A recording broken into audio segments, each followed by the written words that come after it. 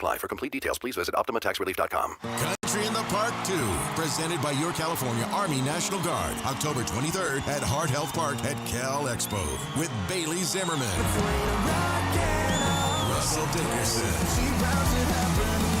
Plus more. Enjoy line dancing, live DJs, mechanical bull, and food trucks. Tickets start at just $70. Country in the Park 2, October 23rd at Heart Health Park at Cal Expo with Sky River Casino and Joel Gott Wines. More info at CITPFest.com.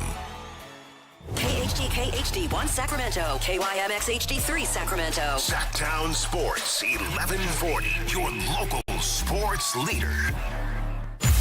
It's Matt George and Kayla Anderson. Online at SactownSports.com or on the app. Kings, Niners, and Sacramento. The Matt and Kayla Show starts now. As far as off-season weeks go, or summertime weeks go, hey, it's a big week in sports. From the NFL preseason beginning for the Niners and Raiders to NBA schedules dropping this week. We'll talk about all that and more on this Monday. Welcome into the Matt and Kayla Show. Matt George, Kayla Anderson with me as always. We got Anthony on the other side of the glass. And before we get the show going, just wanted to say a few words really quick about Michael Wagaman, who unfortunately passed away over the weekend. I think actually he passed away on Friday.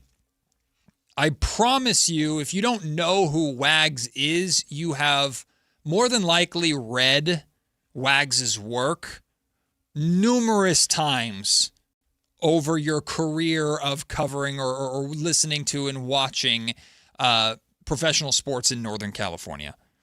Wags, I didn't know like super duper well, but I've gotten to know Wags covering Kings basketball over the last 5-6 years or so, especially. We started chatting a lot. Wags was everywhere, right? You'd see him all the time covering A's games, both in Oakland and in Sacramento, covering Giants games, covering Warriors basketball, Kings basketball, Raiders and Niners football. Wags was just through and through a Bay Area / Northern California professional sports reporter. And he was just as amazing of a writer as he was funny a man. He was somebody that always had somebody, if not all of us, in the media room laughing. His stories were hilarious.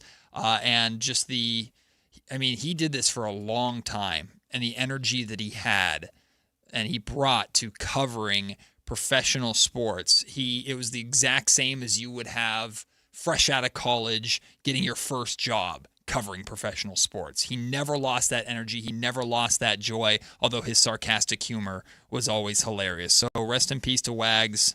Miss you, my friend, and appreciate him for the legend that he is covering Northern California sports. All right, let's get the show started. Kayla, NFL preseason really gets going this week. You've got joint practices happening between the Niners and the Titans this week, and something that's absolutely going to make you roll your eyes when it finally happens.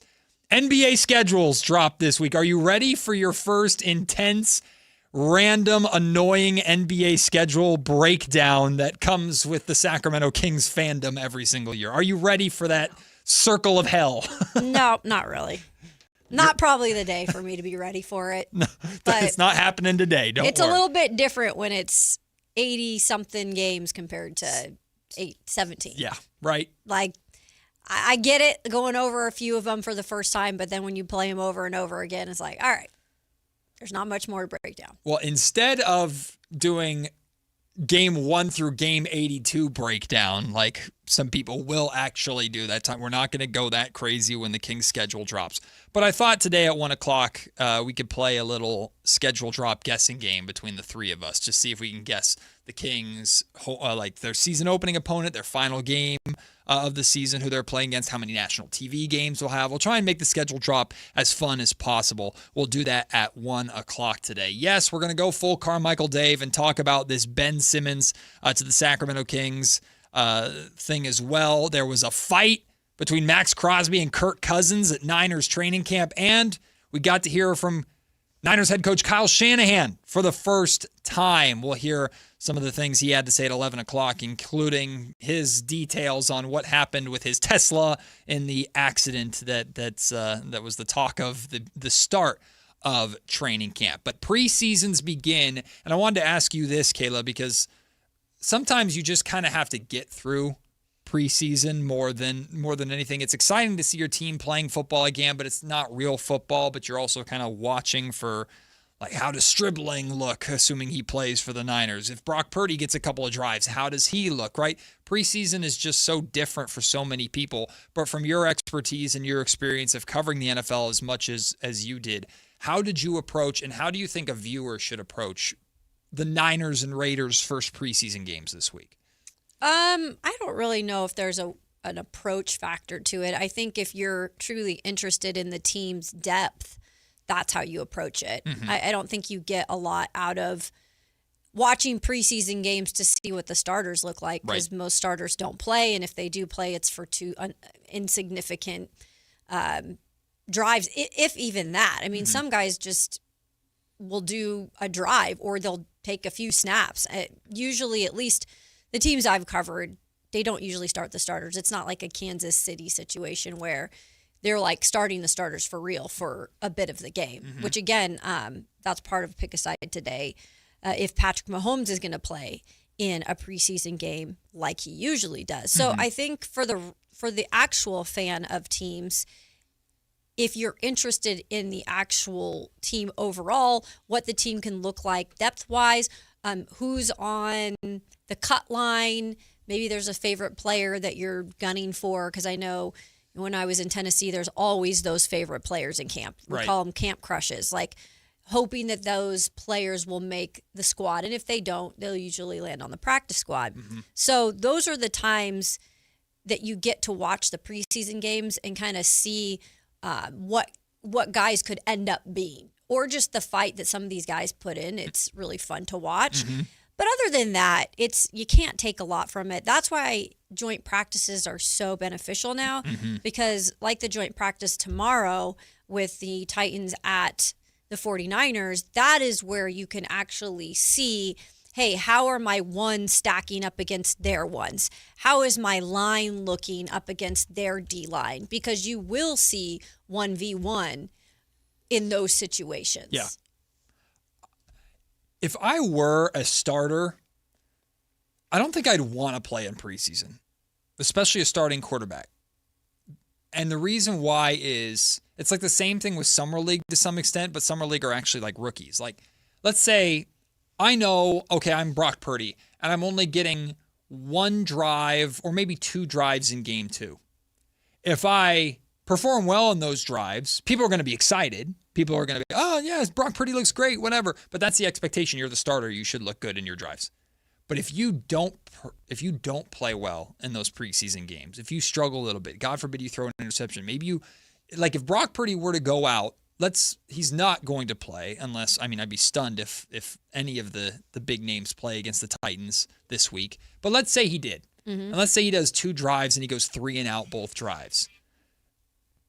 Not only is your fan base going to be panicking on social media, but then you're going to probably turn on ESPN or Good Morning Football or something, and one of their headlines, when you look at the bar on the side of the screen that shows the topics they're talking about, I'll say Brock Purdy preseason struggles or stuff like that. Preseason is made for overreactions, and when you're already an established starter, I feel like you can only lose stock, not really gain stock in preseason. For those draft or what do you call them, training camp darlings or crushes, those are the ones that really gain the momentum from playing in preseason. Well, and that's why I think it's a weird thing right now, because they're trying to eventually get rid of preseason and make it all about joint practices. But I do think preseason is still important for young guys that are undrafted or that are drafted in the 6th or 7th round that are just trying to prove themselves and earn a spot, because those reps in preseason are extremely valuable. So you don't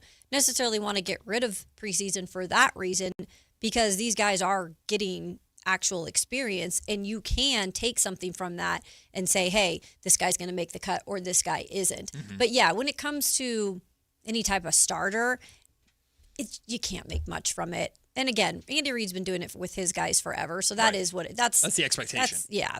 But I remember like the last 2 seasons, every year it's gotten less and less in terms of starters and how much they're going to play. I think last year the Titans starters in some situations played 2 snaps. So, and that's kind of around the league from what I'm seeing is very similar. Is it a bad thing though to go full cold turkey? Like if Patrick Mahomes coming off of injury, and we'll talk about this more like you said at Pick a Side, but if Patrick Mahomes went full cold turkey, or Josh Allen went full cold turkey, I don't need to play in preseason. I'm playing in joint practices or whatever. And we saw the video of him taking the field at their new stadium there for their like essentially like fan day scrimmage thing that they do. But if a starter doesn't play a single snap of preseason, and then week 1 is bang right at like, I know they've been joint practicing. Is that optically more weird than it actually is? Because I feel like a quarterback or anybody should at least get some in-game reps during preseason a little bit versus the first time we see you is week 1. Yeah, I don't know. I think that's what, again, joint practice is, it's not a game, but it is live reps, and it is going up against defense that is going to be their top defensive players usually. We'll see what the Niners health-wise look like. But I think the preseason, what's the worry too, and it's always been the worry, is you get your quarterback injured on the first drive, or you get, and I know there's the argument, well, that can happen at any point, but it's just one more thing that you're putting your quarterback out there. And it's happened plenty of times in the preseason where we've seen an injured quarterback and he can't start the year or he's out for the year. So I think it's just one of those things that teams are starting to go away from. And I think the league is making it apparent they don't care as much about the preseason games as they used to. But I don't know if this is the same thing everywhere, but I remember with like with Oakland Raiders season tickets, part of your season ticket package was the preseason, whether you wanted it or not. And you'd have to pay essentially for the preseason. And there's TV responsibilities and things of that nature too. So the preseason will never fully go away because there's money to be made off of it for either a team or the league or both. But in general, like, joint practices are a controlled environment, which is why coaches like them. Hey, you're not touching my quarterback, I'm not touching yours. Although fights do ensue almost at every joint practice. And honestly, some coaches low-key want that. Like Kyle Shanahan has talked before about, like, if you get into a scuffle, we don't want anybody throwing punches and actually getting hurt. Right. But if you get into a scuffle and some pushing and shoving, like, we want that. We want to foster that kind of environment. We want that kind of energy. So they almost expect that or want that in joint practices. But there still are protections on, hey, if my running back, or sorry, if my receiver is coming over the middle to try a pass over the middle, don't kill him. Like, we're not trying to kill each other here. We're trying to get work in against each other. So that's kind of a controlled environment where they can take their time. They can set up certain scenarios.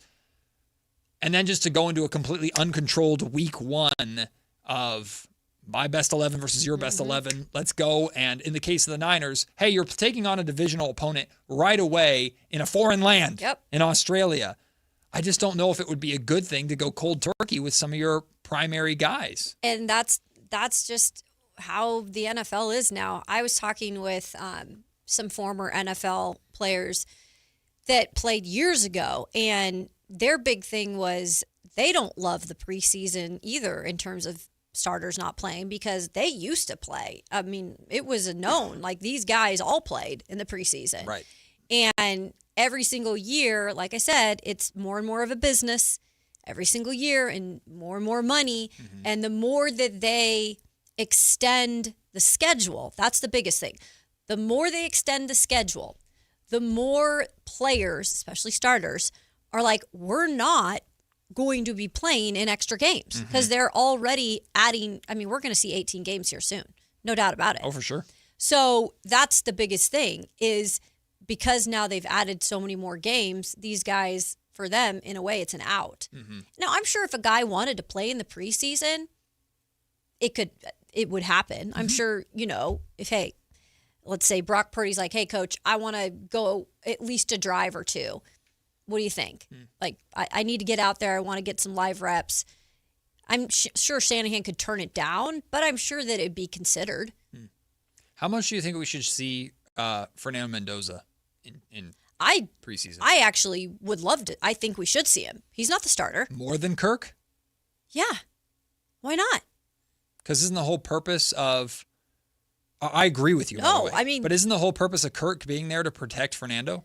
Yeah, but the preseason, you're not going up against ones. You're not even going up against sometimes elite twos. True. You're going up against... I hate to say this because it sounds poo-pooing players. Yeah. But essentially, it is the C teams going up against each other. Sure. At this point, but that means you also camp. have your C offensive line. Sure. And the A offensive line in Las Vegas is doo-doo. But you You do need to get Fernando out there I in agree. some capacity. He doesn't have to play a whole game. I remember a lot of the backups that were drafted high, not as high as Fernando, obviously. He was number 1 overall.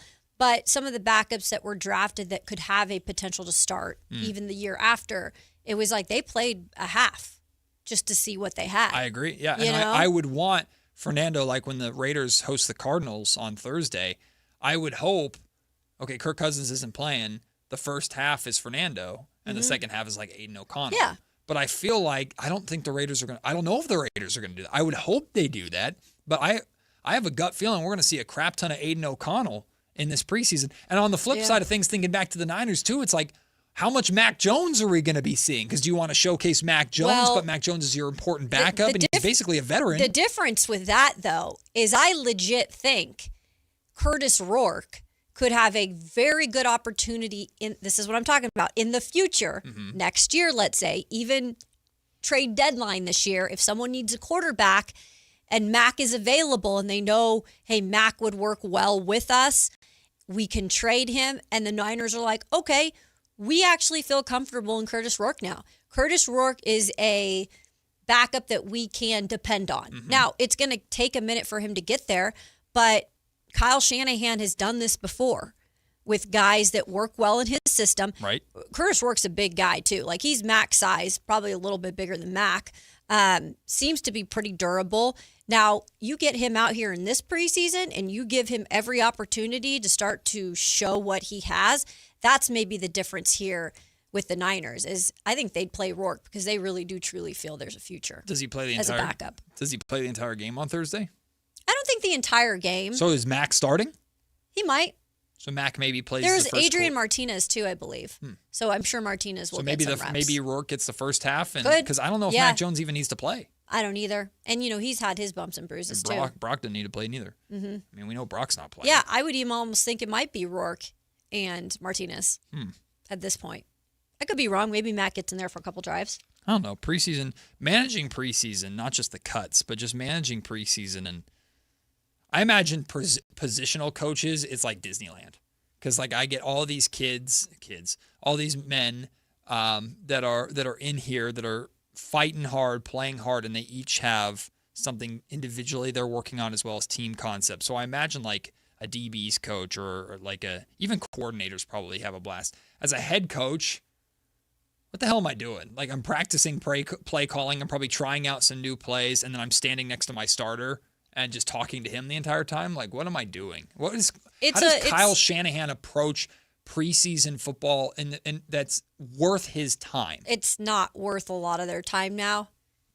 I mean, they can probably dissect their borderline cuts themselves during camp and joints, but it is still something where you can, if it could determine, hey, this guy or this guy, and a preseason game, I've seen it before, can determine that.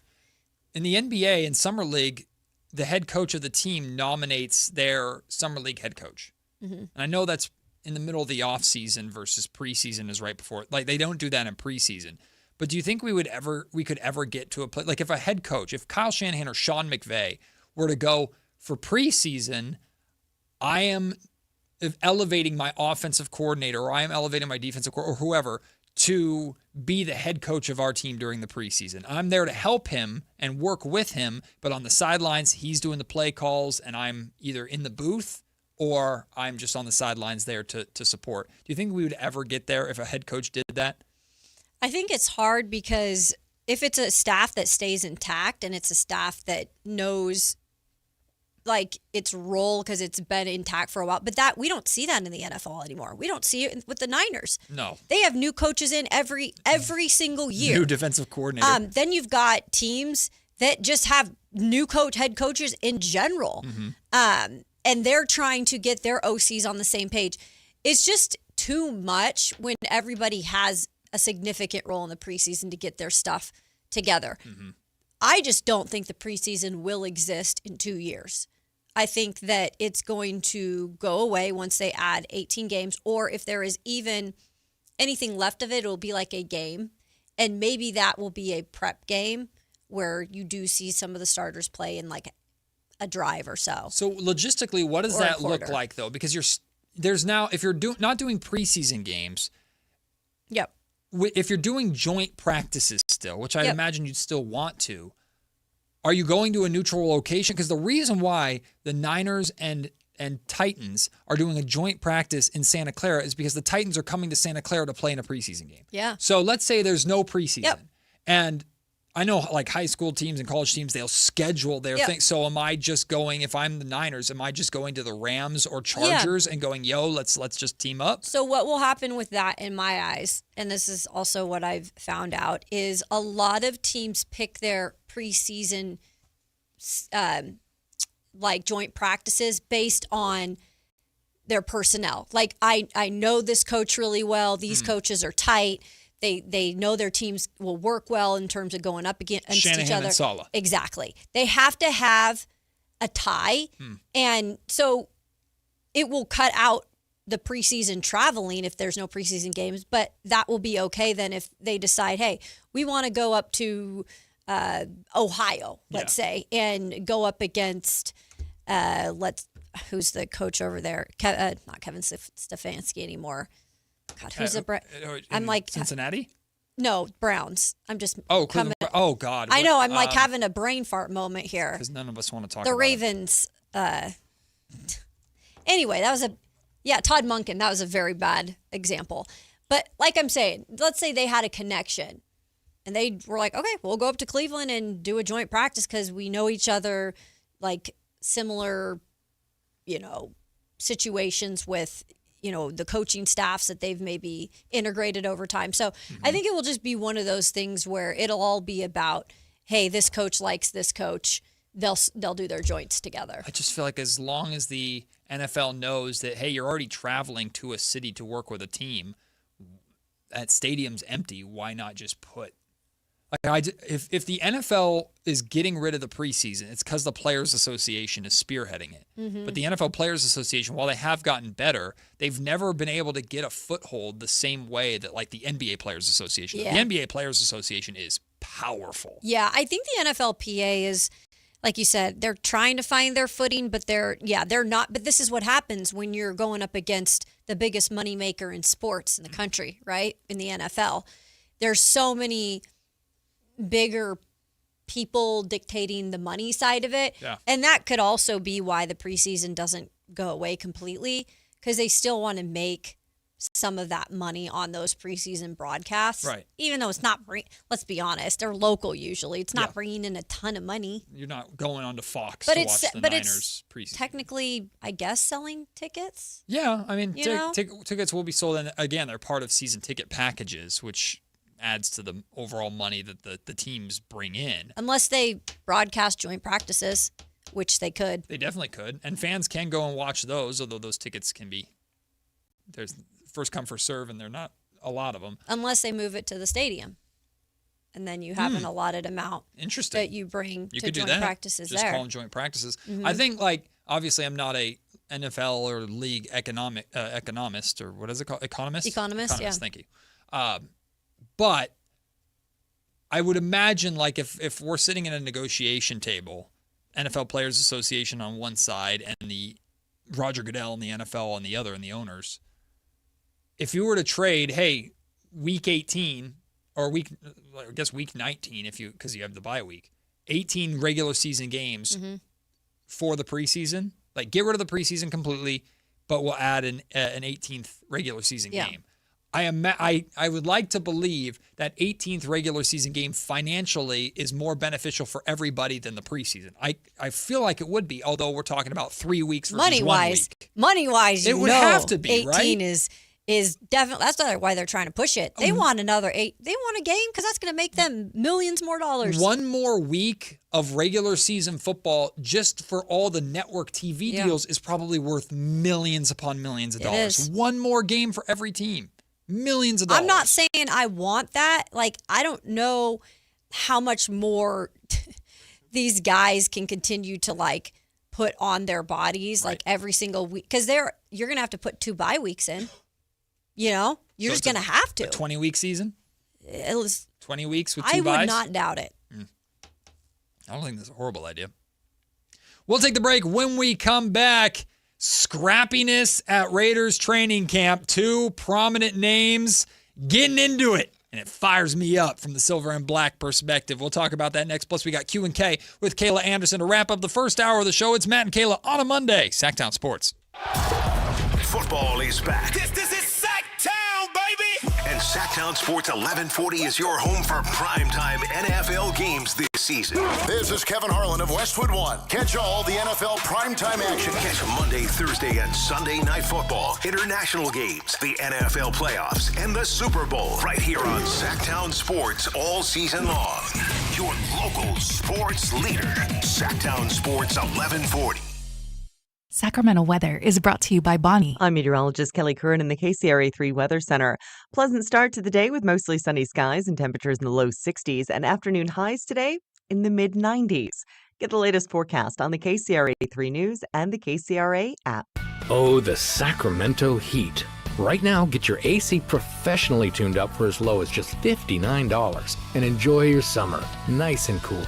Plumbing, electrical, heating, and air, Bonnie.com. Summer restrictions apply. License 696-355. We all hear the radio ads about the IRS. They tell you to be afraid, to be scared, and they try to frighten you into calling. I'm not here to do that. Tax Relief Advocates is different. TRA is here to tell you that if you owe money to the IRS, whether it's $5,000, $50,000, or $500,000, we have a solution. It doesn't matter if you're sitting in your car, at work, or with your kids. No matter where you are, call now. 800-575-8157. Don't lose hope. TRA can eliminate or reduce what you owe to the IRS. Generous programs are now available that can give you a fresh start. Our passion is taxes and helping individuals fix their IRS problems. We have over 1,000 5-star reviews on Google and an A+ with the Better Business Bureau. You don't need to be afraid of the IRS any longer. End your tax nightmare today by visiting us online at TRA.com or call 800-575-8157. That's 800-575-8157.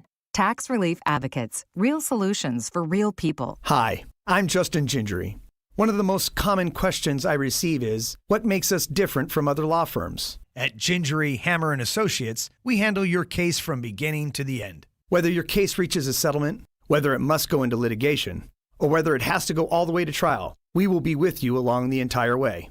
And because we are committed to your case, we are as invested as you are in making sure you get the outcome you deserve. When you get an injury, just call Gingery. Everyone loves to be outside, and so do mosquitoes. Protect yourself against mosquitoes and West Nile virus by following these simple tips. At least once a week, look around your yard and drain stagnant water from any containers where mosquitoes can breed. Remember to use an effective mosquito repellent, especially at dawn and dusk when mosquitoes are most active. Close all doors and be sure screens are in good working condition. At the Mosquito and Vector Control District, we're here to help. Visit us at fightthebite.net.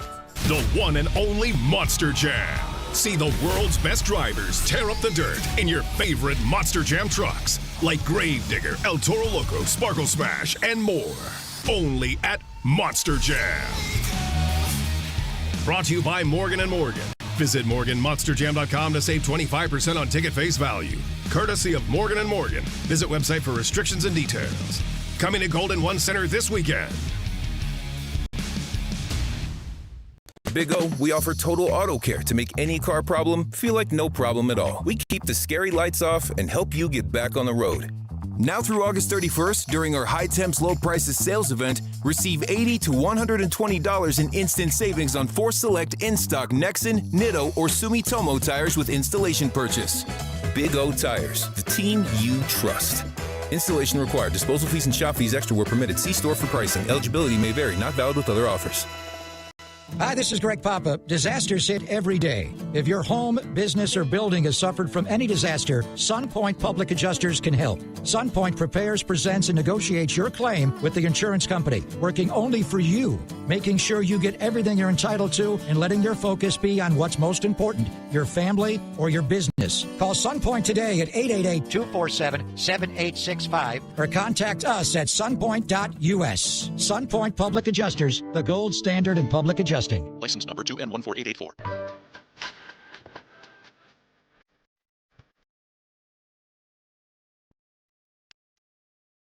It's Matt George and Kayla Anderson on Sactown Sports 1140.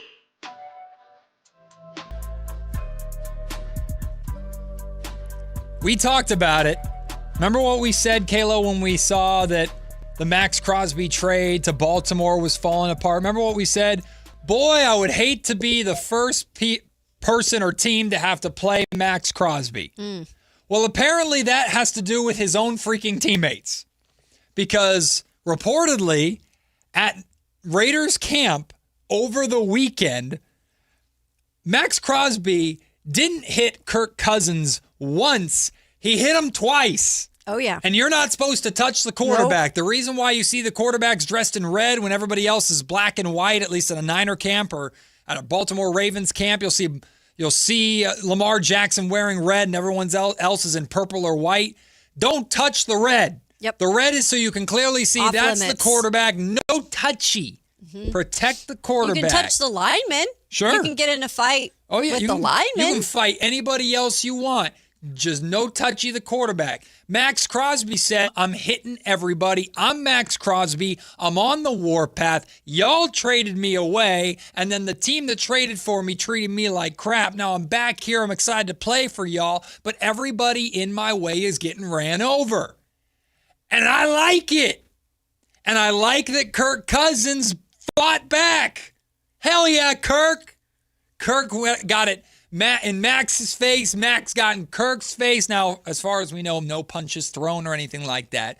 But they got in an altercation. I'm sure there's some pushing and shoving and some words exchanged. So much so that both were told to sit the next practice.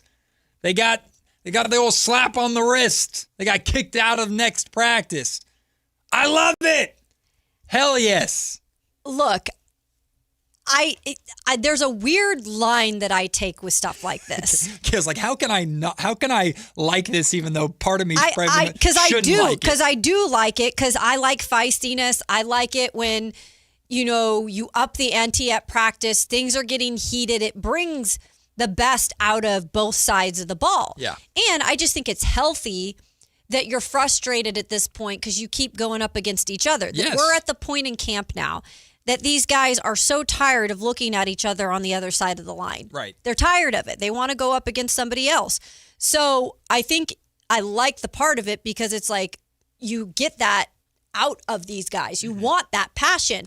But it is like, okay, slow down a little bit. It is the quarterback. Right. I know it's not Fernando, but Kirk Cousins is not just some piece of trash they're going to throw out. They're going to start him this season. Get better, line. And so, so I think Max being Max, you can't get mad at him. Like, that's just who Max is. It's just like I said with Jeffrey Simmons. Like, that's just how Jeff is. Yeah. But if something were to happen, then that would have been not good. Sure. It's a coaching cliche. You'd rather dial but I someone like that back. they gave them a little bit of a slap on the wrist. They said, go sit in the corner again.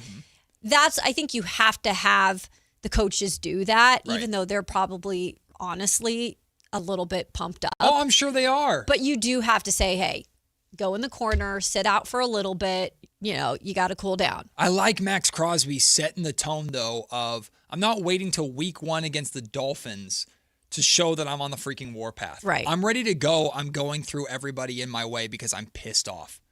And, I know he has reconciled with the Raiders naturally because of this. So I'm not suggesting, and by the way, I need to find this. There's an audio clip of Max Crosby, and he's talking about, when the trade happened.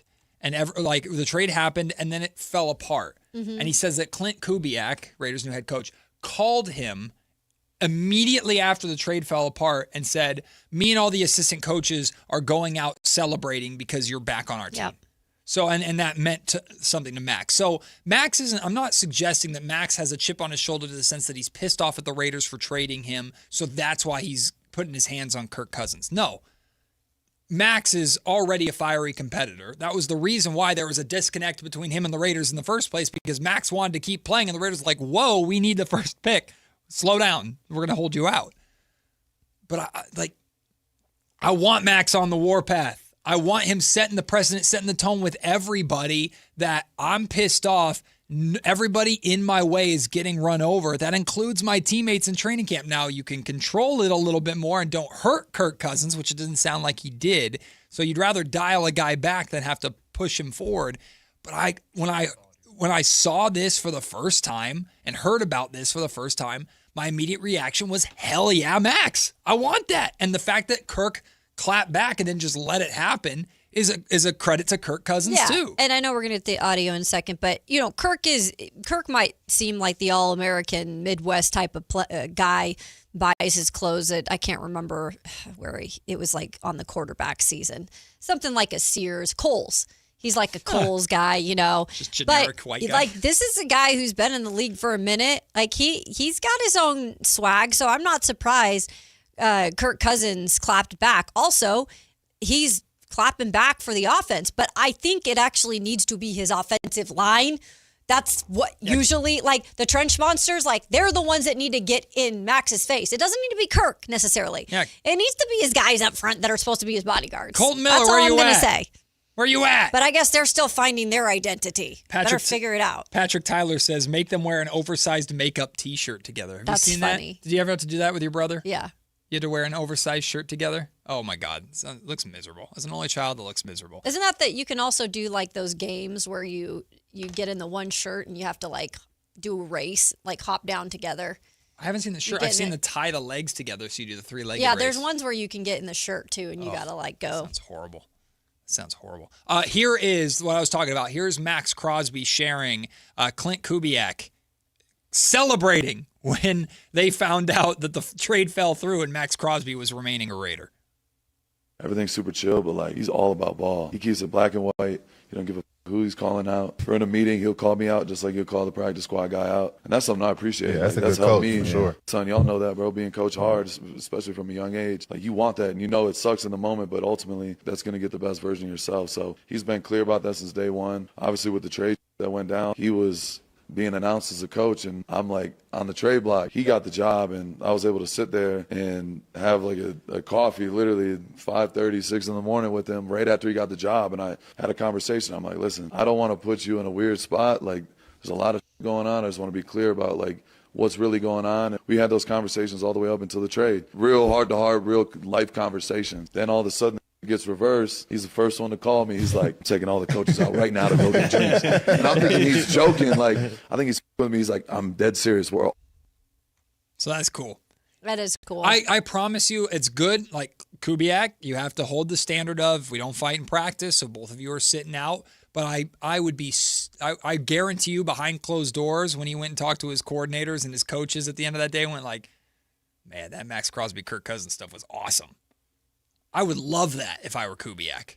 I would feel so good as Kubiak and his staff about just the warpath that Max Crosby is going to be on this year. Will it amount to wins? Who knows? But we're going to get to watch a dude that's one of the best in the league already now insanely pissed off just run through everybody. You just have to wonder, though, like, it's not set in stone that he's going to be a Raider even the rest of the year. Mm-hmm. Like, you don't know that. So you hope that he is, for the fact that he's already been through all of this, and it's almost like it's fate for you to be there. But when it's all said and done, this is a business. Mm-hmm. And when you get to a certain part of the year where you're having to make moves or not make moves, and that's one of their best assets at the time, who's to say that he won't be there? And then that's going to be a bummer to see, because it's like he truly, I think, bleeds those colors. Yeah.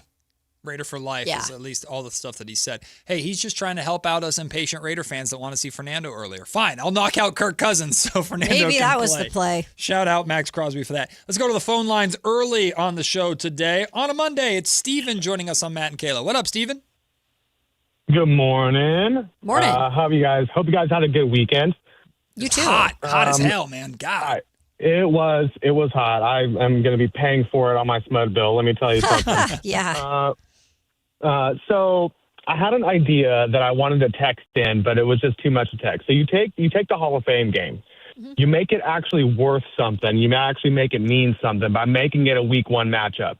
Just get rid of the preseason, make it a week 1 matchup, make the Hall of Fame game actually mean something, and treat it the exact same. So have your Hall of Fame game, make it a whole weekend.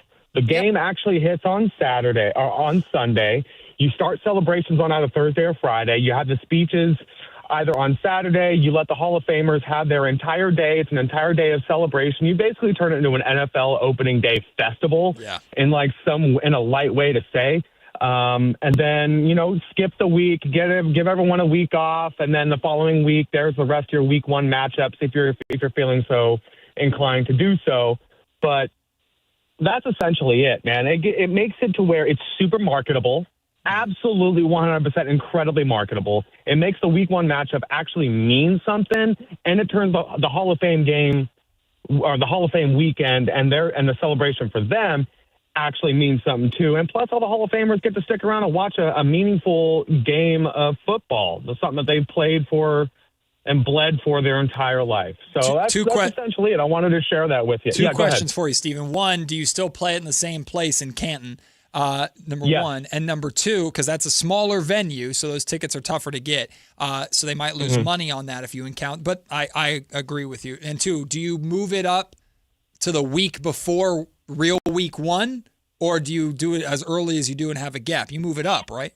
I would probably do it maybe the week before. That way everyone and that way all the players in the NFL are still kind of like frothing at the mouth. They don't have to wait so long for their week 1 matchup. I'd probably do it a week before. Make it that Sunday. Let's say make the game Sunday. The following Thursday, if you want to have that Thursday night football, then run that. But that's probably what I wouldn't do. That's probably what I would do. I wouldn't skip the weekend. But, at least give that Hall of Fame weekend, actually make it meaningful for everybody. Again, you have... Shout out, Steven. So I said that last week. Yeah, I literally laid out that entire plan last week. Mm-hmm. And I think the problem you were having with it was you said they want to make so much more money that they want something at this time of the year because people are starting for football. Yeah, I agree. And they want something to... attached to, again, the ratings, I think, for that game were the highest they've ever been. Really? For a Pro Football Hall of Fame game. But like Steven said, I'm on Steven's plan. I think they could make even more money doing that Hall of Fame weekend and blowing it up, essentially, as a real game. Mm-hmm. I mean, they can figure out something else to do during the dead week last week or whatever before preseason games start. Yeah, 7 million viewers. That was their average. 7 million viewers, which tops barely last year, Chargers versus Lions at 6.9 million. So pretty steady, and again, that's just because as a population, we love football. Right. And we're starved for football. So as long as it's on, we'll have it on. As long as you have the numbers, whether people are locked into it or not, doesn't matter for these TV companies and the ad and the revenues. But I love the idea. Yeah. It's just the Hall of Fame is an important thing. Yeah. And so it's like, why not give it the actual credit it deserves with the real game to ensue? Let's say it was, because you want it to be a meaningful week 1 game. So let's say it was Niners-Rams. Mm-hmm. In that stadium? That small? I mean you miss out on a lot of ticket sales. But yeah, but you get all the viewership. True. You do get the viewership, that's for sure. We'll take the break. When we come back, it's Q&K with Kayla Anderson on a Monday before we dive into and hear from Kyle Shanahan for the first time, Niners head coach, speaking on his accident, the injuries in camp, including Ricky Pearsall's season-ending injury, and talks a little bit about Deebo Samuel. We have that coming up at 11 o'clock. Q&K with Kayla is next on Sactown Sports. Football is back. This is Sactown, baby! And Sactown Sports 1140 is your home for primetime NFL games this season. This is Kevin Harlan of Westwood One. Catch all the NFL primetime action. Catch Monday, Thursday, and Sunday night football, international games, the NFL playoffs, and the Super Bowl right here on Sactown Sports all season long. Your local sports leader, Sactown Sports 1140. This is the story of the one. As a safety manager at a manufacturing plant, he does everything he can to keep his coworkers safe. From finding ways to reduce risks to keeping safety supplies in stock. And for that, he relies on Grainger. Grainger offers a broad range of quality products and next-day delivery, so he can always play it safe. Call 1-800-GRAINGER, click Grainger.com, or just stop by. Grainger, for the ones who get it done. What keeps you up at night? Do you wonder if what you've saved will be enough? If your money will go as far as you plan? Or whether your retirement will look the way you imagine? What worries you? Everyone's concern is different, but ignoring it won't make it disappear. This is Ron Paul. You may not be able to predict what comes next, but you can take steps now to diversify your savings with precious metals before uncertainty becomes urgency. My friends at Birch Gold Group will send you a free info kit explaining how gold can help diversify your IRA or 401k. Just text the word SECURE to the number 989898. There's no cost and no obligation. Just free information to help you consider your option. Take the first step with Birch Gold. Text the word SECURE to the number 989898. Capital Casino is conveniently located in downtown, 411 16th Street, and has been a part of the greater Sacramento area for over 20 years. They offer the best variety of games in the region in a safe and friendly environment, and there's plenty of parking, all well lit and monitored by security. Come have a great meal at the cafe and restaurant inside. Capital Casino has the best food, the best service, and the best action. But please always remember to gamble responsibly. 1-800-GAMBLER. This is the story of the one. The one who keeps multiple buildings running smoothly day after day. Plumbing that flows, HVAC that hums, cleaning supplies that keep surfaces sparkling. That's why she counts on Grainger. With easy reordering online and 24/7 support, Grainger helps her keep the products she needs on hand. So shelves stay stocked and buildings stay ready. Call 1-800-GRAINGER, click Grainger.com, or just stop by. Grainger, for the ones who get it done. Sleep Number's new collections are designed to adapt to the changing nature of your life and your sleep needs. Whether it's the personalized comfort of the Comfort Mode mattress, the targeted pressure relief of the Comfort Next mattress, or the Climate Collection that actively cools or warms to help you fall asleep and stay asleep. And now, get early access to our biggest sale of the year. Save 25% on the new Comfort Next Luxe for a limited time. Only at a Sleep Number store or sleepnumber.com. Sacramento's best selection, best quality, and lowest prices on kitchen and bath products are at the new Anova Cabinet and Stone. For a limited time, get stunning new quartz countertops starting at just $159. That's right, only $159 for gorgeous quartz countertops. Listen to this. For a limited time, cabinets for kitchens and bathrooms are up to 50% off. Yes, up to 50% off new cabinets. It's a must-see, the new Anova Cabinet and Stone at Florin Road and Highway 99. Learn more at AnovaCabinetStone.com. It's time for Q&K. Kayla's got questions. We've got answers. It's Q&K on Matt and Kayla. Carmichael Dave coming in during the break to disrupt everything and then got us thinking about breakfast food, and now I'm starving. Damn it, Dave. Anyway, Q&K with Kayla Anderson on a Monday. I thought you went and got your snacks. I did get my snacks, but it's not breakfast food. I got goldfish and fruit snacks. You forgot them in the car. No, I forgot them upstairs. They were just at our cubicle, I guess you could call it. As if we actually have an office space. Whatever that is out there. Whatever that, just a little area. Vacant desks.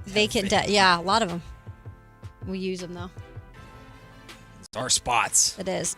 Q&K. Yeah, I had a difficult time for this one. Not gonna lie. It's that time of year. Yeah, so I am gonna bring up a question. It's pretty general. I do not want to get. I know the chat's gonna get political about it because the chat's been doing that for a minute in terms of the WNBA. But in all seriousness, without being political, The WNBA is in a really interesting spot right now because every time I turn on the TV, it's leading a sportscast. Like I said earlier in Crosstalk, the tabs, like you always know what ESPN's pushing out there when you go to the website and the tabs, the main tabs are there. If you have to go under the more, then it's not a thing. Yeah. And the fourth tab on there right now is WNBA. And so my question to you guys is WNBA in a good spot right now, or is it in a spot that it needs to figure out how to get back to basketball? No, I think it's in a phenomenal spot. I think the reason why everything is so heavily politicized right now is, this is just my interpretation of everything. You have professional women athletes getting the attention that they deserve finally at a level that, quite frankly, the national audience just is not either used to or ready for. Right. And I don't know about y'all, but the one thing that'll turn me to an old man very quickly is change, right? And when there's something that's new and something that's different, most people's impulse is to not like it. Yes. So I think you have two parallel branches of what's happening in the WNBA right now that people are weaving together. There is it's more front and center than it's ever been, which some people have a problem with, other people really, really enjoy. And then you have the players are recognizing that it's got more attention on it than ever before. Sure. And there is a internal conflict in the WNBA. And I won't even call it a conflict as much as I'll call it fuel to competitive fire of why that is. Caitlin Clark bringing a bunch of eyeballs to the WNBA. And certain players in the WNBA using that as a chip on their shoulder when they go and play them. It's no different than the MVP having a target on their back or the defending champions having a target on their back every time they play. Competitively, it's the same thing, and it leads to aggressive play or big moments or trash talk or whatever that then the audience that is not used to seeing women doing the just as competitive stuff as men do are then making it different than competition because they have to, because they're not used to it being women over men, right? It's a whole thing. And I think it's silly, but in general, it's great for the WNBA that there's this much attention on it. And I just hope sooner or later it'll get to the actual basketball. Yeah, I think that I agree that it's in a better place than it's ever been just because it's bigger than it's ever been. But I think that they aren't doing a very good job handling that conflict internally. I agree. And so I think that's the problem. Like the commish, like Kathy? Maybe. I mean, I don't know exactly. With her too. Yeah. That's what I'm saying. I don't know what the full structure is. I just think as a whole, the organization doesn't do a very good job at figuring out what's allowed. Like the whole social media post when they made that joke about betting was insane, and they just don't handle things well. They just rescinded a technical against Caitlin Clark because it would have suspended her, and like whether or not the technical was fairly assessed. And then there's like hard fouls that people are getting mad about, and they're just not doing a very good job like holding players accountable and also still backing them. I just don't think that I think that it's growing pains more than anything. I agree. Yeah. And it'll get better. So just like give it some time for it to be actually what's on the court. I feel like it's growing in popularity at a rate that is surpassing the bandwidth of the WNBA to handle. And not that they can't handle it, but they just aren't prepared for it, or clearly weren't prepared for it. Because I'm sure there have been issues in the past where the WNBA has done things, and again, people didn't really talk about it because people didn't really know about it or care about it. And now so much stuff is in the public eye that people have opinions on it, and it's like you don't have a fail-safe in place or a proper protocol of how to handle this until you don't, right? Yeah. And that's kind of where the WNBA is. They're just getting these circumstances that are different and also highly publicized that they're kind of learning on the fly how to handle, which the NBA went through this, the NFL went through this, every league goes through this. It legitimizes you, but it also puts you in the public spotlight. Yeah, and there's some great basketball being played. I Oh just my want to God. say that. But It's amazing. That's the thing, though, Anthony. If you watch hoops or if you've watched the WNBA, this might not be as big of a problem because you're focused on the basketball. Right. But I've got people, on X or whatever that are like, they're just so not educated with the women's game that all they're doing is like, this is a crap show right now. Like, because they're focused on all these other things that are surrounding it, and then it turns into like a conversation politically, and then it takes away from the actual basketball. You're right, Anthony, that's being played on the court. I just feel like we're talking about two different groups of people, though, because the WNBA ratings in general are up because the majority of people that are watching Golden State Valkyries basketball are just watching the basketball and are enjoying it. But the majority of people going to Chase Center that are selling out that building to watch the Valkyries are going there and enjoying it,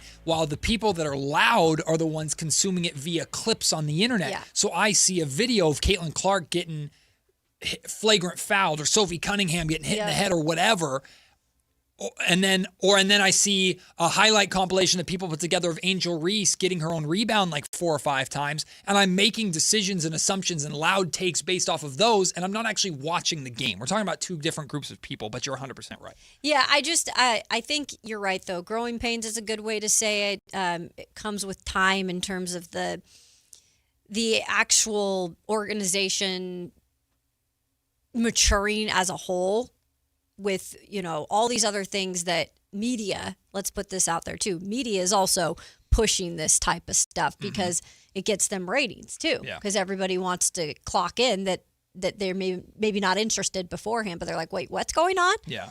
So they're taking advantage of it too. Yeah, Holistic Fields, just want to, this is the language, and Holistic Fields, I love you, but this is the kind of language that in sports is just stupid. Nobody is enjoying the WNBA. We enjoy Sophie and Caitlin. No, there are a ton of people that have enjoyed the Las Vegas Aces and how incredible they've been for the last 3 seasons, from Asia Wilson being incredible to our own Chelsea Gray here from the 209 area, from Sabrina Ionescu winning with the New York Liberty. Like, there are tons of people that are actively watching the WNBA and the amount of stars in the WNBA because they love it. There were thousands of fans that went to the Golden One Center to watch the women come play in the NCAA tournament for the basketball, not because of Caitlin Clark or like those players are wonderful and are increasing the popularity of the game and are so much fun to watch too as basketball players. But this language, nobody cares. It's stupid. It's bigoted. It's asinine, and it's dumb. Look at the ratings. Look at the support of the Valkyries. Look at the success of the league, and stop making dumb statements like that. Get out of your own freaking way and just enjoy basketball, or don't. And if you don't have to yell about not enjoying it, because nobody cares if you like it or not. Nobody does. Nobody cares if you like a show or not. If you don't like a show, if you don't like a product, and you yell about it on the internet, you look like a freaking Karen. No one gives a damn. Watch it and enjoy it and talk about it and find your community, or don't. Stop crying about it on the internet. We'll take the break. When we come back, let's hear from Kyle Shanahan, 49ers head coach, next on Sactown Sports. Sactownsports.com is your online home for sports in Sacramento. Dive deep into the Kings, 49ers, Raiders, Giants, athletics, and more with your favorite local personalities and some of the most trusted sports voices in the community. Stream Sactown Sports 1140. Watch original video content and read in-depth analysis all in one location. Sactownsports.com. Your local sports leader. Sactown Sports 1140. Someone had a birthday. Yep, 50. Can't believe it. 50 years of wisdom. Great segue. We have a health reminder from the CDC. Pneumococcal vaccination is recommended for adults 50 or older. Says here, we're over 6 times more likely to be hospitalized with pneumococcal pneumonia than adults under 50. I don't love those odds. Same. Look what I found. Pfizer's Prevnar 20 is proven to help protect adults against pneumococcal pneumonia and invasive pneumococcal disease in just 1 dose. And millions have already gotten it. Continued approval may depend on a supportive study. Don't get Prevnar 20 if you have a severe allergy to its ingredients. A weakened immune system may lower your response. Common side effects include injection site pain and swelling, fatigue, headache, muscle, and joint pain. For full prescribing information, please call 1-855-213-2138. Visit Prevnar20.com or talk to your doctor or pharmacist. I'm on Prevnar20.com now, scheduling my appointment. Good idea. And happy 50th. Hi, I'm Justin Gingery from the law firm of Gingery, Hammer, and Associates. When you have been injured by the fault of another, you will want advice you can trust. If you know an attorney you can trust, I hope you call that person. But if you don't, please call me. I promise I will be the attorney you can trust. Along with my partner and associates, I have been helping accident survivors recover for their injuries for over 25 years. And we can help you. There's no charge for calling, so please call us today. When you get an injury, just call Gingery. Is the volatility of the stock market driving you crazy? Is your retirement account sinking, yet you're getting older? And you're starting to worry about, will I have enough for retirement? What about the money in the bank? These banks pay nothing these days. How do we get growth to get to retirement account? It's simple. Move into gold and silver. Want to know how to do it? Listen to my show, Striking Gold, with me, Kenny Michaels. This is a special alert to all Americans who own a vehicle with less than 200,000 miles with an auto warranty about to expire or with no warranty coverage at all. Due to a decline in the economy, CarShield is announcing a low-cost month-to-month vehicle protection plan that is now available to the public to save any driver out-of-pocket expenses on future auto repairs. Call now to find out how you can pay almost nothing for covered auto repairs. Yes, you heard that correctly. Pay almost nothing for covered auto repairs. An open phone line has been established for all drivers to call for a free quick quote. Call 800-292-4541 now. Drivers who are covered will not have to pay for covered repairs again. This protection plan is at an all-time low. Additionally, drivers who activate this vehicle protection today will also receive free roadside assistance, free towing, and car rental options at no additional cost. Call us for your free quick quote today. 800-292-4541. That's 800-292-4541. What do you have to lose? Call 800-292-4541. Again, 800-292-4541. What's up? We're talking to Chad Hoblet of Hoblet Dodge, Chrysler, Jeep Ram, and Woodland. What's happening for the Make This the Summer sales event? Right now, you can save up to $19,000 off MSRP on new 2026 Ram 1500 crew cabs. That means you can not only take home one of America's favorite trucks while saving thousands, you also get the 10-year, 100,000-mile warranty. And we have new Rams starting as low as $35,995. Wow, that's the biggest savings of the year, and I've not seen a warranty like that on a truck in a long time. That's why Ram is one of America's favorite trucks. Plus, with over 600 Rams available, your new Ram is waiting at the Hoblet Ram Truck Center. Search, select, and save through our whole inventory at HobletDodge.com. Unbeatable prices, unbeatable selection, nobody beats Hoblet, period. $19,000 total net savings on select new 2026 Ram 1500 Coupe Cabs after dealer discount and factory incentive. Incentives may include $1,000 Hoblet trade-in assistance with eligible trade, $500 military or first responder bonus cash for eligible members, at least 5 of this net savings, $35,995 price for 2026 Ram 1500 tradesman, VIN number 421999, excludes tax, title, and license fees. See dealer for details. KHD1 Sacramento, KYMX HD3 Sacramento. Sactown Sports 1140, your local sports leader.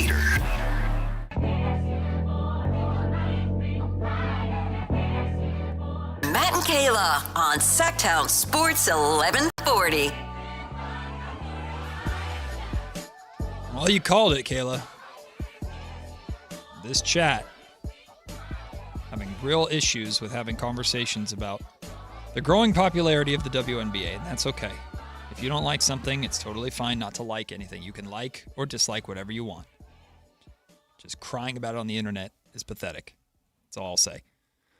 Shall we hear from the Niners head coach Kyle Shanahan for the first time? We haven't heard from him in a minute. Is the last time we've heard from Kyle Shanahan publicly, was it when he was on when he was doing Super Bowl? No, he talked. Off season? No, at the start of training camp.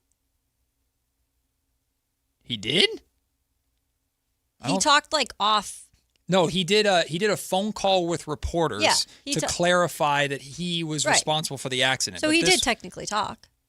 Well, I believe this is his first media. You mean his podium? Yeah, this is his first media availability. You just said he hadn't talked since then. Okay.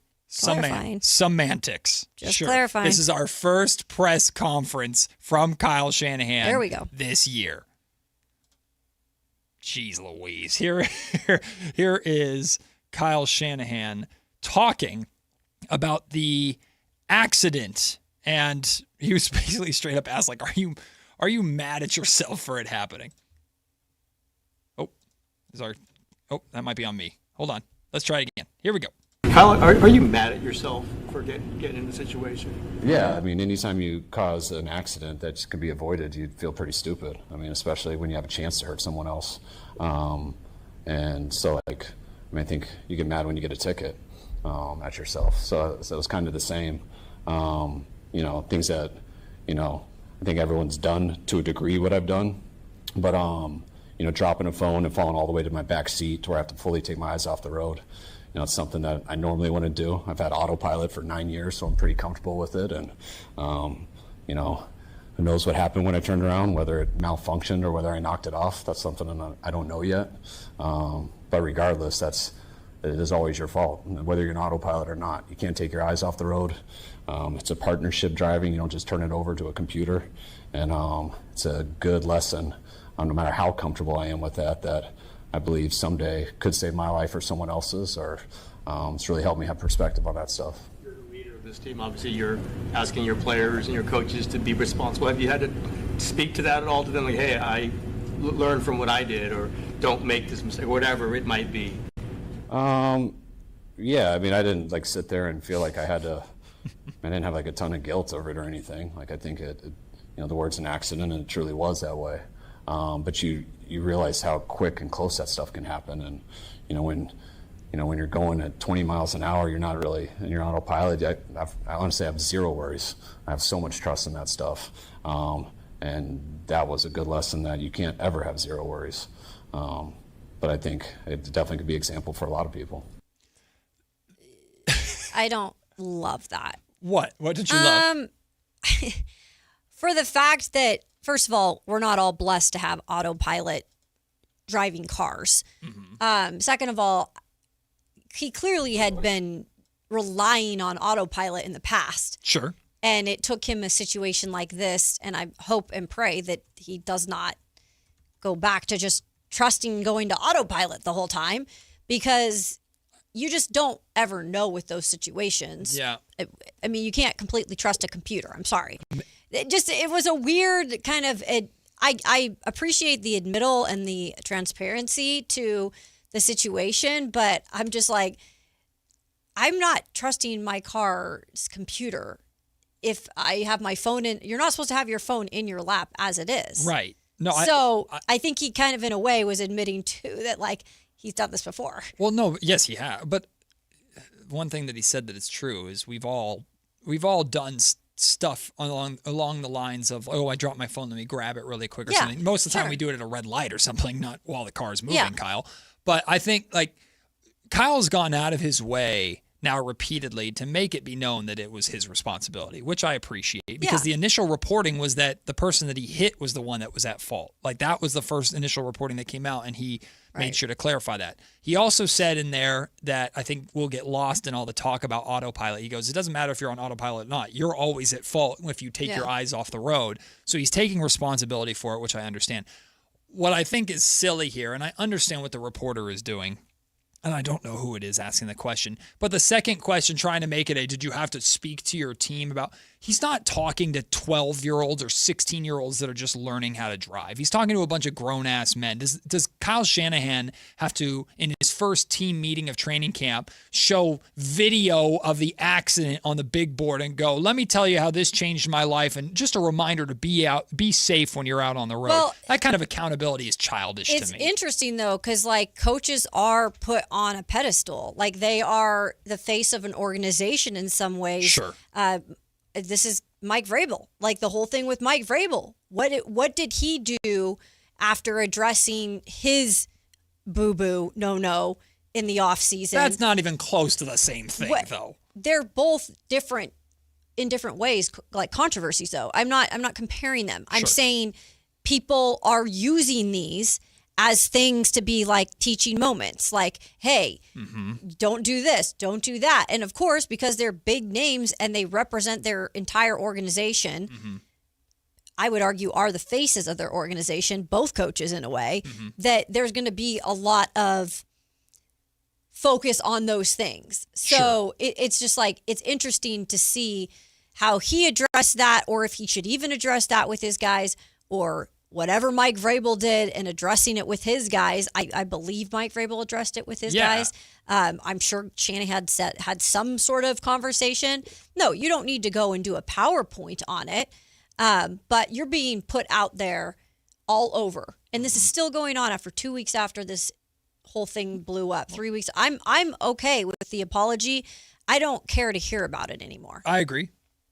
This was the reason Kyle's being asked about it is, again, it was his first official press conference that he's done and I understand. of You training gotta ask camp. questions. So he's going to get asked about it, and hopefully I think he knows now it should be, in theory, behind him at this point. I just think it's silly. I think people are making a big story out of a car accident that was significant. There were injuries in the car accident. It was not, God forbid, to the level of like what, of course, Henry Ruggs did, or anything super high speed, super stupid. Like, to me, this is it's been a non-story the entire time, other than how does it impact Kyle Shanahan at training camp. Like, he's not been able to perform some training camp duties while he's been able to, like, that's the story. It's just like an injury at training camp. Right. But does he have to speak to his team or do all this about talking about autopilot or whatever, to which, to be fair, he brought it up. He brought it up. That was him saying like, that. To make it out now into like a Tesla thing, or I assume it's Tesla. Tesla to get involved going, whoa, hey, it's not on us. Like, it's just this whole... Yeah, I mean, eventually it'll die down. Like you said, it's his first presser, and it's going to be brought up the first game of the season. They're going to do, the preseason was a little wild because Shanahan wasn't, fully on the field because he was dealing with his accident injuries. And clearly, if it takes him off the field, it's going to be a story. And that's what happened. I can't wait for the first, like, awkward car sponsorship in the middle of a Niner game. It's your Ford drive of the game. Ooh, Shanahan. Ooh. As long as it's not Tesla, I guess. Short drive going 20 miles per hour. Looked like that offense was on autopilot. Okay. Speaking of injuries, here is Kyle Shanahan talking about the number of injuries that the Niners have had so far in training camp. What is the expectation for us in camp again in a second straight year at least? Has it felt like a lot to you? Or just in your mind, camp injuries and we'll get through it? It feels, pretty normal, give or take 3. Like, I think it does happen a number of times in camp. We also have a number of guys coming into camp that didn't go on PUP that we weren't trying to throw back in there right away. And that stuff's always frustrating in camp. That's why you sometimes want it a little bit longer. But the thing that frustrates you the most is when you lose a guy. And there's one guy like that right now, which we've had to grieve for a little bit, and then you got to figure out how to adjust and move on from it. He's alluding to Ricky Pearsall there. We'll hear him talk about Ricky more. He didn't die in just a second. Yeah, they lost him for the season, though. I know. There's some grief in that. But this is the I'm totally blanking, Kayla. Who stepped in kind of as interim in his stead? While I can't remember regardless, his name off the top of my head. This is now 2 different coaches at the podium that are what was the word you used? Almost like downplaying the injuries. Shanahan outwardly and with his words is not expressing concern, but it's a continuation of a trend, right, of these injuries happening in training camp. Forster is Coach Forster. Forster. Yes, thank you, Coach Forster. The assistant coach. Look, that's what they're going to do because it's already a national story. If you go and see any headlines that's outside of San Francisco, and even in San Francisco, the headlines are right now injuries. What are they? There was even talk of possibly canceling joint practices with the Titans on Tuesday. That's not going to happen. It looks like, thank goodness. But that was something that had been brought up. But anytime you have a past now of injuries like this, and it's been under Shanahan specifically, it's going to be a topic of conversation. But now it's gotten to the point, your core that you are depending on to win you a Super Bowl, they're all 30 plus. Yeah. So it's going to up the ante even more when it comes to injuries because you hear that 30 mark, whether it's true or not. You hear the 30 mark in football and you automatically think more susceptible to injury. right? Or could get injured quicker, or guys coming back from injury and he's 30 plus. Could be a harder road to get back. So I think right now that's the biggest thing that everyone's talking about. You don't want to play that up, right? You're going to downplay that as much as you can. Now, it might not be truthful. In your gut, you're thinking, damn, are we on this path again? Right.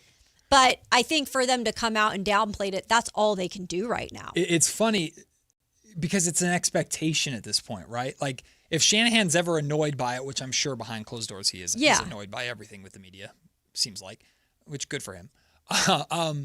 But like, if you're annoyed about the questions of injury, it is something that is now directly associated with your organization. Not just because you're coming off of a year last year where you were plagued by injury, but because you've been dealing with big injuries to marquee players for 4 or 5 straight seasons, right? So this is the expectation is now, until proven otherwise, injuries happen for every single team, but they're especially common and therefore get more attention in San Francisco than anywhere else, it seems like. Absolutely. Because unfortunately, it's not just, hey, our injury list consists of this guy on the depth chart and this second stringer. No, it's always George Kittle or, God forbid, Christian McCaffrey or Brock Purdy. It's always your primary guys that are now, to your point, mostly in their 30s. It's also one of the best organizations functionally that seems to have everything right except for one biggie, keeping their guys healthy. And so much so that it prevents them from getting to maybe where they need to get to. Because they're a talked about organization. They're compared a lot to, other elite organizations. But the one thing that they can't fix or can't get right, it seems to be, is the injury situation. So, people are going to want to pull the negatives out of anything they can. But it's not even a negative. It's kind of reality. Yeah. It's a reality at this point that they're not healthy. And we're just all trying to search for answers. And they can't seem to tell us much. Because I don't know if they know. They don't have, but that's the thing. They don't have the explanations. But they haven't done enough in my eyes. True. To actually say, we're going to shuffle the whole training staff up, right? I'm going to get off of my stubbornness for a second. I really don't want to fire this guy and this guy, but I got to do it because we got to start giving the public, the fans, answers. And we got to start trial and erroring some stuff. Where is the line, and I'm not asking this to challenge your opinion, I'm genuinely curious. Where is the line between making a change that's reactionary in order to, for lack of a better term, have a fall guy or not? It's not reactionary when it's been happening his whole time. True. It's been happening his whole time as a head coach. After a year like you just had, like the non-contact injury to Bosa is one thing. Like that's where it's like, yeah, if he's what is he doing wrong to where? But like Warner's injury was pretty out of the blue. Brock Purdy getting turf toe. Like there's a lot about last season that when you lumped up as a whole, it's like, training staff. But there was also, not to make an excuse at all, but there also was a lot of almost freak injury to it. If it was more non-contact injuries, I'd be spooked. I think someone would have to, I haven't been here for more than a full year, like specifically covering the Niners. So someone would have to go back and look at what types of injuries have occurred since he's gotten here and had this training staff. So Bosa's had the 2, and then Brandon Ayuk had the non-contact. No, was it a contact? I can't remember. And there's plenty of other players that have had stuff. So it doesn't have to always be the star players, right? For sure. I mean, it can be other players. I just would hope at some point, if they can't get healthy this year, which I hope they are, that he has to just go in and do something different with the training staff. Yeah. And it is going to probably involve, I never want someone to lose their job, but at some point you have to start giving answers. And getting us the whole thing on the electrical substation is a nothing burger. I mean, I appreciate them going in and getting the scientific data and all that. People are still going to believe that if they want to. And that's to each is your own. It's hard to miss it. But when it comes to the actual football, what can we control? That's the training staff at this point. That's the next solution. So you got to start figuring out how to figure that out. And to me, the player the player opinions on the training staff, those are the ones you need to listen to more than anything. Yeah. And if I remember correctly, it's not that it was a failing grade, but one of the lowest grades that was leaked from the Players Association, like anonymous survey from the Niners, was that their training staff wasn't amongst the best. It wasn't like an F, if I remember correctly. No, it was like a B. It was like a B minus, but it was one of the lowest in the league, I believe. I just remember. We went over it, pointing it the out week you were as gone, like, oh, it's low. I just don't remember. Yeah, I don't remember the specifics. I think it was a B minus. We did it the week you were gone. Okay. We went back to it. Gotcha. And I remember I was like, oh, that doesn't seem too low. But then we realized it was the lowest amongst the league. So, because if the players start losing trust in your training staff, now you're in big trouble. Yeah. Like now it's like, that's like a coach losing a locker room. At that point, you know what you have to do. I'd like to sit down with one of these guys when they retire, one of these recent guys, by the way, and just be like, what do you really think it is?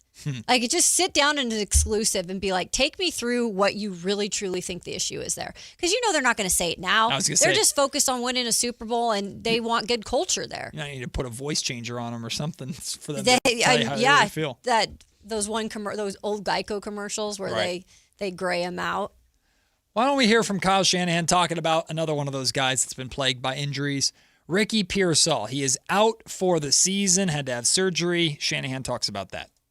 Does Ricky Pearsall's injury, perhaps in combination with what you've seen from Stribling in practices, change the plan for Stribling at all? Make you think that he could do maybe a little bit more this season than perhaps when you drafted him? I mean, losing Ricky was a real big deal. I mean, that's, we've had a number of injuries in camp, but that's really the only one that's actually been not just a camp injury. And losing a player like Ricky is a huge deal. It ties to everybody. So you'd hope for Stribling, you hope for Mike, you hope for that whole group. You hope a lot of people have to step up, but no one here is wired exactly how Ricky is. They're all a little bit different, so you do lose a big part of what we were planning on.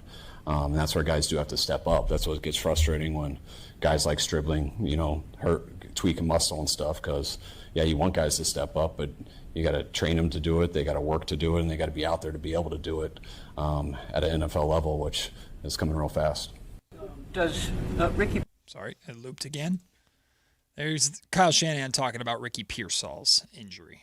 I like the fact that he didn't. It's funny. You go from a clip of him talking about the injuries to where he kind of downplays it a little bit. Oh, yeah, 2 or 3 here, but nothing more than usual. And then followed up with a question about Ricky Pearsall. And then he makes sure to be very intentional about not underselling. No, Ricky Pearsall loss is a big loss for us. This is a big deal for us, and we have others in place, but the loss of Ricky Pearsall, I do wonder how much Shanahan had planned on Pearsall being the guy to take that leap for this offense this year. I don't know if I don't think he planned on him being maybe the number 1 right away because Mike Evans is there. Right. But of course, he was a draft pick that they expected to contribute significantly to this offense, and Pearsall hasn't, unfortunately, been able to stay healthy to do that. And so this year was huge. This was a kind of, in a way, a prove-it year of could you actually be a legit weapon on this offense for Brock Purdy and help elevate us. Unfortunately, I'm not afraid to say it. I think they mismanaged the whole situation. I think Pearsall should have had surgery in the offseason. Absolutely. Sorry. You can hate me for that if you want. Absolutely. But I don't think that they did the right thing. And now they're going to waste another year because he's going to be out a year. And then they're not going to pick up his 5th year on his contract. And then next year, it's just going to be like, here, go out and perform. That's a lot putting on a guy that hasn't played in a couple of years, full football. And like we talked about, the league passes you by into where if DeZon Stribling has the year that I think the Niners are hoping he can have, within reason, he's still a rookie, but if he makes a big impact, like, Ricky, your spot is maybe getting taken and you can't do anything about it. That's the worst part. You're sitting there on the sidelines because you can't play, watching your spot get taken. Yeah, it's a tough thing. I feel for Ricky Pearsall because I just don't understand how you go from never really having significant injuries in your college playing days to just the minute you came here, you got shot, you are dealing with all these these really weird injuries. You don't have the surgery done. It's unfortunate for the young man. Absolutely. Truly is. I would be curious, because I don't believe it's come out, and correct me if you've seen something. I would be curious to know, because I agree the Niners have mismanaged this situation. Of course, like if you know someone needs surgery, get it during the time that, I don't know, you're not playing football, especially because he was out so much of last season too. Hell, you could have done this towards the end of last season. He would have potentially maybe been ready week 5. I don't know. Like you could have done that. Has it come out, though, about how much Ricky wanted to try and fight through it? Because I'll just use the Kings example because we have one very recently here. The Kings asked Domantas Sabonis after he had partially torn his meniscus earlier in the season, do you want to try and play through it? And if so, we have some rehab things we can do, or do you want to get the surgery that'll shut you down for the season? Sabonis said, I want to play through it. I don't know, was Ricky Pearsall given those same options? And Ricky, looking at the Niners drafting a wide receiver, goes, no, I want to play because I need to secure my spot. A player's always going to want to play. Right. Honestly, always. Protect a player from themselves. But you sometimes, as an organization, have to be a little bit smarter to be like, we have to actually consult him in a way that explains why it probably is a better idea just to have the surgery. I do believe, though, Matt, that from what I had seen, the doctor was involved, the team doctor was involved in the choice too, and I think they were pushing it down the road. So I would imagine they were probably looking for any option available to them that had Ricky ready to go for this season, considering how much is on the line. So, yeah, for sure. You need depth, especially in San Francisco. When we come back, USA Today, labeled their top 10 NFL teams. Spoiler alert, the Niners are in there. But where on that list are they? Which teams are they above? Which teams are they below? We'll talk about that next. It's Matt and Kayla on Sactown Sports. Take Sactown Sports with you everywhere you go with the Sactown Sports app. The most in-depth coverage of the Kings and 49ers. A library of written and video content. And all your favorite personalities all in one place. Download the Sactown Sports app today and get in on the action. Your local sports leader, Sactown Sports 1140. Hey, it's Carmichael Dave, and yeah, I've been on the air here just shy of 25 years, and you guys know that when I endorse something, I have a few very important things. Number one, I love it when they're local. Number two, I have to be willing to use them myself. This is where Pest Pros comes in, I should say, because I've known these guys as Kings fans a long, long time. I also have a mouse problem at my house. I also have a cockroach problem at my house. And I did it the old-fashioned way. Went through Facebook, got a hold of these guys. We became friends. And when I found out what Pest Pros does in the community, I thought, I've got to have you guys on the air. We've got a partner.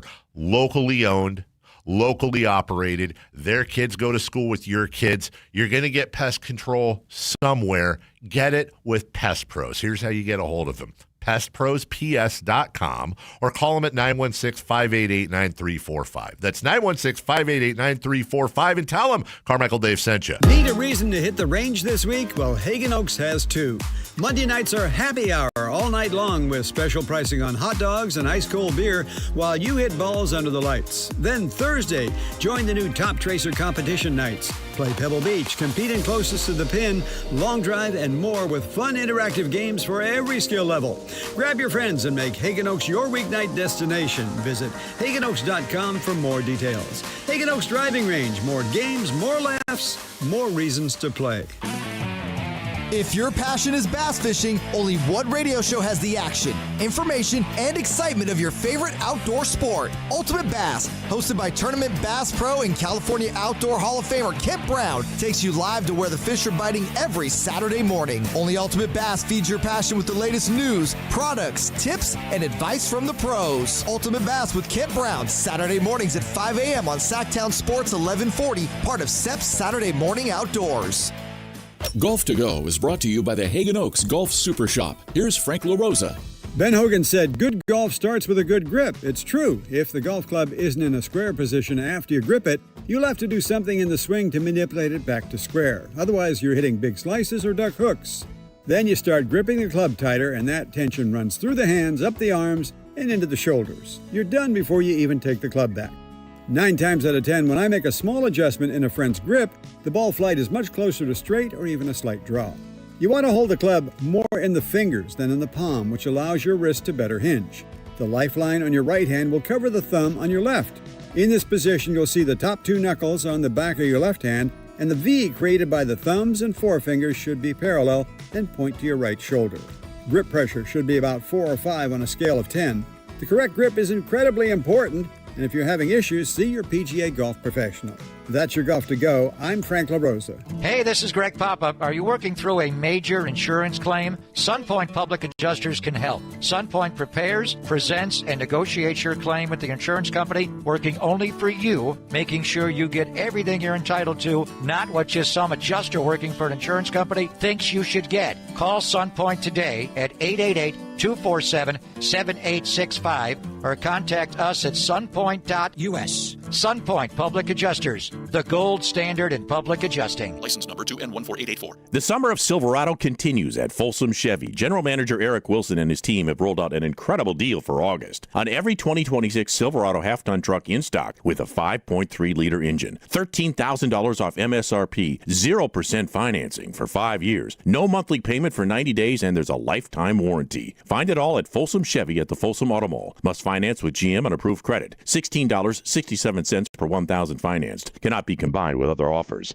Ends August 30th, 2026.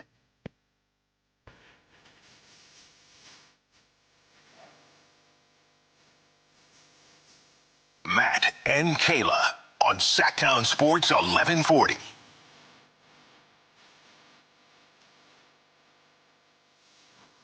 USA Today put out their preseason NFL power rankings. And focusing on the top 10, I've identified their top 10 teams. Well, to nobody's surprise, 3 of the 4 NFC West teams, sorry Cardinals, you are not that team, the Niners, the Rams, and the Seahawks, all made the top 10. But what is a bit of a surprise, to me at least, I'm curious how you feel about it, Kayla, is how big of a gap there is between some of these teams. The LA Rams were identified by USA Today as the number 1 team in the league. They write a team that's added so much firepower since its narrow loss in the NFC title game at Seattle has emerged as this season's near universally regarded Super Bowl favorite, and Aaron Donald hasn't even rejoined the fold yet. So that's Rams number 1. Number 2 is the reigning champion Seattle Seahawks, your Seattle Seahawks.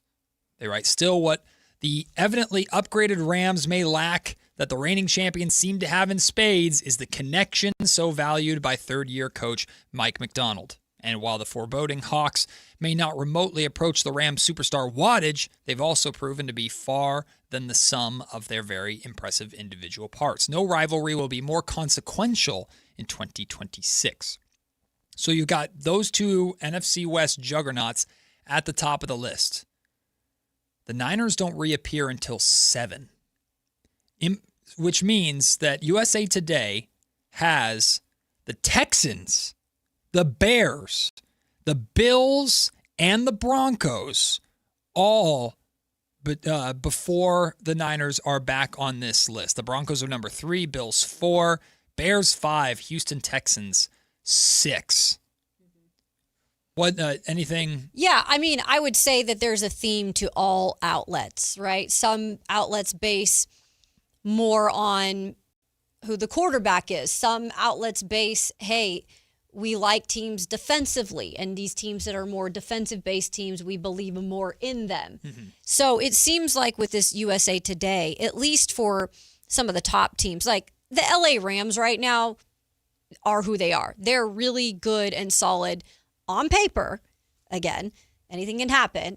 On paper, they are good on both sides of the ball. Mm-hmm. So it's hard to go against the LA Rams. Of course. The Seahawks, they've got a new offensive coordinator. Mm-hmm. There's questions about, still like Sam Darnold is not elite. Mm-hmm. I'm not going to call him an elite quarterback. They've got good weapons there, but it's their defense. Yep. Their defense is what sells. Yep. And it's what puts them above, I think, a lot of people going into the preseason. Same with the Broncos. Mm-hmm. Because you could ask the same question about, all right, is this going to be the year they take a significant leap offensively? But we know what their defense is. Right. And it's elite. Yeah. So I don't have a problem with those. The Bills, I think the Bills, until they win one, and maybe they won't, I think the Bills, while they have Josh Allen, they're still going to get the benefit of the doubt. They're as arguably as Super Bowl or bust as it gets. Like, even and more than the every Rams. year I feel like we're saying this about the Bills. 100%. I think I mentioned like 2 years ago I thought their window was closing. But here we are again 2 years down the road, and they have Josh Allen still. So I think they get the benefit of the doubt. Yep. And I think the Ravens in a situation too can be given that because of their quarterback. Right.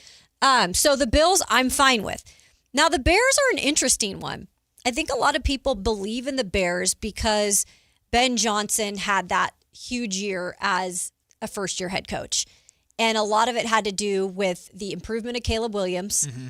And while you say he can be erratic at times and he can take risks at times, they have a lot of great parts on offense, dude. Their line, their weapons. Mm-hmm. I mean, they've got some Luther Burden, by the way, a little banged up. I'll have that later in the 2-minute drill. But they have so much offensively to support Williams. I think people expect Williams to take a jump. And then their defense is good as well. Are the Bears like America's curious team? And what I Yeah. mean by that is like every year in every sport, there's like what you call your league pass team, where the casual fan is just really interested in what one team looks like. And a lot of people are attracted to star power, so a lot of people are going to be attracted to the Rams, of course. But I feel like everybody is excited about the Bears because of offense, and we know offense sells. So that's a lot of expectation, though, on the shoulders of Caleb. It is. And I think a lot of people want to either see Caleb succeed or fail because he is pegged a generational talent, just as Trevor Lawrence was, where Trevor is not failed by any means, but Trevor has not lived up to that generational talent that everyone said he would be. Mm-hmm. Caleb is the next one of those guys that everyone's looking at as what's going to be your future, right? Are you going to just be mediocre or are you going to actually live up to what it is? So I think that also makes people curious. And then the next one, I don't know if I necessarily agree. I agree with this totally. But the Houston... disagree, sorry. The Houston Texans have what going for them? Defense. Yes. And like I said, with this article, USA Today, it seems they have a theme. Teams that have really solid defenses, they feel have the upper hand, at least in the preseason rankings, than some of these other teams. The Niners are coming in after that. I would not be opposed to them being in front of them because I think the only question the Niners have, a big question, is just the injury. And that's significant. Yeah. It is significant. Absolutely. But Houston Texans haven't gotten the play out of C.J. Stroud. They have the biggest question mark at quarterback you can have. That they have asked for since his rookie year. Ever since his rookie year, it's just kind of gone up and down, over, under, out, whatever you want to call it. He has not been the same C.J. Stroud, so there's a lot of expectations lying on him to get the job done because, in a way, you could say he almost lost playoff game for them with the amount of turnovers. Yeah, I would say so. Did you read, speaking to the conversation we were having in the last segment, Kayla, did you read the first sentence of the write-up about the Niners? The first sentence the is... injury bug is already getting early work. It is the story, it is the narrative of the Niners. Until the Niners can prove their ability to stay healthy, they will not escape their own reputation. And maybe that's to your point of, not to rehash the conversation, but that's to your point of, we're past the point of not firing the training staff out of impulse. Like, you are so deeply associated with injury that people can't rank your team without immediately bringing up injuries. Just think if it wasn't a thing. I think they'd be maybe 3 in terms of just 4 talent on this list. If just talent were the thing. Yeah, you were talking about injury. They're ahead of, I'd put them 3 or 4. Right? I mean, I'd put them under the Rams and Seahawks. So would I. I'd put them... I would not argue that a lot of people, if they didn't know about the injury thing and that wasn't a thing, it'd be 3 NFC West teams at the top. I almost guarantee you the casual NFL fan, if you were to ask the a question about the Niners, they would probably bring up injuries before they'd bring up like Brock Purdy or Christian McCaffrey. Probably. Crazy. Crazy. By the way, so Phil, sorry, go. I was just going to say, someone mentioned the new Bills Stadium in here. Yes. I heard it's getting really bad reviews. Have you seen bad how reviews. tiny the scoreboards are? Yeah, and then the the sight lines for some of the seats. Oh, they're bad? Yeah. Ooh, hold on. So it is getting bad reviews, and you're exactly right. Only time will tell, I guess, when it comes to that whole thing. But stadiums I heard it's not great. Tiny. And you're the spending like scoreboards are billions of dollars. You got to get that right, because that's going to be there for the next 30 years. So you put that much money into it, man, you got to make sure you're getting that stuff correct. Oh, God. The Stadium Edition has a giant folding table in honor of the Bills Mafia. Yikes. Yeah, there's a lot of interesting. The sight lines were the things that I read that were a little bit iffy. I'm bringing up a tweet right now of people complaining about, oh, man. Yikes. That is a view. So it's like obscure view. Sorry, I'm going to hold this up so the TV or the YouTube audience can see. You're sitting in the front row and you can't see the field behind glass paneling to the side of stairs. It's like, oh, yikes. goodness. Oh, yeah. And here you go. There's another one. In lower bowl, you can't even see a corner of the end zone. Because of the way that the railings are coming out. Yeah. Come on. Mm-hmm. Oh, no. You've got more. There's you more? Can't see the end zone. Yeah, it's pretty bad. There's obstruction views. That's like an old baseball stadium. I know. Like those really like what in the Wrigley, like Fenway. What in the Wrigley field is this? That's really bad. We've solved these issues, guys. Yeah. We don't need to do this. And again, billions of dollars. You literally can't see from the 20-yard line in. Yeah. Oh, that's bad. I know. I saw it. I didn't get into every picture, but that's telling. Yikes. Well, that's terrible. Sorry, Bills I didn't even fans. see this. That stinks. It's one thing to get something nice and shiny, but you want it to be built the right way. Maybe they'll have good standing room. Those are just get into the stadium tickets. Right? That's how we can sell it. Golly. I paid for a corner seat and couldn't see the end zone. They'll just take those seats out. Sorry. Can't see the end zone is crazy. You can't see from that last photo. Literally, the first yard line marker you can see on the far side of the field is the 30. The entire red zone is blocked. You know what's funny too? It's like a commercial break. This is also a stadium that wants to bring in events. It can't hold the biggest events because it's open air, but it will want to bring in concert acts and stuff. And you want to sell as many tickets as you can for those things. But some of those things you're going to have to block off. That's brutal.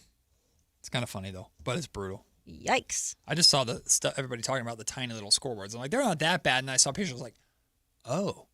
In the modern, in 2026, when, look at the freaking Ram. I know it's an open roof stadium in Buffalo, but the Rams have a freaking halo board over the entire thing. The Dallas Cowboys, the entire field is basically a TV. That's how Atlanta is too. Oh yeah, that Mercedes-Benz. Oh, that thing is so it's cool. It's really nice. Well, Titans, you better get yours right. I guess yours is opening next year. You couldn't get big enough Fix it now. scoreboards because Daktronics, the company Daktronics, was paying too much money to Kawhi Leonard. Right? That should be a lesson, though, for honestly teams that are building stadiums right now. Yeah. Or about to. Hey. Learn from the Bills. Don't make this mistake. Hey, how about just have a conversation with the architects before you start building, huh? Think about that. Just see how it's coming along and be like, that's not going to work. You guys know they play football here, right? AI and 3D technology to, I don't know, see what the field is going to look like. That's so bad. Well, at least you got your giant I folding like Bills table. fans, too. I do, too, but that's annoying. Dang it. It's kind of funny, but it's annoying, but it's really funny. We'll take the break. When we come back, it's time to pick a side, including Patrick Mahomes playing in the preseason. Should he?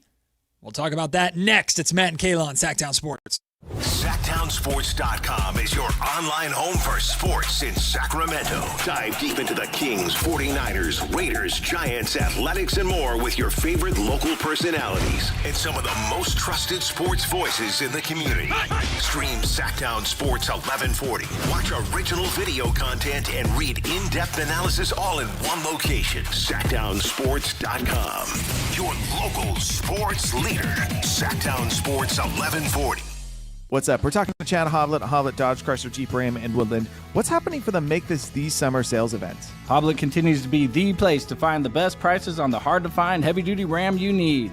Right now, save up to $14,000 off MSRP on the new 2026 Ram 2500 Crew Cabs. And it's not just the savings. Right now, you also get Ram's 10-year, 100,000-mile warranty. Wow. It seems like every time we do this, you manage to find some new way to sweeten the deal. That's the difference between the big city auto mall guys and the small-town, family-owned experience at Hoblet. When you come to Hoblet, you experience what 77 years of family-owned, award-winning customer service looks like. Search, select, and save through our whole inventory at HobletDodge.com. Nobody beats Hoblet, period. 14,000 total net savings on select new 2026 Ram 2500 Crew Cabs after dealer discount and factory incentives. Incentives may include 1,000 Hoblet business owner bonus cash for eligible business owners, 1,000 Hoblet trade-in assistance for eligible trade, and 500 upfit, military, or first responder bonus cash for eligible members. Incentives may not be combined with any other offers or special APR programs. Excludes tax, title, and license fees. 2 with this net savings, the number 227-321 and 227-315. See dealer for details.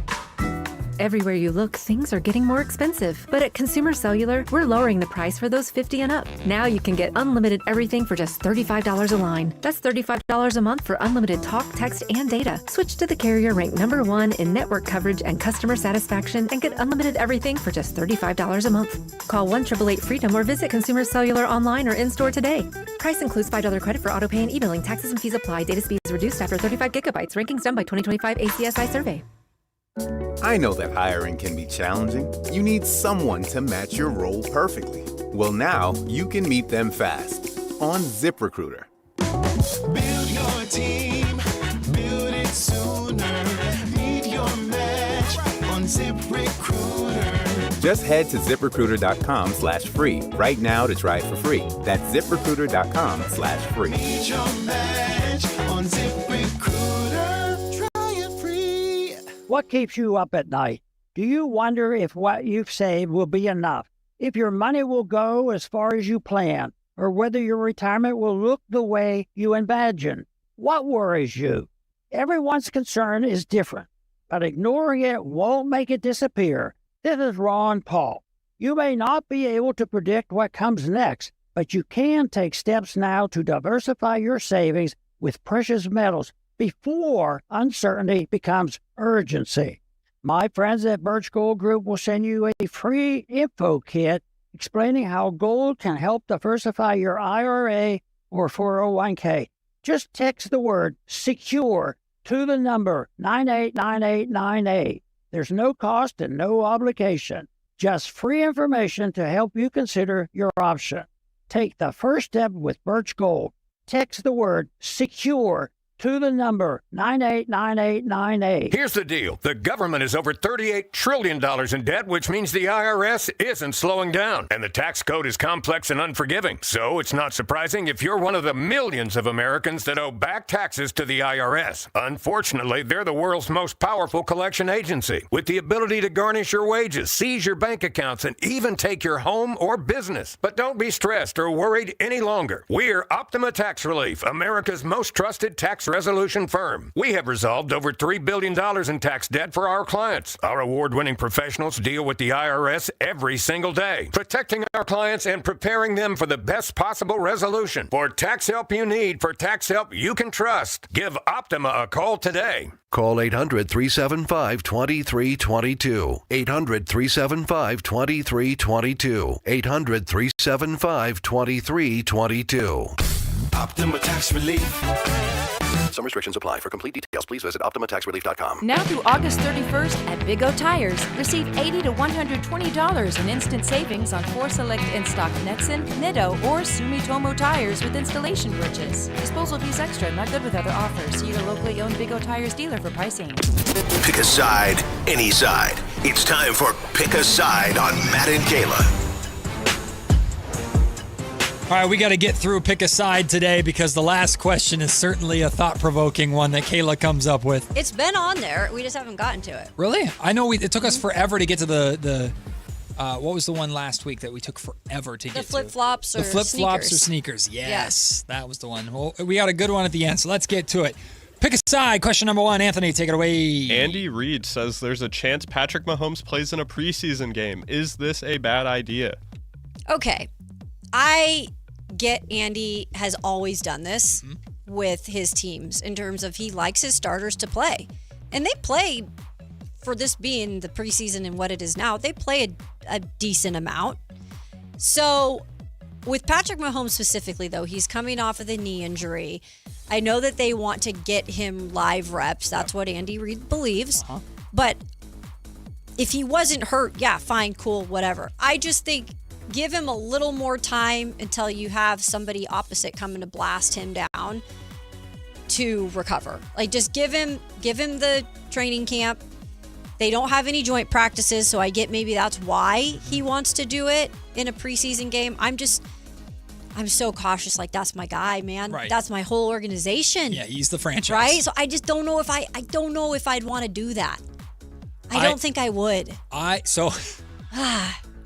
If I were a Chiefs fan, I'd want him to get reps just to see and for him to be ready to go for week 1.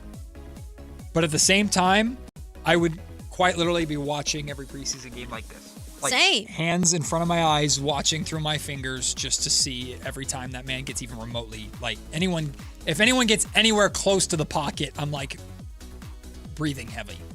So I think he has to play. I think it would do a lot of good for everyone to see him play and look like himself for a drive and just, okay, Patrick Mahomes is good. He's back. The Chiefs are right back in a playoff / Super Bowl conversation. So I think that'll be good. Beyond that, I don't need any more. Give him a drive. If he looks good, he's good. Shut him down. Yeah. I mean, it's Patrick Mahomes. We all know who he is at this point. But if Andy wants to do it, I'll respect that. It just makes me kind of queasy. The Chiefs open Thinking up. about that. I mean, they got a tough week 1. They take on the Denver Broncos week 1. Legit. And that defense is going to be coming after Patrick Mahomes aggressively. They don't care.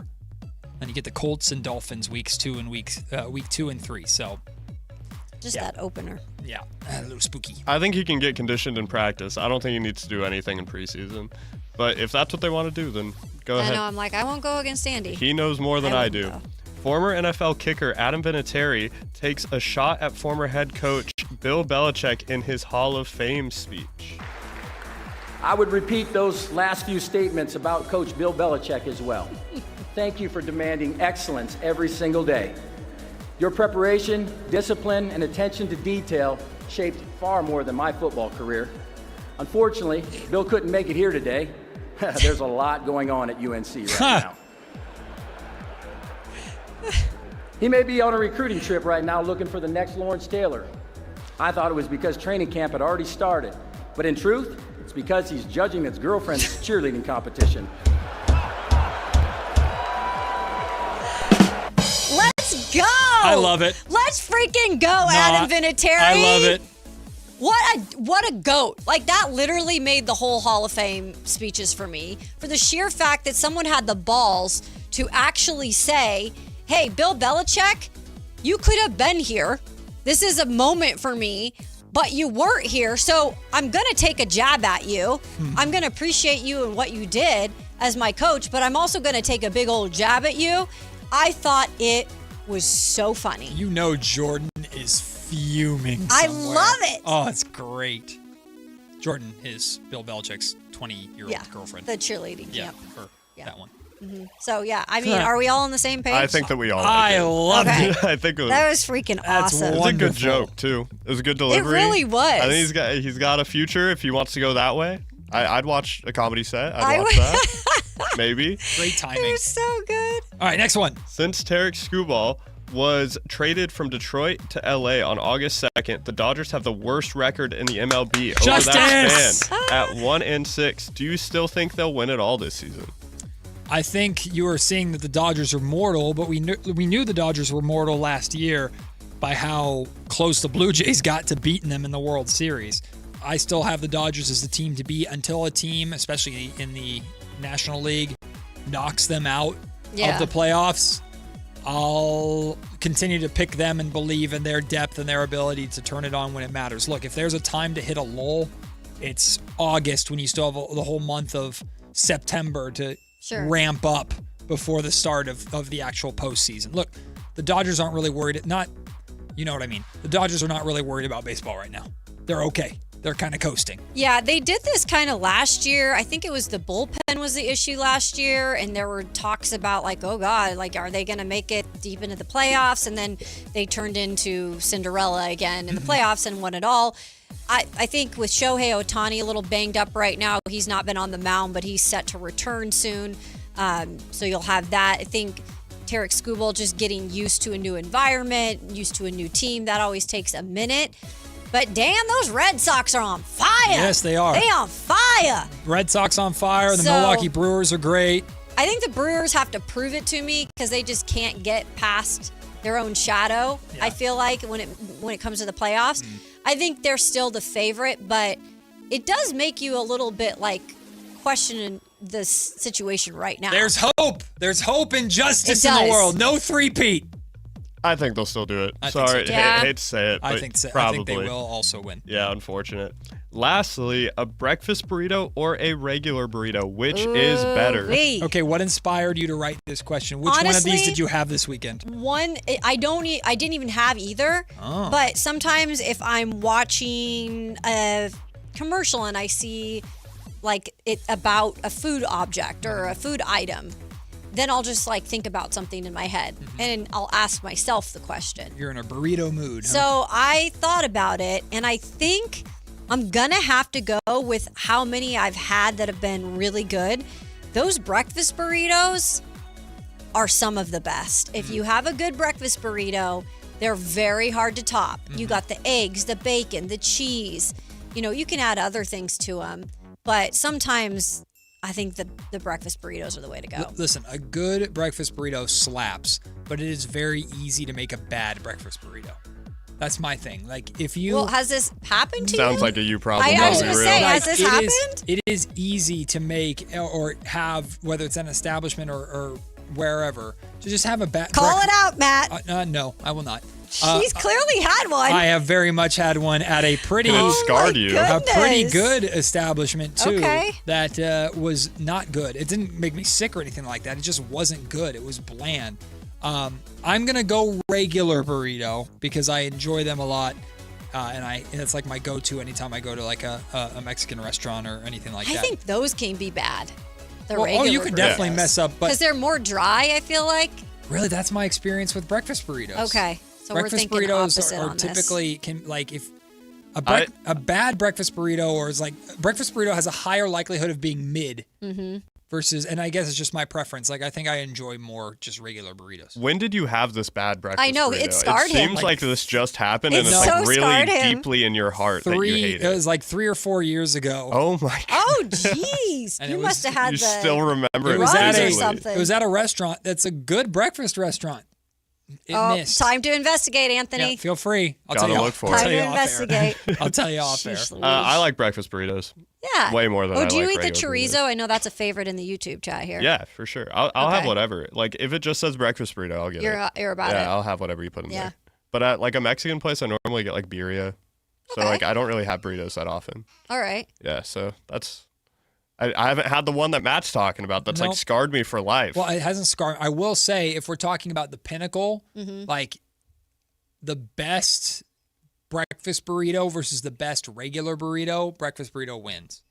But That's what the question was. no, that's not what the question is. Like, which do I prefer? I'm going for regular burrito Because he had a bad experience. because I had a bad experience with a breakfast burrito at a certain You're establishment. so scared of bad my experiences. No, I've had. Well, yeah. I've had- We're going to ask him to break. I'm more of a breakfast sandwich guy.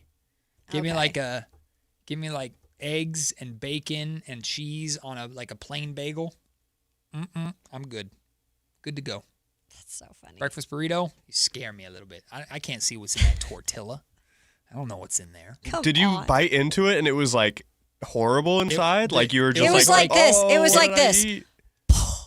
Yeah, Yeah. You know, like with Dust those came out. just dry.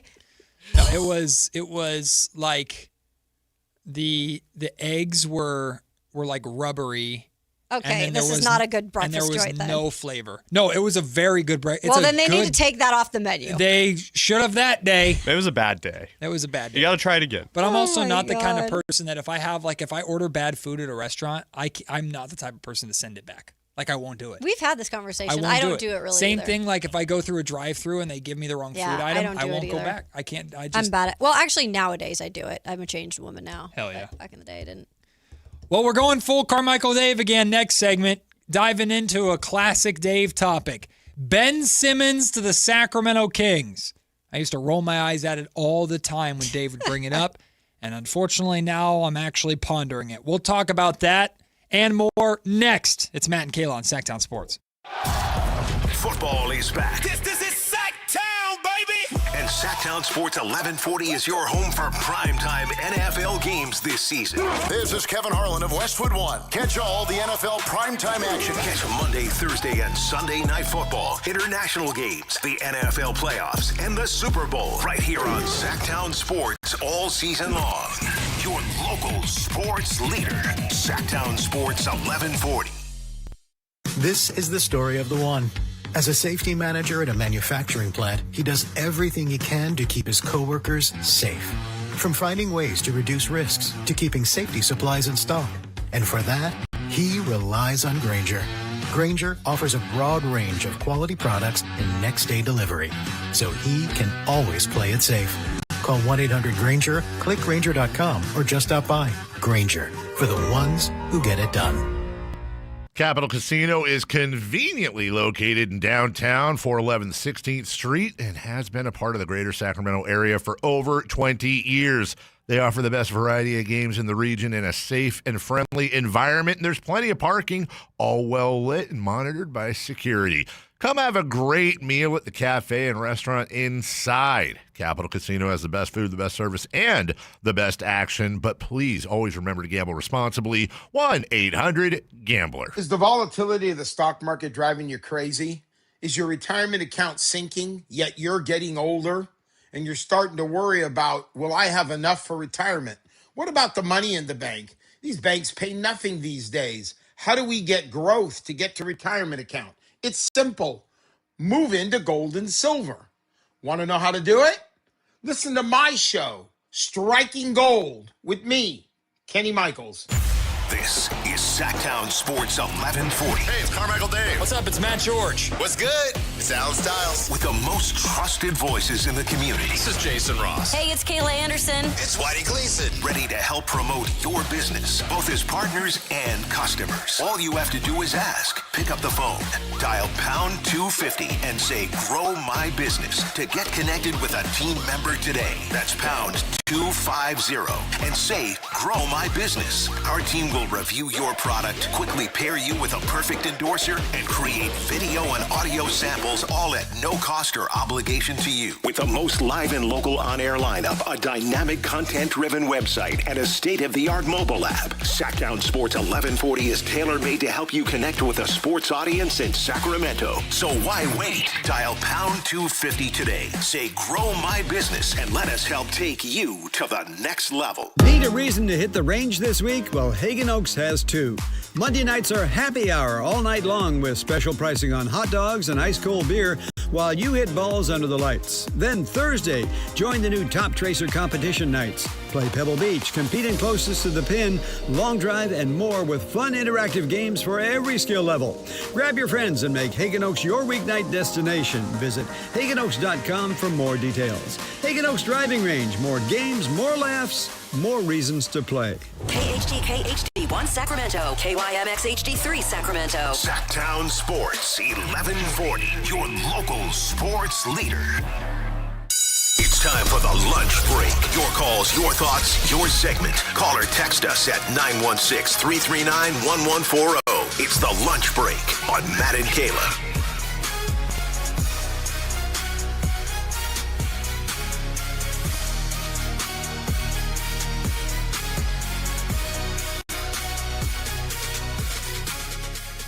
I can't believe we're saying this, but Carmichael Dave might actually have a point about the whole Ben Simmons thing. I'm sorry. I'm sorry. Oh, I thought you were going to say burritos for lunch. What does Dave have a burrito opinion that I missed? Does he not like burritos? No, I just thought. I bet Dave would for sure say breakfast burrito though. Well, he does get up at 4 a.m. Yeah, that's true. Dave he probably tells the story. I have this home cooker thing at home and I make my own breakfast burrito. I don't care, Dave. That's exactly what he sounds like. He does for sure. I don't know this history with Dave and Ben. So enlighten me. Ben Simmons, Dave has wanted Ben Simmons on the Kings for years. And the original take years ago, this was before the Beam Team. Right. Original take was trade De'Aaron Fox for Ben Simmons. Oh. This was like the early days of Ben Simmons just forgetting how to play basketball. Sure. And just kind of falling apart. Dave was like, buy low on Ben Simmons. But Dave did have a take once upon a time of trade De'Aaron Fox for Ben Simmons. And he's gotten killed for it. But like Dave's point has always been Ben Simmons checks a lot of the boxes of what the Kings are looking for in terms of like the defensive guard. He's a former all defensive player. Yeah. Really, really, really good player. Who then just fell apart after like forgetting how to play basketball in Philly. I'm just picturing it. Like his body limbs just falling off. Yeah, just kind of dropped over. I mean, Limbs might just as well.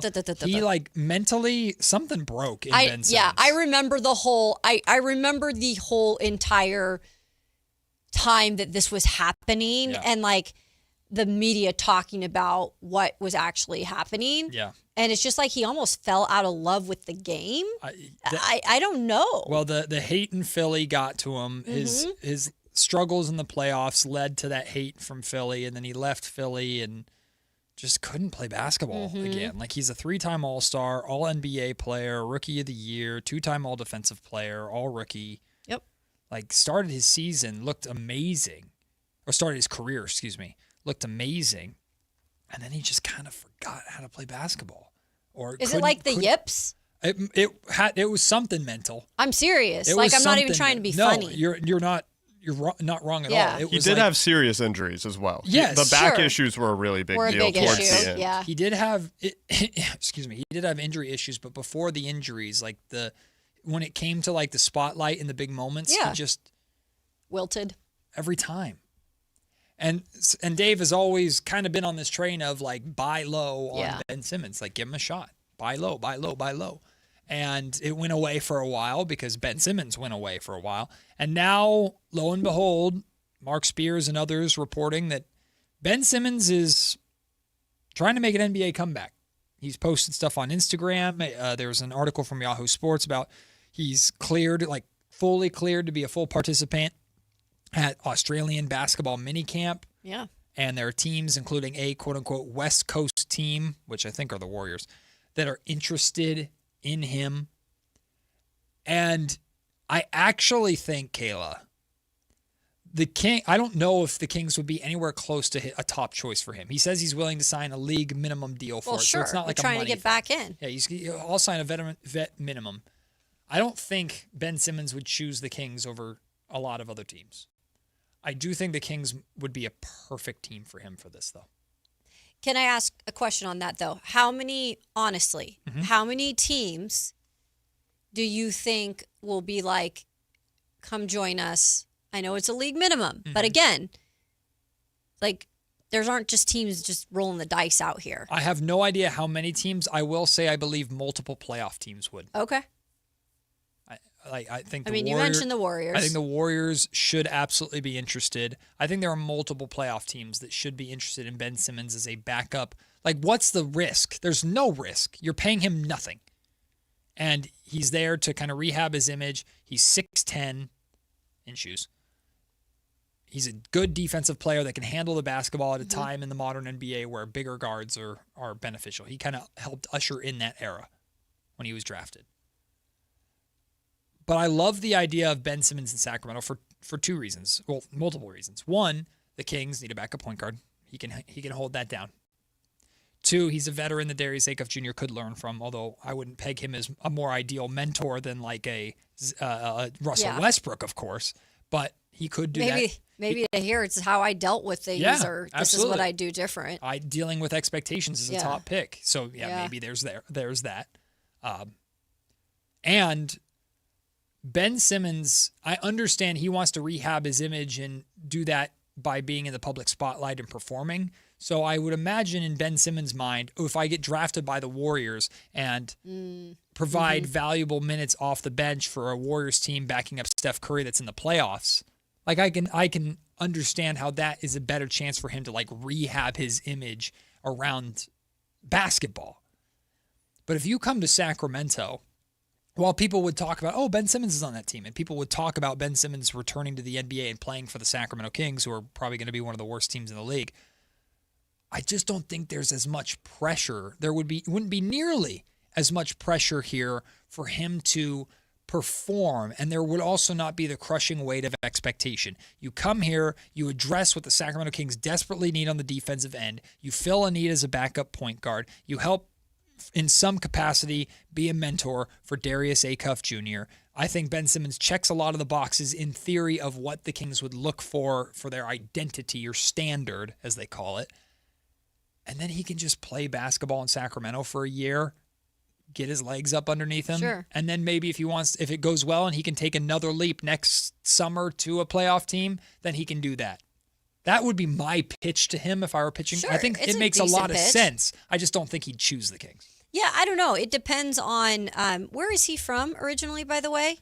Just curious. That's a good question. As you're looking it up, and I believe he's Australian. Well, he's from Australia. Okay, but did he But he went to high school in Florida. Yeah, so he's from kind of like the South area or whatever. He was born in Melbourne, Australia. Okay. But he came over, played hoops here. He played high school and he's basketball 31? in Florida. 30. 30. Okay. So just turned 30 actually. Again, this is how many organizations really are going to pick him up and bring him in and be like, "Hey, be a part of our team and you can rejuvenate your career here." I'd say 5 or 6 teams. Okay. So breaking it down with that, then you're right. Is he going to want to, I think it just goes down to this. Does he want to be in an environment where more eyes are on him, because the plus would be if you do well, then you're going to get more attention? Or is that part of the learning process and what he learned in his career, where maybe kind of to go a little bit under the radar while I'm trying to revive my NBA career and go to a place where not all eyes are on me, at least at that time. And if I perform well, I will gain attention. Yeah. There's no doubt about that he'll gain attention if he actually plays well. So I think for me, if I went through something like that, I would probably choose a destination like Sacramento. I'm not Ben Simmons. I don't know where his head is at right now. But the bigger question is, truly, do we know at all if the Kings would be interested?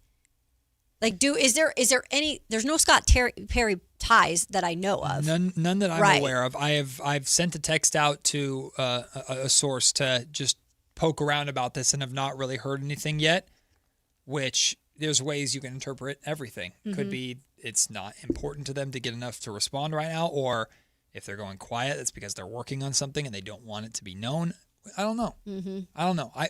I have nothing that that would give me anything concrete to even remotely speculate about. All I can base it on is what the Sacramento Kings need. He provides a lot of it. Defense, point guard, ball handling, size, veteran backup point guard.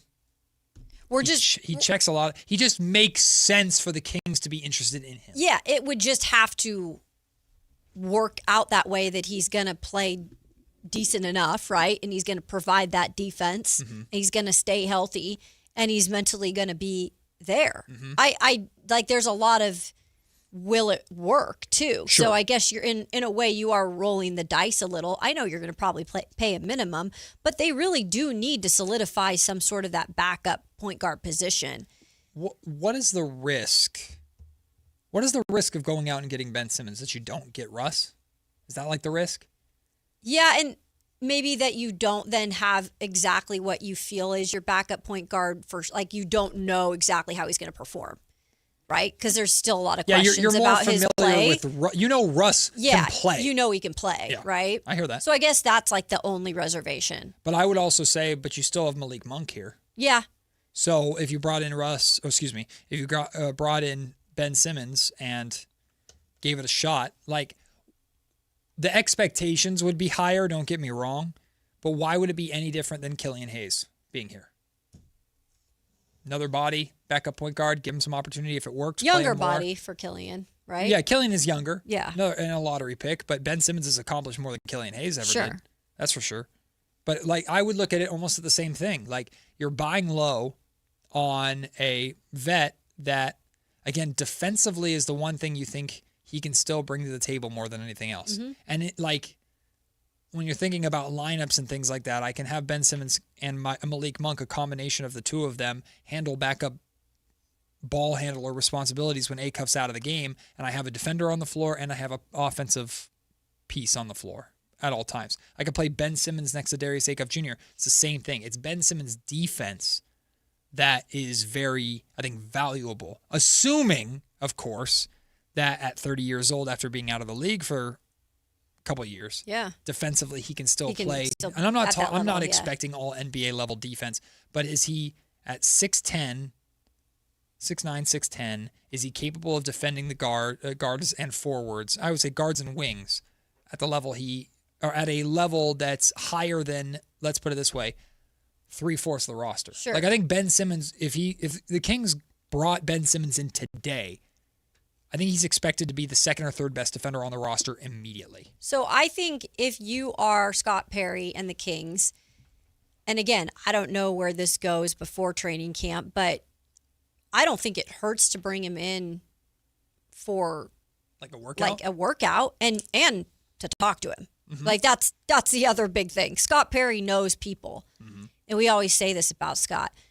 I think if Scott sits down with him and can kind of figure out where he is literally at in terms of his basketball and what his desire is to play basketball and to really, truly make a comeback or just to help a team, and Scott feels comfortable with it, bring him to training camp.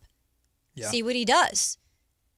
I would be fascinated just to see where he's at. Yeah. I'm not saying bring him in if he doesn't do enough for you or if you still get those questions that aren't answered. Mm-hmm. I think it really comes down, well, one, of course, we don't know is how much the Kings are interested. Right. I think the Kings should be interested if it were me. But the other thing is, like we talked about initially, what is Ben Simmons motivated by? What is his motivation? Is his motivation to continue to play in the NBA? Then I think the Sacramento Kings are a great option. Is Ben Simmons' motivation to become a headline? I've been putting my head down and working to prove all you MFers that talked about me wrong. Yeah. And the best way for me to do that is to go and play meaningful basketball. Yep. Because let's put it this way. Ben Simmons comes to Sacramento, and let's say he plays decently. He plays well.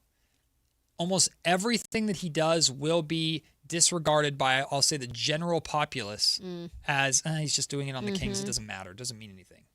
Like, that's real, and he knows that. But that doesn't mean that other teams can't see it. That doesn't mean that he could do... He plays for a year in Sacramento, plays 15 minutes a game as Darius Acuff Jr.'s backcourt. Now he's going into, or backup. Now he's going into summer next year where he's 31 years old, but he played well enough to get maybe slightly above a league minimum deal from playoff team X. That's possible. Let me ask you something, just being in the mind for a second of a longtime Kings fan like you are. Let's say this actually happens. Okay, just having fun with this. And he signs here. Yep. I'm curious as what would the reaction be to Ben Simmons signing in Sacramento compared to the fact that he signs in a place like Golden State? Like, what would be the national reaction or the angles that they take compared to another organization? I think Ben Simmons returning to the NBA in Sacramento is a mention. I think Ben Simmons returning to the NBA in Golden State is a headline. For two reasons. Do you think they try to turn it in Sacramento too to like, oh, here's Sacramento again, just making weird moves that don't really mean anything? You get what I'm saying? I think the Kings I think it would be more about Ben and less about the Kings. The Kings, because everybody just expects the Kings to be bad. The Kings are taking a flyer on Ben Simmons. Okay. To back up Darius Acuff Jr. Okay. Ben Simmons is limping back into the NBA by playing in Sacramento. Like, that's what I think the narrative will be. And then in Golden State, I think the narrative is Ben Simmons is coming back to try and help the Golden State Warriors. That's the positive outlook. And then there's the headline that I know we'd see immediately. Not even a headline. The take I know we'd see immediately, which is, this is who you got, Steph Curry. You went after LeBron. Right. You went after AD. Yeah. You got him Ben Simmons. That's what you're doing to Steph Curry? That's interesting. So I think there's going to be negative reactions to anywhere Ben Simmons goes. Yeah. I just think people will care less if it's Sacramento. If it's Sacramento, they're just not Everyone gonna would care just as kind of much, just disregard it. Like, Simmons is going to Sacramento. Who cares? Doesn't matter. That's interesting. But if he goes to Golden State or goes to a playoff team, there's going to be a lot of noise, but also a bigger chance for Ben Simmons to prove them wrong. Mm-hmm. But you truly think he's going to sign somewhere? I think so. Yeah. I think there's plenty. He's 30 years old and got a lot to give. Is this new? A CNN interview with Russell Westbrook where he's talking about beyond basketball. There's a CNN interview that just came out. Did you guys see that? It's I saw saw ESPN the clip right on now. ESPN too. Westbrook remains an unrestricted free agent. Sources tell ESPN Kings are open to re-signing him. So we are going to visit this later on in the show, but I'll bring this up right now and we'll talk about this a little bit later on because ESPN put out updates on the biggest remaining NBA free agents. Yeah. And like DeMar DeRozan's listed in this, and then Saw Russell that. Westbrook's listed in this. And there's a line in here about Russ that I think we kind of considered general knowledge or considered was the case, but haven't really heard it written or read it or seen it articulated in any kind of way. I'll read that line for you. Here it is. The Kings, his most recent team, remain open to a reunion, team sources said, but are also understanding that Westbrook might not be as interested in playing a reduced role behind prized rookie Darius Acuff Jr. To my knowledge, that is the first time we have seen that ever brought up. Yep. It makes sense. And that could be part of Scott Perry's thinking of outplaying his contract, coming back to play backup for a rookie and you're Russell freaking Westbrook. That might be the undertone to what Scott Perry was saying that we could assume or we could articulate or just try and speculate about. But for ESPN to mention like the Kings are open to it, but don't think Russ wants to be Acuff's backup, that to me is interesting. But what's funny about that whole situation, and again, we have not heard directly from Russ on this, so I'm not speaking for Russ or his camp, but what other offers are you getting that are allowing you to be a starter and not a backup? I don't think those exist. Exactly. But are there more offers on the table? Are there going to be better offers on the table for him to be a better, more meaningful backup on a winning team? Like I would argue the Kings are probably Russell Westbrook's best chance to play the most minutes, regardless of if he's a backup or not. But like being Trae Young's backup and a 6th or 7th man in Washington for a team that's probably going to be a playoff team, and if they're not, they're disappointed. And you get to play with AD too while you're at it, and AJ If he's DeMonta. healthy. Yeah, that's a fair if.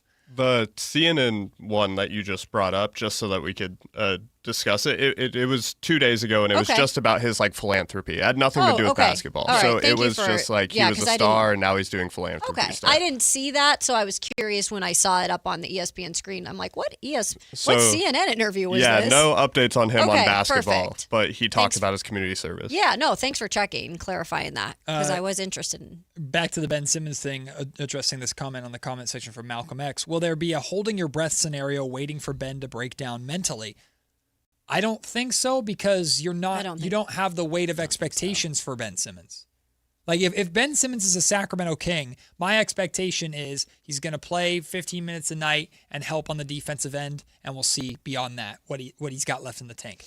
In all honesty, I do believe and I champion people who go and try to figure out what they need to do mentally. Yeah, mental health. And I do champion him if he indeed did that, because it does seem like he did something to make him feel like he is well enough to come back and take on what is the NBA, which is very different from anything else. Right. You know? So I would think that I'm assuming, I'm not saying I know for sure, but I would think he had that under control at this point. But it might help him. You're right. It might help him to come to a place like Sacramento compared to another big market where there's going to be a lot more talk about you and eyes on you. And here's the thing about Ben Simmons, too. He could play 6 more seasons and still be younger than Russell Westbrook is right now. That is wild. Like, he's 30. Yeah, he isn't that old. I mean, he's 30, but he's still got some years left. I'm not saying it's easy to make an NBA comeback by any means, but he's got time. Sure. This is not a last-ditch effort to hold on to basketball because I don't want to retire yet. This is, I've taken a couple of years in my late 20s to try and get right. Yeah. And now I'm trying to work my way back in, and maybe I'll be a rotation player for 4 more years and get paid another $10 million to $15 million and call it a career then. Like, that's a very reasonable goal. Ben Simmons is not expected to be the Ben Simmons of old anymore. That ship has sailed. I think one more thing that I'll say, and again, I'm not saying that I would sign him. There's still a lot of things that I need to check off on. Yeah. But it's a minimum deal. Like, you are not tied to this man, like, long term, where it's going to hurt you because you're in this gray period. I keep talking about this gray zone where the Kings are in right now, where it is what it is. Yeah. And so there is kind of options to experiment a little bit, and you're not going to get completely punched in the face. Right. You might get a slap on the wrist for that was kind of dumb. Right. But it's not going to mean anything long term. Arguably, the Kings are in a perfect position to take something like this on. They're in a perfect position for it. If Ben Simmons were willing to do it, I'd sign Ben Simmons tomorrow. I'd do it, 100%. What have you got to lose? He helps in a lot of areas. I would choose, if I'm looking for purely a mentor, I'm choosing Russell Westbrook over Ben Simmons. Yep. But I don't think Russell Westbrook's interested in being purely a mentor. That's always been my point. If I'm looking for someone, not that I think Ben Simmons is a better basketball player than Russell Westbrook. I don't. I think Russell Westbrook would run circles around Ben now. But I think Ben defensively is what the Sacramento Kings need more of. That's what I would do. I would do it. You're just saying just more of what they're trying to improve on this year, which is defense. I need more of Ben Simmons' defense than I need Russell Westbrook's offense because I have Malik Monk here. Mm-hmm.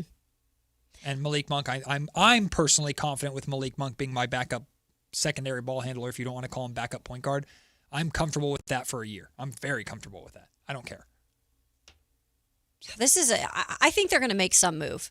I just don't know. They got roster spots. I just don't know which one. And now this is another little piece to the puzzle, right? Well, right. And how about this, Kayla? I have this for us when we come back. Mm-hmm. This is one big change that Scott Perry and this Kings front office has to make for this franchise. We'll talk about that when we come back. It's Matt and Kayla on Sactown Sports. Sactownsports.com is your online home for sports in Sacramento. Dive deep into the Kings, 49ers, Raiders, Giants, Athletics, and more with your favorite local personalities and some of the most trusted sports voices in the community. Stream Sactown Sports 1140. Watch original video content and read in-depth analysis all in one location. Sactownsports.com. Your local sports leader. Sactown Sports 1140. Sacramento weather is brought to you by Bonnie. I'm meteorologist Kelly Curran in the KCRA 3 Weather Center. Mostly sunny skies today with winds out of the southwest gusting up to 20 miles per hour in the afternoon and highs double digits, 95. Get the latest forecast on the KCRA 3 News and the KCRA app. Oh, the Sacramento heat. Right now, get your AC professionally tuned up for as low as just $59 and enjoy your summer nice and cool. Plumbing, electrical, heating, and air, Bonnie.com. Summer restrictions apply. License 696-355. This summer, the Honey Pepper Pimento Chicken Sandwich and Pineapple Dragon Fruit and Sprite are back at Chick-fil-A. Girl, it's back. We've been waiting. I love that honey pepper pimento sandwich. And that pineapple dragon fruit and Sprite is everything. It's got that razzle-dazzle that makes you stop and say, okay, wait a minute. I love the creaminess of the pimento cheese. It's savory, it's bold, it's flavorful. Our faves are back. High five, girl. Which fan favorite will you choose? Real customers paid for their testimonials. Pump up the volume. Business moves fast. Orders roll in, deadlines close in. When you ship with USPS Ground Advantage, you can keep up with confidence. every package stays in our secure network from dock to door. And with nationwide reach, dependable tracking, and upfront affordable pricing, you get built-in peace of mind. You run the business. We run the routes. Visit USPS.com/Ground Advantage to learn more. The IRS finally caught up with Louie. I hadn't paid my taxes in 8 years. I owed the IRS a lot of money. Louie was in deep trouble. We're going to take your house, put a lien on your bank account, garnish your pay. They don't care. They're going to take your paycheck. Louie found out about Optima Tax Relief, the leading tax resolution firm. A+ rated by the Better Business Bureau, they've resolved over $3 billion for their clients. Optima Tax, they helped me. They calmed me down. They made me feel comfortable, and I trust them. Louie has a lot to be thankful for. I don't owe the IRS anymore, and I'm able to live a comfortable life, a lot better life. It was because of Optima Tax. For tax help you can trust, call Optima now for a free consultation. Take it from Louie. If you owe the IRS, don't go it alone. Give Optima Tax a call. They can help you. Call 800-375-2322. 800-375-2322. 800-375-2322. Optima Tax Relief. Testimonial from an actual client. Some restrictions apply. For complete details, please visit OptimaTaxRelief.com. When a person is seriously injured, there's no substitute for the personal legal relationship offered by the local NorCal firm of Ashton and Price. From the first attorney meeting, every important decision is made with a direct consultation with, and I can't believe I have to say this, a real, live, experienced, flesh and blood local attorney. It's called Home Court Advantage for a reason. Ashton and Price, serious local attorneys for serious people with serious injuries with no fee until we win.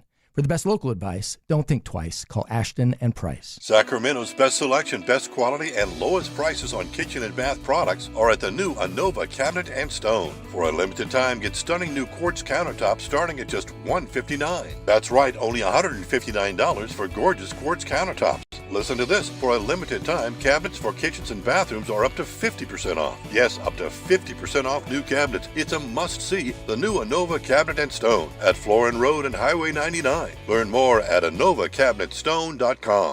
Card collectors know there's nothing as special as a rare one-of-one card. And now you can hear a very rare one-of-a-kind sports card show right here on Sactown Sports. Whitey Gleason here inviting you to join me and Mr. True Sports Cards himself, Imran Pilati, for the True Sports Card Show every Saturday morning at 10 on Sactown Sports. It's the only sports card radio show in the nation. For all your hobby needs, get to True Sports Cards, 6661 Stanford Ranch Road in Rockland. And for hobby, insight, and fun, join us for the True Sports Card Show Saturday mornings at 10 on Sactown Sports. In celebration of 80 years of 49ers football, Sactown Sports is counting down 80 of the most memorable moments that have shaped the team's storied legacy and winning tradition. Here's today's faithful flashback. Number 23. Frank Gore's rushing record. Frank Gore became the San Francisco 49ers all-time leading rusher on December 4th of 2011, surpassing Joe Perry during a 26-0 win against the Rams. Throughout his 10 seasons in San Francisco, Gore established himself as a franchise cornerstone, finishing his 49ers career with 11,073 rushing yards and 64 touchdowns. When his career finally finished, Gore tallied 16,000 yards in the NFL on the ground and is third all-time in that department, with only Walter Payton and Emmitt Smith ahead of him. Faithful flashbacks on Sactown Sports 1140.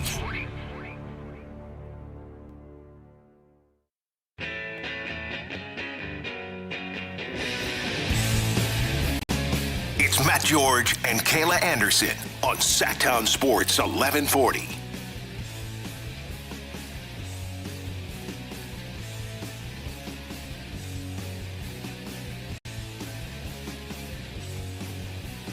Scott Perry is trying to change a lot here in Sacramento. For the better, please, Scott.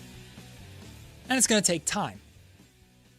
One thing that he doesn't have to wait multiple years and expiring contracts and money falling off the books to do is change something that I really think was a fault of especially the past regime of the Kings, but this has been a problem in Sacramento for a while. Giving up too early on players/prospects. I came across, I started thinking about this because Kings on SI, there was an article written there about the regrets of the Davion Mitchell move, which I know was before you got here, Kayla, but they had Davion Mitchell, who was part of the Beam team, essentially traded him away along with Sasha Vezenkov for a salary dump.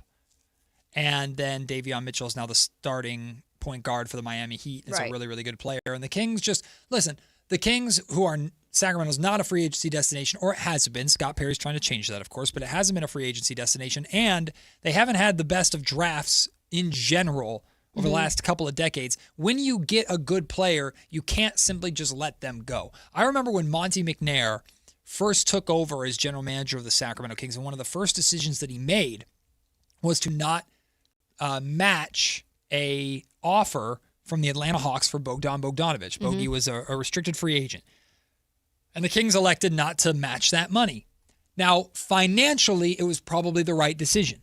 But I remember sitting there, Kayla, going, oh my God, like you can't just let talent go. This was before he had drafted Tyrese Halliburton, traded for Domantas Sabonis, right? One of the first things he did was let talent go in Sacramento. I'm like, no, you can't do that here. Didn't we have this convo, though, like last week? About Bogey? No, about like letting talent go or draft. I guess it was more like draft picks. I don't recall exactly. The point of this is just not giving up on things so quickly. We were talking about Maxime Reynaud.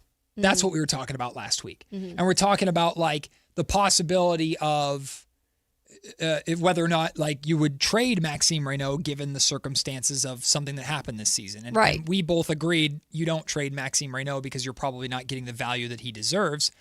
But there is a natural concern about he's behind Domantas Sabonis. And if the only hypothetical scenario I think we came up with was like if Domantas Sabonis and Darius Acuff Jr. click to where the Kings might change their mind on, okay, maybe we can keep Sabonis around long-term, then you might consider trading Maxime Reynaud away in that scenario. That's highly unlikely. But the Kings have had a tendency to give up on players a little bit too soon. And a lot of times these are players that the fan base identifies as they're talented. What are we missing here? Why are we doing this? It happened with Davion Mitchell, and one of the first moves that Scott Perry made as a general manager was not bringing or extending Keon Ellis, right? And then trading Keon Ellis away. Time will tell with Keon. But I do think with the Kings drafting guys like Emmanuel Sharp, drafting Nick Clifford and Maxime Reynaud, and then they got Dylan Carwell as an undrafted free agent, but basically drafting him as well. Drafting Alex Caravan. A lot of those are older rookies. But the point is, take your time with them. Yeah. And don't make rash decisions on too many guys. You could even make the argument that they've already done that with Devin Carter in a way. What if Devin Carter goes somewhere and balls out now? Well, the difference, though, Matt, is this is now, I don't think Scott Perry operates like that. I think, if anything, he might operate the opposite when it comes to his players.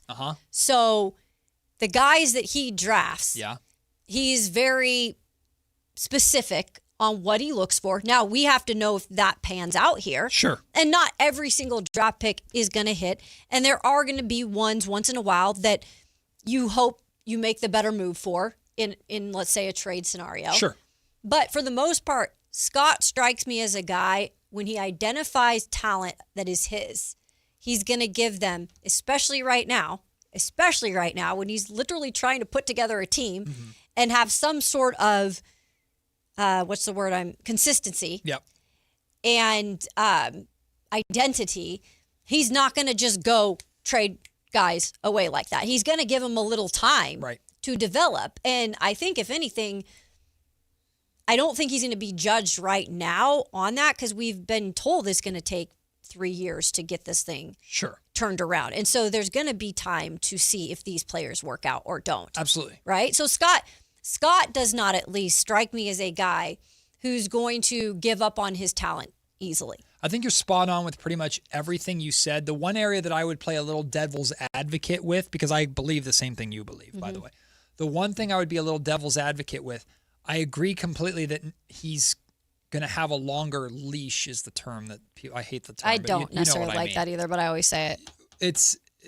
He's gonna have more patience, more runway, more patience for the players that he chose himself. Yeah. But if I'm playing devil's advocate, I'm personally okay with the Kings moving on from Devin Carter as a financial decision. But I understand any Kings fan out there that's going to be watching Devin Carter next season going, is this Davion Mitchell 2.0? Which is kind of wounded Kings fan theory. Yeah. But there might be something there. And same thing with Keon. I'm rooting for I'm not Keon. attached to those players, so I have the opposite. I'm not attached to him either. Opposite reaction.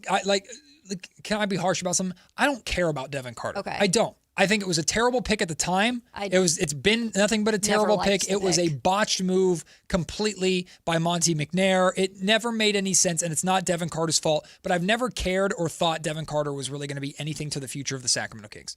Keon Ellis, we all kind of grew attached to through his story and everything like that. Yeah.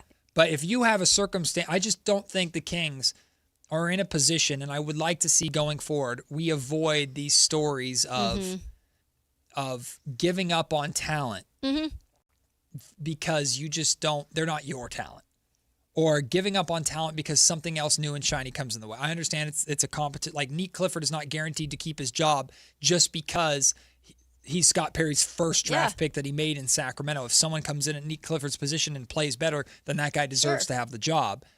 This has been a trend in Sacramento. Another thing that Scott Perry has to change. In addition to the Kings being a more well-run ship, in addition to establishing an identity, and in addition to making this team better at drafting and attracting free agents, the Kings need to do a better job at identifying talent and trusting the talent's ability to get to where they're trying to get to. Well, yeah, because the fact of the matter is if you don't put trust in the development of these players, and I get it, in some situations you're trying to build a team that's a little older and you're trying to win now. Yeah. Every situation is different, and I think every general manager might be better in a different situation. Right. But with Scott, I think he could, and hopefully this proves to be the case, could be better in a situation where you have to actually start to bring together a brand new younger team and you allow them to grow together. And I think that's what Scott is trying to do. And I think it's what he's been tasked to do. So in a way, he doesn't have another choice but to give some of these guys time. Right. Again, I'm not saying that if there is a move that is just very obvious or you just see one player specifically that is just not taking the steps you need to after a couple years, that you maybe consider at one point moving on. But I think for the most part, these guys will get a good shot to prove that they can at least be part of this team in some capacity. It's just the younger the Sacramento Kings get, and the more this rebuild goes on, the more likely it is that more young players are going to come in here. Now, you have to strike a balance between young players and veterans and players in their prime and things of that nature. Like Keegan Murray is exiting the young player category and entering into the prime player category at this But that's good to have that on a team. Absolutely. Right? A lot of people want to lump Keegan in with the young guys, but he's really not. How old is Keegan at this point? I want to say 25. Okay. I think. Let me double check. So on that. he's getting into, he's not old by any means, but that's what you want. Somebody who's kind of been in the league 25. for a minute, right? He's endured some things. Oh, he'll be 26 in 9 days. Okay. Well, there you Happy birthday, Happy Keegan almost Murray. birthday, Keegan. My thing is, though, I'm not assigning this problem to Scott Perry necessarily. I'm assigning him with the responsibility to stop it from happening. Yeah. Which is just talent leaving Sacramento and becoming better elsewhere. Mm-hmm. Got to change that. Got to fix that. Because the more young guys that come in here... Can't be a revolving door, that's right, for sure. The more young guys that come in here, I'm not saying all of them have to be hits, but if you decide one of them isn't a hit and then they go on and become a hit somewhere else, the Kings are a franchise that just can't afford to do that. Mm-hmm. They just can't. Not with the talent deficiency in this city that has existed. We'll take the break. When we come back, let's go around the National Football League, shall we? Kayla's 2-minute drill brings us all the top stories and great puns that Anthony enjoys far too much. It's Matt and Kayla on Sactown Sports.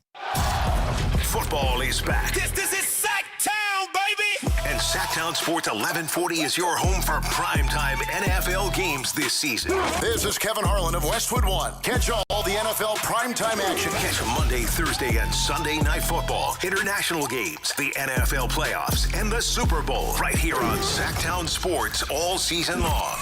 your local sports leader. Sactown Sports 1140. At Big O, we offer total auto care to make any car problem feel like no problem at all. We keep the scary lights off and help you get back on the road. Now through August 31st, during our High Temps Low Prices sales event, receive $80 to $120 in instant savings on 4 select in-stock Nexen, Nitto, or Sumitomo tires with installation purchase. Big O Tires, the team you trust. Installation required. Disposal fees and shop fees extra were permitted. See store for pricing. Eligibility may vary. Not valid with other offers. The summer of Silverado continues at Folsom Chevy. General Manager Eric Wilson and his team have rolled out an incredible deal for August on every 2026 Silverado half-ton truck in stock with a 5.3-liter engine. $13,000 off MSRP, 0% financing for 5 years, no monthly payment for 90 days, and there's a lifetime warranty. Find it all at Folsom Chevy at the Folsom Auto Mall. Must finance with GM and approved credit. $16.67 per 1,000 financed. Cannot be combined with other offers. Ends August 30th, 2026. Pump up the volume. Business moves fast. Orders roll in, deadlines close in. When you ship with USPS Ground Advantage, you can keep up with confidence. Every package stays in our secure network from dock to door. And with nationwide reach, dependable tracking, and upfront affordable pricing, you get built-in peace of mind. You run the business.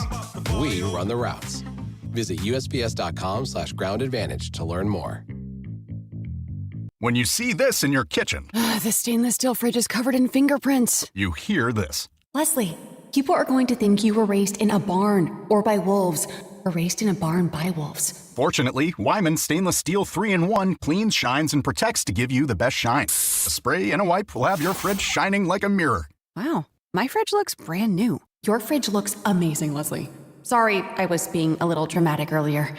Your kitchen says a lot about you. Let it brag with Wyman. Maida Subaru says yes to big savings on the new Subaru you want during the sizzling summer sales event on now. Visit MaidaSubaru.com today for special spring savings on over 225 new and certified pre-owned Subarus. Made a great deal at Maida.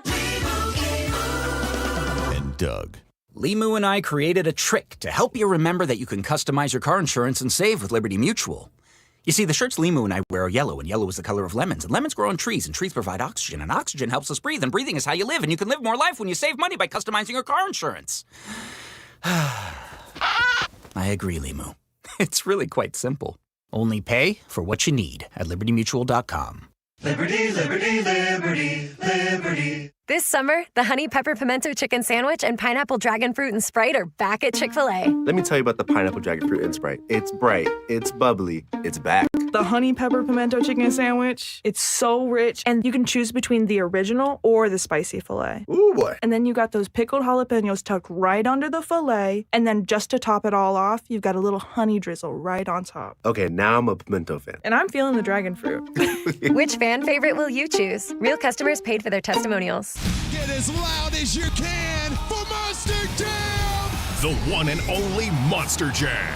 Packed with stunts, smiles, and jaw-dropping skills. See the world's best drivers tear up the dirt in your favorite Monster Jam trucks. Like Gravedigger, El Toro Loco, Sparkle Smash, and more. Only at Monster Jam. Coming to Golden One Center this weekend. Brought to you by BKD Tires and Morgan & Morgan. Specially priced Saturday night tickets available. It's time for the 2-minute drill. Kayla Anderson has the ball, and she's taking us around the world of football. It's Kayla's 2-minute drill on Matt and Kayla. NFL preseasons are getting going this week. The Raiders and Niners both in action on Thursday. I can't wait. And then we're going to watch it, and it's going to suck. And we're going to still watch it because at least it's Raiders and Niners football, is it not? Kayla, on Friday, in some capacity, we're going to start the show talking about a 49ers football game. So. And I don't care. I'm excited about it. We're going to have one play I can talk about. It's like, just did Stribling catch a ball? Great. 4 hours on that catch. Exactly. I don't care. Stribling's going to be the top dog. We're doing it. We're doing it. What does Kyle Shanahan's cast look like while holding a clipboard? I don't know. We're doing it. Maybe he'll have it off by then. You never know. You truly never know. I am excited about preseason beginning. Also, NBA schedules drop this week, which I know Kayla is so excited about. Oh, geez. Got to get used to that one. But right now, it is time for Kayla's 2-minute drill. What's happening in the NFL, A lot of Kayla? injuries again. Oh, great. I know. This is the one time a year that the 2-minute drill is a little bit like, wah, wah. Yeah. But it is what it is, and people got to be aware, especially if you play fantasy football. You want to know these things. So we start with, what a burden. Chicago Bears, thank you. That's a good one. Chicago Bears wide receiver Luther Burden III expected to miss the preseason after suffering. These are not fun, by the way, guys. The groin injuries actually can last a long time with some of these players if they don't get it treated correctly. So hopefully they sit him out and they let it heal because they want to have him back for the regular season. Right now, that is the plan. By the way, Luther Burden, a very good piece last year for Caleb Williams. He is a young player for them, has a bright future, but making sure you just ease him back to health because those groins, like I said, not anything you want to deal with. Those are those soft tissues, Matt, that I'm talking about. Yeah. I've seen players struggle with them in their whole career. The pressure that's on the Bears offense in general this season is going to be, just like we talked about earlier, how they might be like America's most curious team, America's curiosity team, if that's a thing. Like that offense has the potential to be so much fun, but they gotta just stay healthy. I know. Man. They gotta stay on the field. And they got so many good weapons, and that line's good. They signed a contract extension for Darnell Wright, which was a big deal. Big deal. Yeah, so everything and again, they have an offensive-minded head coach in Ben Johnson. So you want every weapon you can have. So hopefully he gets back to health and is ready to start the year.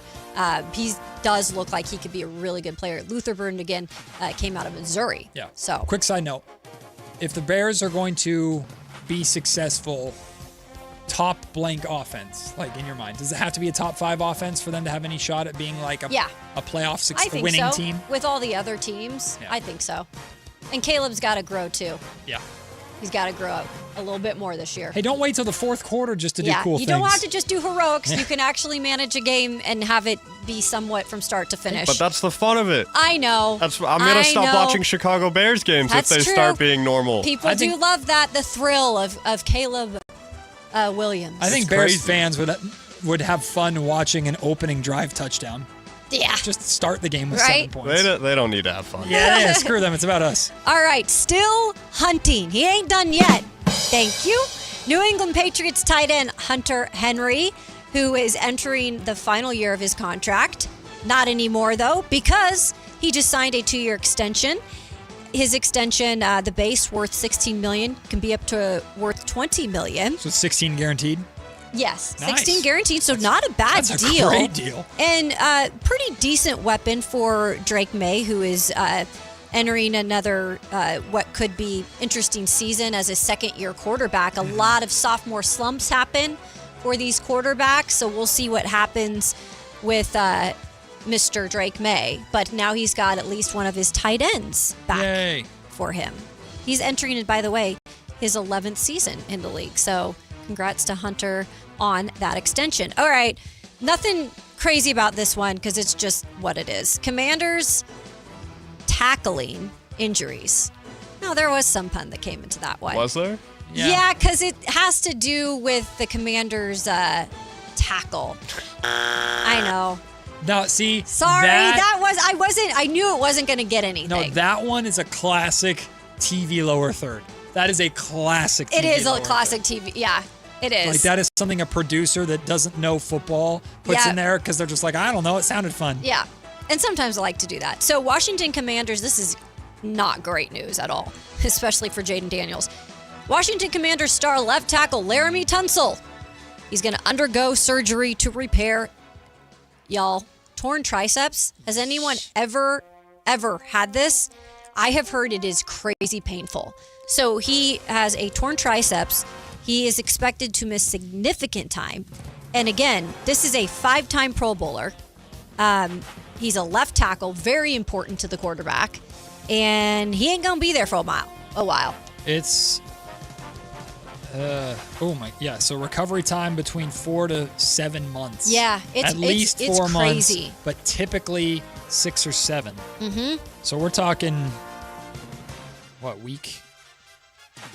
God, we're talking like week 12? I know. And this is the left tackle. Oh, dear. It's a big important position. You're saying that Jaden Daniels need to have needs to have a big comeback year as well. He's trying to stay healthy. Yeah. Yeesh. These things sometimes, I know they're just linemen, but they make a big difference. Surely not more injury news. Happy news? Nope. Anything? One more, and then maybe I can get to not an injury news one. But all right, you ready for this one? Okay, here we go. Got to go back and forth here. Lions injury. He's already laughing. He's already laughing. You didn't even said it yet. Not that one. I don't. Oh. Wait. What the one ahead of it? Yeah, I saw. Wait, what was it? I haven't done that one yet. Yeah, we're not there yet. Oh, you want me to get to that one? When you get there, he started laughing. You hadn't even said anything. And I know. I thought that was funny, but I'm a really big fan of that one. It's not more significant news than this because maybe not a lot of people know who this next guy is I'm going to talk about. But Detroit Lions center Cade Mays suffering a wrist injury during training camp. He's also expected to miss a significant amount of time. These linemen, man, are going down. They're getting beat up like fast, and these are the hardest positions to find. Gotta put red jerseys on linemen now. I know. All right, one more for you in terms of a lineman. Yeah, it's another lineman. Raidens on their parade.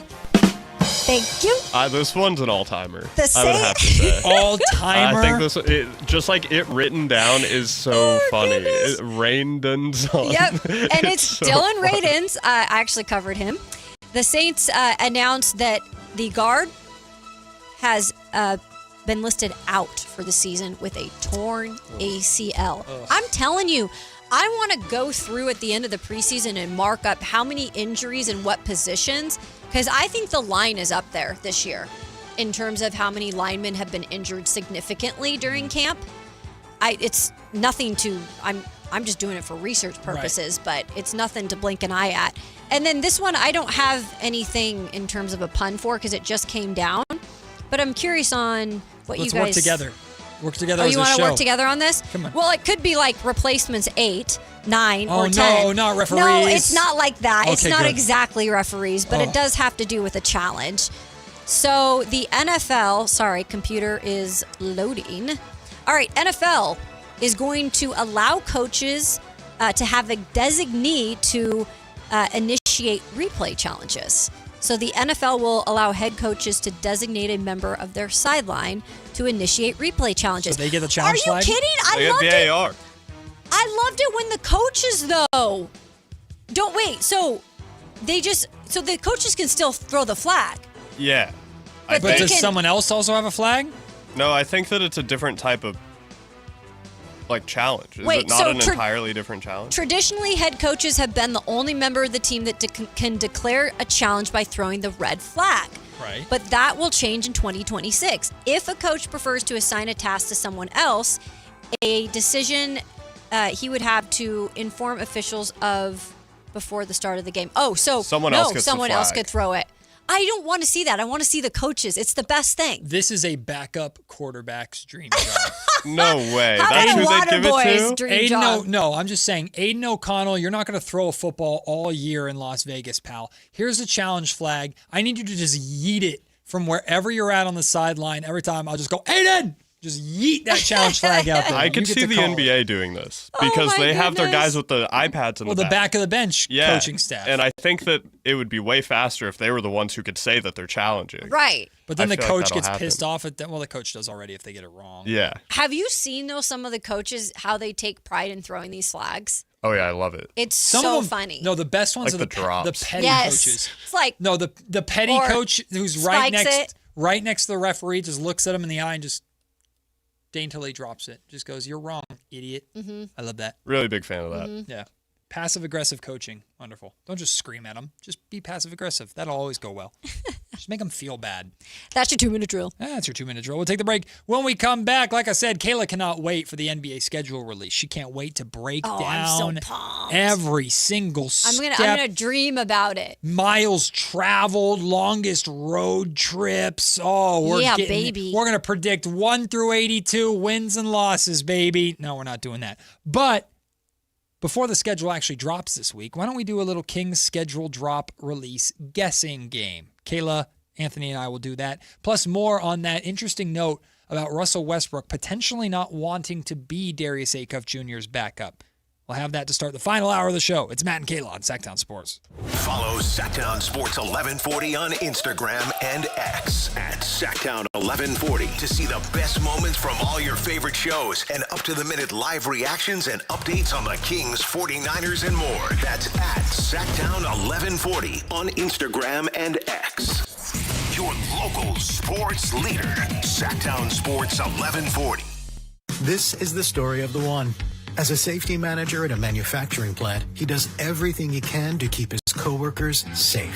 From finding ways to reduce risks to keeping safety supplies in stock. And for that, he relies on Grainger. Grainger offers a broad range of quality products and next-day delivery, so he can always play it safe. Call 1-800-GRAINGER, click Grainger.com, or just stop by. Grainger, for the ones who get it done.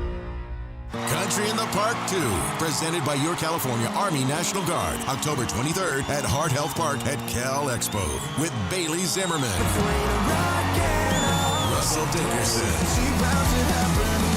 plus more. Enjoy line dancing, live DJs, mechanical bull, and food trucks. Tickets start at just $70. Country in the Park 2, October 23rd at Heart Health Park at Cal Expo with Sky River Casino and Joel Gott Wines. More info at CITPFest.com. Skeeter here, my card. Field Tech, Sacramento Yellow Mosquito and Vector Control District. I never met a Culex terrasalis I didn't want to smack. That's Latin for mosquito. Hey, it's time again to fight the bite. Time to protect yourself from West Nile virus by applying insect repellent. Once a week, drain stagnant water and report dirty green swimming pools. Ew. They're breeding grounds. The Sacramento Yellow Mosquito and Vector Control District reminds you it's time to fight the bite. My card never gets old. For more information or to report problems, go to fightthebite.net. T-Mobile has an exclusive bundle for customers 55 and up. I'm Sarah Bowl. Yeah, I'm Frank Bowl. A reliable network is key for us. And with T-Mobile, it's been wonderful. And going to the 55 plus plan saved us so much money. A lot. And that's important. Trying to keep costs down. The home internet's been perfect. It's fast, it's quick. The setup was so easy, it took less than 15 minutes. It was like, ta-da! If you want simplicity, coverage, reliability, you want the whole package, T-Mobile has it. Right now, T-Mobile customers 55 and up can get 2 phone lines on America's best network, plus America's fastest 5G home internet for just $30 each. $30 per month each line with autopay plus taxes and fees. Minimum age 55. Pricing for home internet rely on 2 lines of Essentials Choice 55. $35 connection charge per line required. Best mobile network and fastest 5G home internet based on analysis by Ookla of Speed Test Intelligence data 2H 2025. All rights reserved. Here's the deal. The government is over $38 trillion in debt, which means the IRS isn't slowing down. And the tax code is complex and unforgiving. So it's not surprising if you're one of the millions of Americans that owe back taxes to the IRS. Unfortunately, they're the world's most powerful collection agency with the ability to garnish your wages, seize your bank accounts, and even take your home or business. But don't be stressed or worried any longer. We're Optima Tax Relief, America's most trusted tax resolution firm. We have resolved over $3 billion in tax debt for our clients. Our award-winning professionals deal with the IRS every single day, protecting our clients and preparing them for the best possible resolution. For tax help you need, for tax help you can trust, give Optima a call today. Call 800-375-2322. 800-375-2322. 800-375-2322. Optima Tax Relief. Some restrictions apply. For complete details, please visit OptimaTaxRelief.com. KHD1 Sacramento. KYMX HD3 Sacramento. Sactown Sports 1140. Your local sports leader.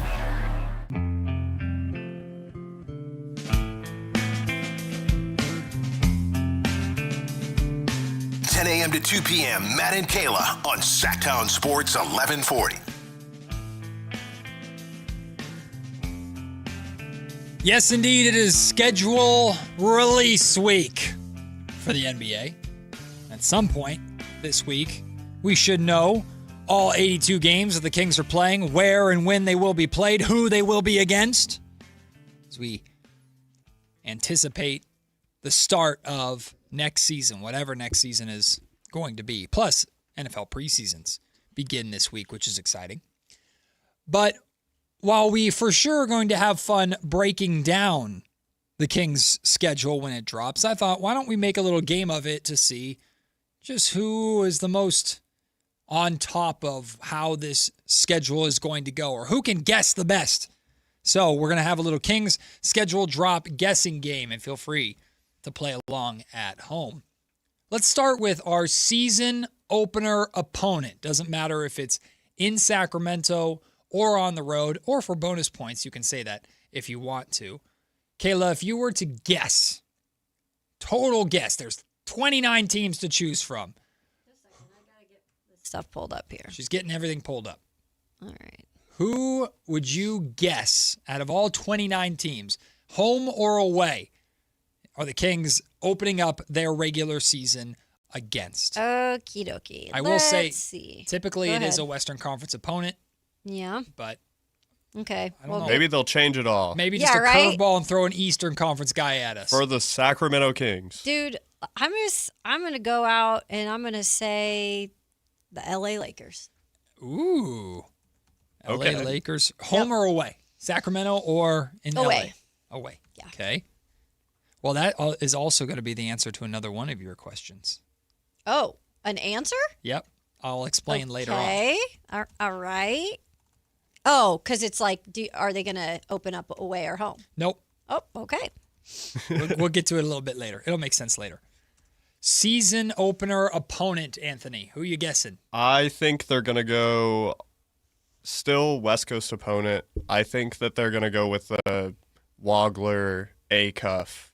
Ooh. I think it's going to be the Clippers. I think LA. that would be a good Okay. opener that would get fans involved. Got it. Especially for Sacramento. Maybe the Clippers fans don't care about that, but for us, that would be a good storyline. Home or away?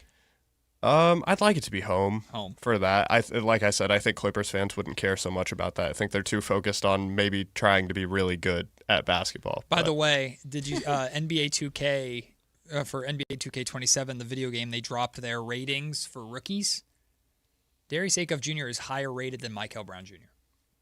Oh, is he? Interesting. Got the isn't it? hype. That is a little interesting. Interesting. Okay. Offensive stats are weighted more heavily in 2K than defensive stats. Sure. Okay. Let's go with that. Yeah, all right. They definitely. I'm just going to pretend that they think Acuff is better than Michael Brown Jr. I mean, I hope it proves to be the case. Me too. All right. And then as for me, opening day opponent, I'm going to go Portland. I'm going to say the Trailblazers.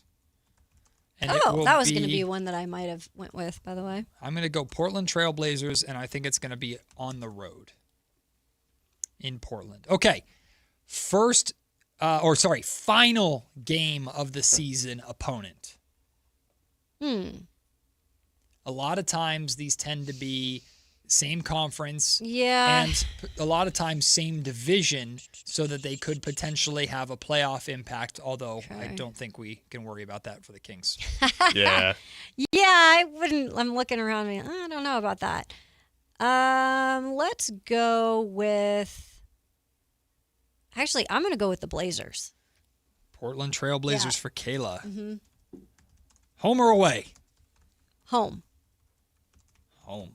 Okay. Anthony, final game of the season? I feel like they're gonna put teams that they think are gonna be near the relegation zones together at the end of the season to try and make it a competitive game. Look at you, thinker. I think the Dallas Mavericks. Ooh. Okay. An away game. And I think it's gonna be a good game because they're both trying to avoid the Nice. relegation zone. I think like those it. are the cusp of being the third relegation teams. I am very similar in your thinking. I'm going to go Memphis Grizzlies away. Yeah. Memphis Grizzlies away. All right, this one's fun. How many national TV games do you think the Kings are getting? How many are required?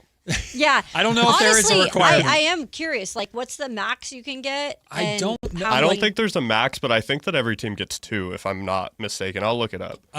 Let's Did they get 2 last year? And what counts Well, so that's the thing is they used to do NBA TV games, and some people would say those don't count as national TV, but we would always include them. So I would say any game that's on either Prime or NBC or ESPN. And it can be the late NBC, though. Oh, yeah. Yeah. Like the 8 o'clock Yeah. tips from hell. Yeah, I hate those. Okay. Well, do we know what they got last year? how many games they had last year? I can look. I believe it was 2. That's what I thought. Yeah, and it's a minimum of 2, and then the maximum is 34. Oh my gosh. Yeah, which is what like the Knicks are getting and like those teams. Well, isn't Philly? Probably at this point. I mean, like we don't know for this season, but like last season, I think like the Knicks got the max. The Spurs will get a ton. Yeah. I'm going to go with, look, they're not going to get less because they have a intriguing rookie. So I think they at least bring that, into the fold. Yep. So I'm going to go with, hell, I'll double it up. I'll go with 4. 4. Yeah, I'm going to go with 4. I like that. 4. I think it's 2. I don't think Anthony's they need like, him. wah, wah. I mean, like, unless they really unless Acuff really shows out, then they can shuffle things around because, like, last season we got moved out of one of the games. Yes, we got flexed I out. think there were supposed to be 3, and they're just That's like, no right. one wants to watch this. And then it still started at 8 p.m. even though it wasn't on Peacock. Yeah, I think that they might get flexed into more depending on how good Acuff is and how exciting he is to the national audience, but I think 2 to start. I'm looking at the schedule when it dropped for the Kings last season, and if we include NBC, Peacock, Prime, and ESPN, the Kings had 9 national TV games last season. But like you said, they got flexed out of one of them. They had 9? You just said? If you include NBC, Peacock, and ESPN, and Prime, they had 9. Wow. Okay. I didn't know that. Well, then maybe Is I that a should change Westbrook my thing? number. They had 5 games on NBC. I don't know. 1 game on Peacock, 1 game on Prime, 1 game on ESPN. I want to say they only had 3 during the I know, Beam that's what Team I felt season. Like when they were really good. Like I felt like crazy. last year I didn't feel like they had them. So maybe I need to change my number then. To go up? Let's just go with 10. Whoa, I like it. What? Oh, but you said 9 last year. Yeah. I don't think they'll get 10. Well, why'd they get 9 last I year? think they were supposed to be a supposed to be- mid-team, like a very But they could have flexed out of a There lot was more of Westbrook them. and DeRozan and Sabonis. All right, put me at 5. 5. Final answer's 5. This is very confusing. I'll go 6. And you want to stick with 2? I'm still at 2. That's crazy. I'm still at 2. They don't want it. They're trying to stay away from the Kings right now, I feel. Actually, X. I'm going to go 4. Oh, so he puts me as the highest bidder. All right. How about those? I'm going to go 10. Remember the leaked Christmas Day jerseys that like we don't know if they're real or not, and the Kings got one of those? What if they play on Christmas? That'd be insane. I remember that. That got Respectfully, leaked. and part of this is biased because I don't want to have to work on Christmas, but respectfully, that would be so stupid by the NBA.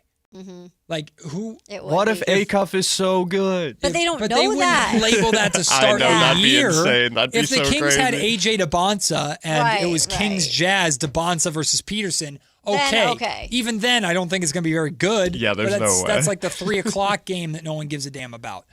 Like, there's no way. If the Kings have a Christmas Day game, Adam Silver needs to be investigated. This Kings team in particular would What be in the nuts. Kawhi Leonard is going on here?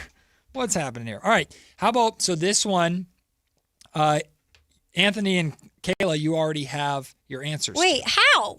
The question is, which divisional opponent do the Kings play first? You guys both have the Kings opening up their season against divisional opponents. So you have the Lakers, Kayla. Anthony has the Clippers. Okay. I'm going to say the Phoenix Suns. For some reason, they always play the Phoenix Suns early. It feels like they always play the Suns. They do. It just they either Okay. open up their season or play All the right. Suns in the first 3 days. All right, and now this one.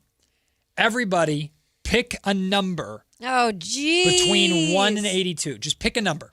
We don't get to know what it's We don't for. get to know? Just Okay. pick a number. Okay. 27. 27, okay? I'm going to go 56. 56. And I'm going to go 9. These numbers are now what you are going to randomly guess. So, Kayla, you are going to randomly guess who the 27th opponent is on Oh, God. on the schedule. Just oh, okay. Just like as let me random yeah, as yeah, it yeah, gets. yeah. Okay. So I'll do mine, for example. The 9th opponent on the schedule, I'm going to guess, is an Eastern Conference game early on against I don't know, the Washington Wizards. Okay. And I'll say that's a road game. All right. I'm going to do an Eastern Conference game against the Miami Heat. Miami Heat, game 27. In Miami or Sacramento? Actually, let's go Sacramento. All right. Yeah. A home Bring the game. Heat to Sacramento, baby. Nice. I see what you did there. Mm-hmm. Anthony, game 56 will be? I'm trying to figure out when game 56 even happens. Like I on know, the right? calendar. I think that's February. February? Then that's when they always do like their Northeast road trip. Oh, shut up, nerd. Right? That's He's very right. true. He's right. Isn't that where they went to Miami last year when they went there? Detroit or Cleveland? No, I think it's like Northeast, like Boston, New York. Northeast. Yeah. Sorry. I'm gonna say the Celtics. Boston Celtics. That's gonna be one of their 2 games against the Celtics. On the road. Didn't they go to Miami like in January last year or something? Or Yeah, they do a lot of like mid-season East Coast trips. Yeah, it's cold. Let's get to the sun. Well, they don't have to worry about that in California. My favorite is when like the Minnesota Timberwolves go on a winter trip to Miami or LA. And they're just like, this is great. I'm all about that. We love it out here. It's nice and warm. Well, there you Okay. go. Our NBA schedule drop guessing game. So when the schedule actually comes out, we'll see who gets the most points and who's That's closest. funny. Okay. With Interesting. with this. How do we even judge that though? I mean, if we don't get it right, how is it close? We could guess scores. Yeah, just wait, guess what? Scores of the games. That's degenerate of you. Oh my God. Would you guys like to add any more No. categories? Any more? I was trying to think off the top of my head what would be fun. Actually, no, never mind. How about this? I'll do this one. One more. Because this is fun. I enjoy it. Which star, which new star, so a star on our new team will we see in Sacramento first? Ooh. So like someone who got moved this offseason? Yep.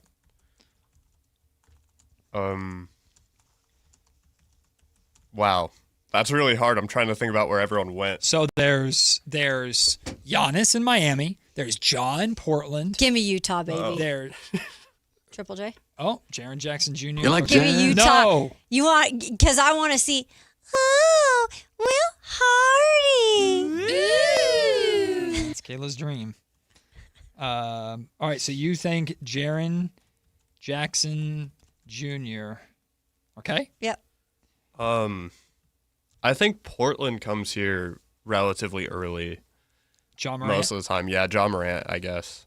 Okay. That 5-guard lineup, whatever they have there, is going to be insane. Mm-hmm. I can't wait to watch Portland. I know, me too. And then in terms of the problem is a lot of players moved east. Right. A lot of East teams don't come to Sacramento early in the year. Yeah. Yep. Who moved west? I think Ja Morant is going to be the right answer. Who came to the Lakers, or did everybody just leave the Lakers? Walker Kessler went yeah, to but the he's Lakers. not. Yeah, that's not. Who cares about Walker star. Kessler? Come on, Matt. I was going to say Ja Morant, but he took it. Oh, sure you were. I was. All right, I'll go with East Coast team. Fine, whatever. I'm going to be wrong. Let's go. Now I'm trying to remember everybody that's moved. It's not going to be LeBron Giannis. James. No, it's not going to be LeBron James. They're not going to send him to Sacramento to start his year. There you go, Well, it's not LeBron. going to be. What if they don't play like any of the teams that have a new star early, and it's like game 15? Then it could be an East Coast team. Like by that point, they should be playing an East Coast team. What's he putting? He's not telling us, people. No, I'm reminding myself. He's looking up all the trades that happened. All of the moves that happened, because almost everybody. There were so many. There has been a lot. Almost Yeah. everybody went to out the east. Yep. Because they got better. Oh, you could do Minnesota. I kind of want to do. Ooh, that's a good one. You know Yeah. what? Thank you. I'm going to do LaMelo Ball. Yeah. LaMelo. And they played a lot early last season. I'm That's gonna, what. I'm going to add one more. Which top rookie are we going to see in Sacramento first? I'm going to do Clippers on that one, and I'm going to do Michael Brown Jr. Clippers was Wagler. Michael Brown. Or sorry, Jr. Wagler. I'm sorry. Is Brooklyn. Yeah. Well, so your answer has to be Wagler, isn't it? Yeah, I think it's going to be Wagler. Wagler. So you Wags. guys are both going Wags? Yeah. Wags. Those are wives. Wags. I'm going to go Darren Peterson. Okay. DP. There you go. What about Brooklyn? Like, I feel like I could see them doing an early Brooklyn thing. Or Kingston Fleming's Atlanta. Oh, true. Yeah. They could do that. Point guards. There's so many angles for them to take with these teams that aren't necessarily exciting in terms of winning a championship. Yeah. That's the Finding Kings are going to other have things. at least one, if not both, of their major. If they have either an ESPN or if they have an ESPN game, it's going to be Darius Acuff Jr. versus another top rookie. That's like the only way they're going to have an ESPN game. It's a good angle to take. I feel like that's going to be a lot of the NBA this season. Like, I think so too, but that's positive. I think for them I think too, that right? they're going to have a really big regular too. season. I think they have so many. They've squashed tanking, quote unquote. Yeah.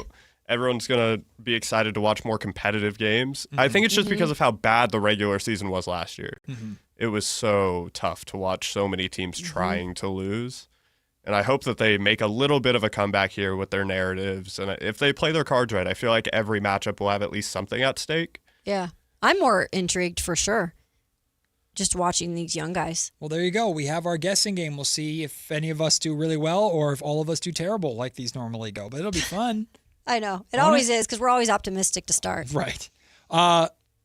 Going back to an article that I referenced earlier, and ESPN put out updates on the biggest remaining NBA free agents. They have an update on like restricted free agent Jalen Duren, or update on Benedict Mathurin, update on Jonathan Kuminga, which is essentially like the Lakers are still interested, but the sign and trade possibilities are difficult. And then back to back are listed DeMar DeRozan and Russell Westbrook. First, we'll do DeMar really quick. 4 teams are mentioned here as having interest in DeMar. 2 of them we've talked a lot about already. It's the Cleveland Cavaliers and the Miami Heat. These are both like, well, they struck out on LeBron, bring in DeMar DeRozan. I think DeMar's made sense for both of those teams for a very long time. The Denver Nuggets and Washington Wizards are also listed as teams that have interest in bringing DeMar DeRozan in. Okay. The Denver Nuggets and the Washington Wizards. So and DeMar. DeMar would essentially be... Okay. I don't know if he's coming off the bench, right? Yeah. No matter where he goes, DeMar's coming off the bench. Which is going to be interesting because that's not been his role. DeMar would be an interesting mentor or just teammate for AJ DeMonza because AJ DeMonza is Mr. Midi. True. He loves that mid-range shot. He's got that in his game. Be really interesting to see how DeMar DeRozan worked with AJ DeMonza. So Washington's interesting. Denver makes a lot of sense, but I don't think would go well, if that makes sense. And why? I think if he's coming off the bench in Denver, which I guess you could make an argument that maybe he has a chance to start. Yeah, that's what I was going to say. He might have a chance to out start of the in Denver, picture. But like the Nuggets are a playoff team, and DeMar DeRozan being just a kind of a mercenary scorer off the bench, I don't know why. I think about DeMar DeRozan in Denver, and I guess it doesn't excite me. I think DeMar in Miami makes a ton of sense. DeMar in Cleveland makes a ton of sense. And DeMar in Washington, I think, is intriguing. But is that because you want to see him as like a little bit of a mentor to AJ? No, not so much. Or you just want to see him that type of roster? I think it's intriguing to see. Like, I guess the AJ thing has something to do with it, but he would provide some depth in Washington. I think like DeMar DeRozan as a mercenary scorer in Cleveland or in Miami off the bench makes more sense than him doing that same role in Denver. I think I see him in Cleveland. Cleveland? Yeah. It would make sense. And I think he'd be beloved there, by the way. And I think the thing about Cleveland is they have enough defensive pieces around him to where you can put him on the floor with a Jarrett Allen or an Evan Mobley or both of them. Yep. And some of his defensive inefficiencies will be cleaned up a little bit more. Imagine how bad Denver's defense would be with DeMar DeRozan that's on the floor. That's the point, because they were so already bad. getting criticism for their defense this last year, right? Yeah. And how are you going to fix that? I don't know if that helps. It does not help fix that part of it. It was their biggest, like, glaring weak spot. Whenever they couldn't get their two-man Jamal Murray and Jokic game going, it was just, they looked horrible. They would lose by so much. Mm-hmm. I also think DeMar's availability is so valuable. Oh, God, it to is. some of those It's understated. Some of those veteran-laden teams, like the Cavs Facts. will eventually get James Harden back. So James, and I Who cares? Can't say off the top of my mind how many games James Harden plays or misses every year, but 76, 74, 79, 77, and 77 games. That's the past 5 seasons that DeMar has played. Mm-hmm. He just stays healthy and plays. Dude just plays. Yeah. And that's going to be very valuable for a veteran team through the course of an 82-game season. Do you want a chat question real quick? It's kind of random. Yeah, sure. But we always like to get the chat involved. YouTube, you can go subscribe to Sactown Sports and give us a like if you may.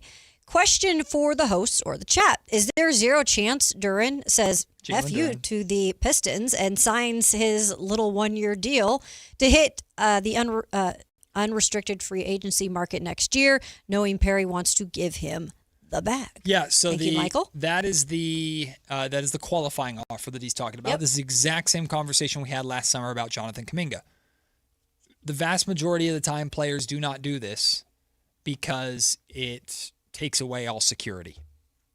You're betting on yourself. Yeah. And in the past, most of the time, the betting on yourself turns out, in this case, to be a worse decision than just taking the bag that you can get. Like Dennis Schroeder has a cautionary tale of not taking money that he should take. Cam Thomas? No. Cam Johns. One of the Cams has an example of this. It wasn't as bad as Schroeder's, though. No. That one was like uniquely Schroeder's bad. like, yeah. Schroeder's is the worst one. There is definitely a chance of him doing it. If he plays poorly, his value is going to go down. Yeah. And it does, just because there's money on the table for you doesn't mean that a whole calendar year from now that money will still be there. But it's a risk. It's an interesting risk. You could end up getting more money than what the Pistons are willing to offer. I just don't think he does it. I don't think there's so much risk to it. And you're at a time where, regardless of how you played in the playoffs and how much the Pistons are trying to lowball Jalen Duren, you're still worth a good chunk of change as the number 2 guy there in Detroit. So I don't think he'll do it. If I were advising him, I'd advise him not to do it. Do you think it's that? Do you think that relationship is that scarred right now, or is that all just a little bit of a theatrics? I do think there's some dramatization to it. Yeah. Let's put it this way. By game 1 or by training camp, if Jalen Duren's back, as soon as he gets on the floor with his brothers, he's going to be fine. That's what I'm saying. He's going to put his head down and work. Doesn't mean he's not going to have a chip on his shoulder, and doesn't mean he's not going to bump into the GM in the hallway and go, "What's up?"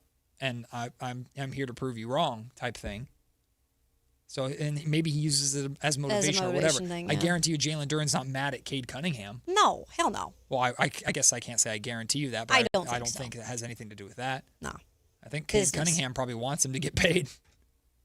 I don't want to lose my center. Mm-hmm. No thanks. So, we brought this up earlier. Really quick note on Russell Westbrook that I thought is interesting, just in case anybody didn't hear it. Just a note about Russell Westbrook being available as a free agent. The Kings, his most recent team, remain open to a reunion, team sources said, but are also understanding that Westbrook might not be as interested in playing a reduced role behind prized rookie Darius Acuff Jr. What I take away from that is Scott Perry's already let it be known to Russ, this is what it is. Mm-hmm. If you come back here, it's going to be on a league minimum deal, and you're going to be a backup. You have no shot of starting on this team unless there's injury, knock on wood. But we're hoping you never start for us. Not because we don't like you, but because you're behind our rookie. Now, we would love to have you mentor that rookie, and we would love to have you help us win some basketball games to avoid the relegation zone. But you're here as a backup or not at all. And it sounds like Russ might not be, or there's a belief in Sacramento that Russ is not interested in that, which I think is a very valid reason we for haven't Russell. heard that from Russ or his camp, but we're the Kings guessing that could be. Reportedly are also understanding that Westbrook might not be as interested. So Russ hasn't said anything. And Russ is going to be a pro no matter where he goes. We know this. But I like the fact that there's full transparency of what the role would be, and I respect the fact that Russell Westbrook would not want to come here for that role. I respect that because it's exactly what I said when we talked about this last week. I think now where that is somewhere else, I don't know. I don't know either. Overseas, I don't know. I think that role is beneath Russell Westbrook. I've been consistent with that, and I'll continue to say. Well, I wouldn't be mad though if he said it wasn't. No, I would not be mad at all. We'll take the break. When we return, The Athletic listed their Basketball Hall of Fame tiers amongst active NBA players. We did something like this in the NFL, but how about in the NBA? How many active Hall of Famers are playing in the NBA right now? We'll talk about that next. It's Matt and Kayla on Sactown Sports. Sactownsports.com is your online home for sports in Sacramento. Dive deep into the Kings, 49ers, Raiders, Giants, Athletics, and more with your favorite local personalities and some of the most trusted sports voices in the community. Stream Sactown Sports 1140. Watch original video content and read in-depth analysis all in one location. Sactownsports.com. Your local sports leader. Sactown Sports 1140. Hi, I'm Justin Gingery. One of the most common questions I receive is, what makes us different from other law firms? At Gingery, Hammer & Associates, we handle your case from beginning to the end. Whether your case reaches a settlement, whether it must go into litigation, or whether it has to go all the way to trial, we will be with you along the entire way.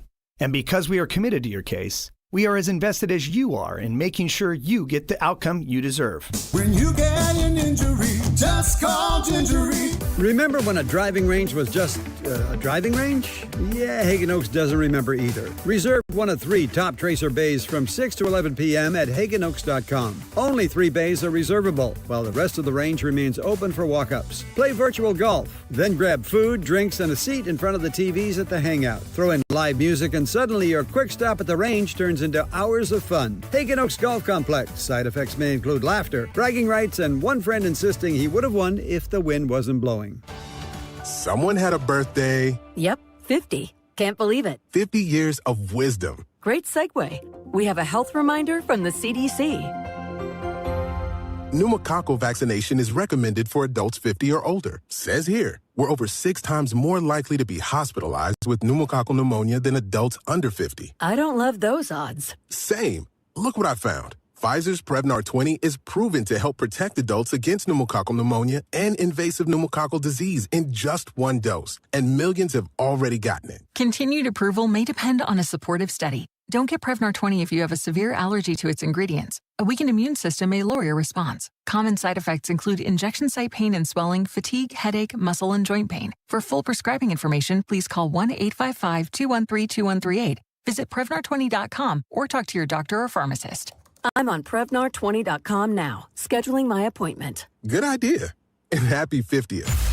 This is Sactown Sports 1140. Hey, it's Carmichael Dave. What's up? It's Matt George. What's good? It's Alan Stiles. With the most trusted voices in the community. This is Jason Ross. Hey, it's Kayla Anderson. It's Whitey Gleason. Ready to help promote your business, both as partners and customers. All you have to do is ask. Pick up the phone, dial pound 250 and say, grow my business to get connected with a team member today. That's pound 250 and say, grow my business. Our team will review your product, quickly pair you with a perfect endorser, and create video and audio samples all at no cost or obligation to you. With the most live and local on-air lineup, a dynamic content-driven website, and a state-of-the-art mobile app, Sactown Sports 1140 is tailor-made to help you connect with a sports audience in Sacramento. So why wait? Dial pound 250 today. Say, grow my business, and let us help take you to the next level. Sacramento's best selection, best quality, and lowest prices on kitchen and bath products are at the new Anova Cabinet and Stone. For a limited time, get stunning new quartz countertops starting at just $159. That's right, only $159 for gorgeous quartz countertops. Listen to this. For a limited time, cabinets for kitchens and bathrooms are up to 50% off. Yes, up to 50% off new cabinets. It's a must-see. The new Anova Cabinet and Stone at Florin Road and Highway 99. Learn more at AnovaCabinetStone.com. Now through August 31st at Big O Tires, receive $8 $80 to $120 in instant savings on 4 select in-stock Netson, Nitto, or Sumitomo tires with installation bridges. Disposal fees extra, not good with other offers. See your locally owned Big O Tires dealer for pricing. We're talking to Chad Hoblet of Hoblet Dodge Chrysler Jeep Ram in Woodland. What's happening for the Make This the Summer sales event? Right now, save up to $14,000 off MSRP on the new 2026 Ram 2500 Crew Cabs. You also get Ram's 10-year, 100,000-mile warranty. Search, select, and save through our whole inventory at HobletDodge.com. 14,000 total net savings on select new 2026 Ram 2500 Crew Cabs after dealer discount and factory incentives. Incentives may include 1,000 Hoblet business owner bonus cash for eligible business owners, 1,000 Hoblet trade-in assistance for eligible trade, and 500 upfit, military, or first responder bonus cash for eligible members. Incentives may not be combined with any other offers or special APR programs. 2 with the net savings, the number 227-321 and 227-315. See dealer for details.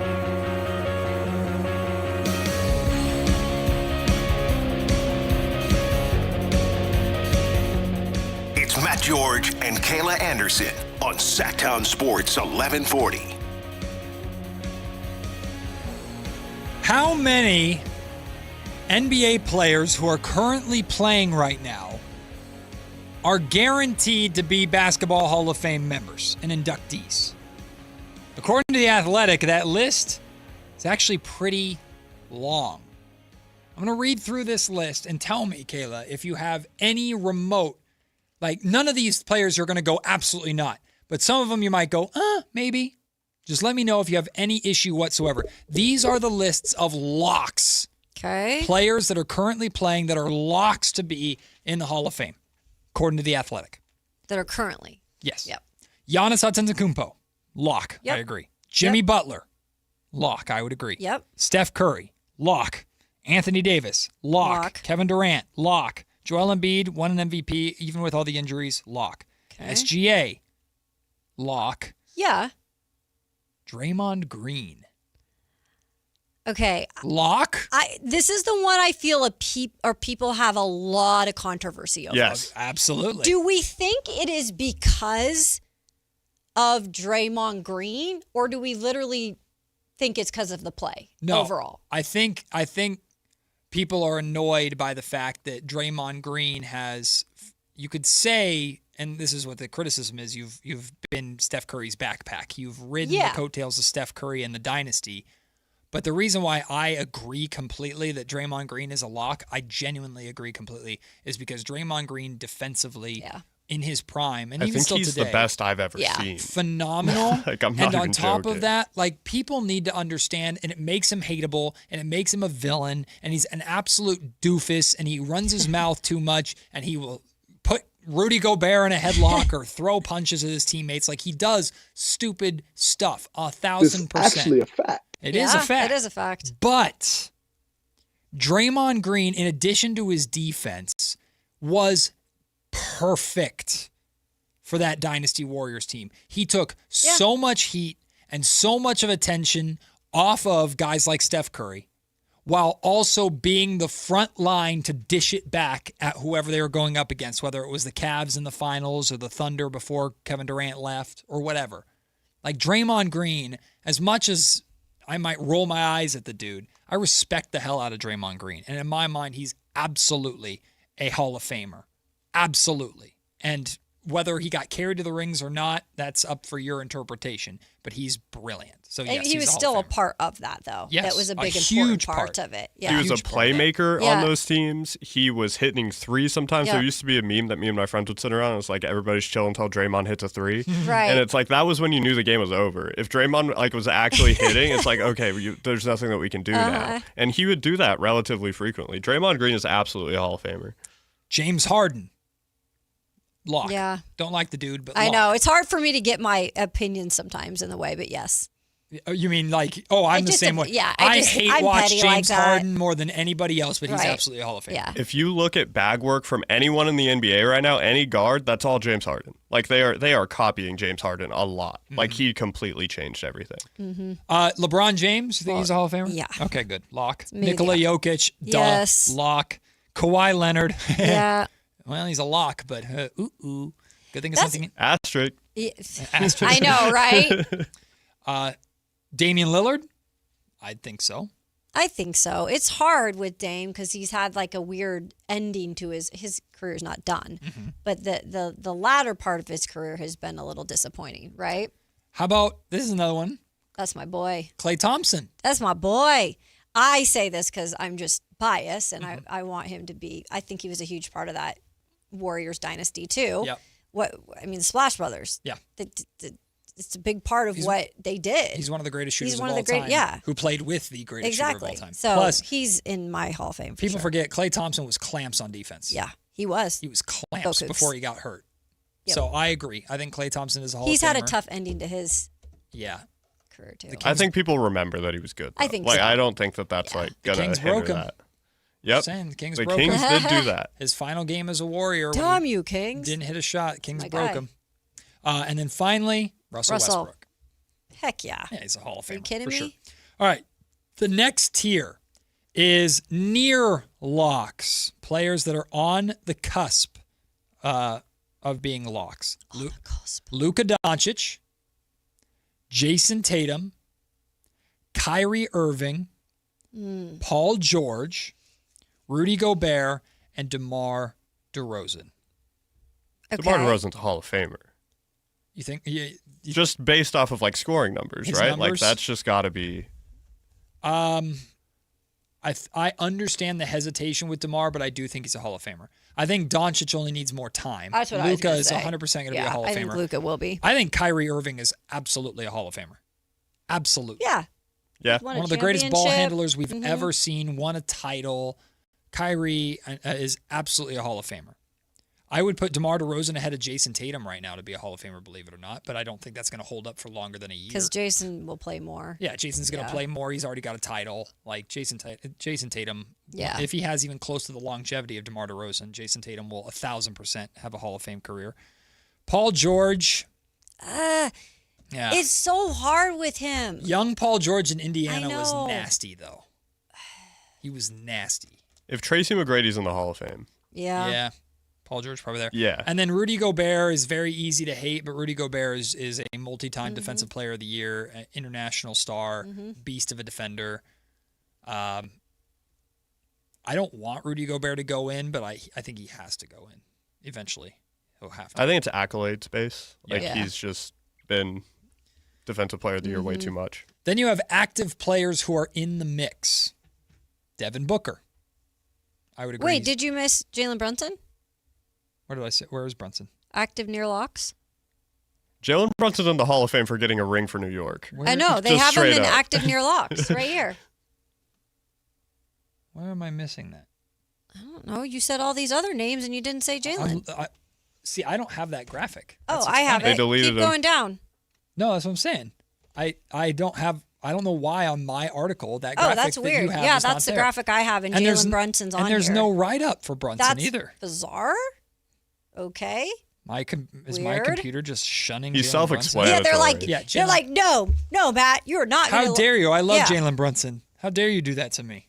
I would agree on Jalen Brunson. Yeah, I mean, Active in the mix players. Devin Okay. Booker, Jalen Brown, Anthony Edwards, Kevin Love, Donovan Mitchell, and Karl Anthony Towns. I think Donovan Mitchell will be a Hall of Famer. okay. I think Anthony Edwards will be a Hall of Famer. Jalen Brown.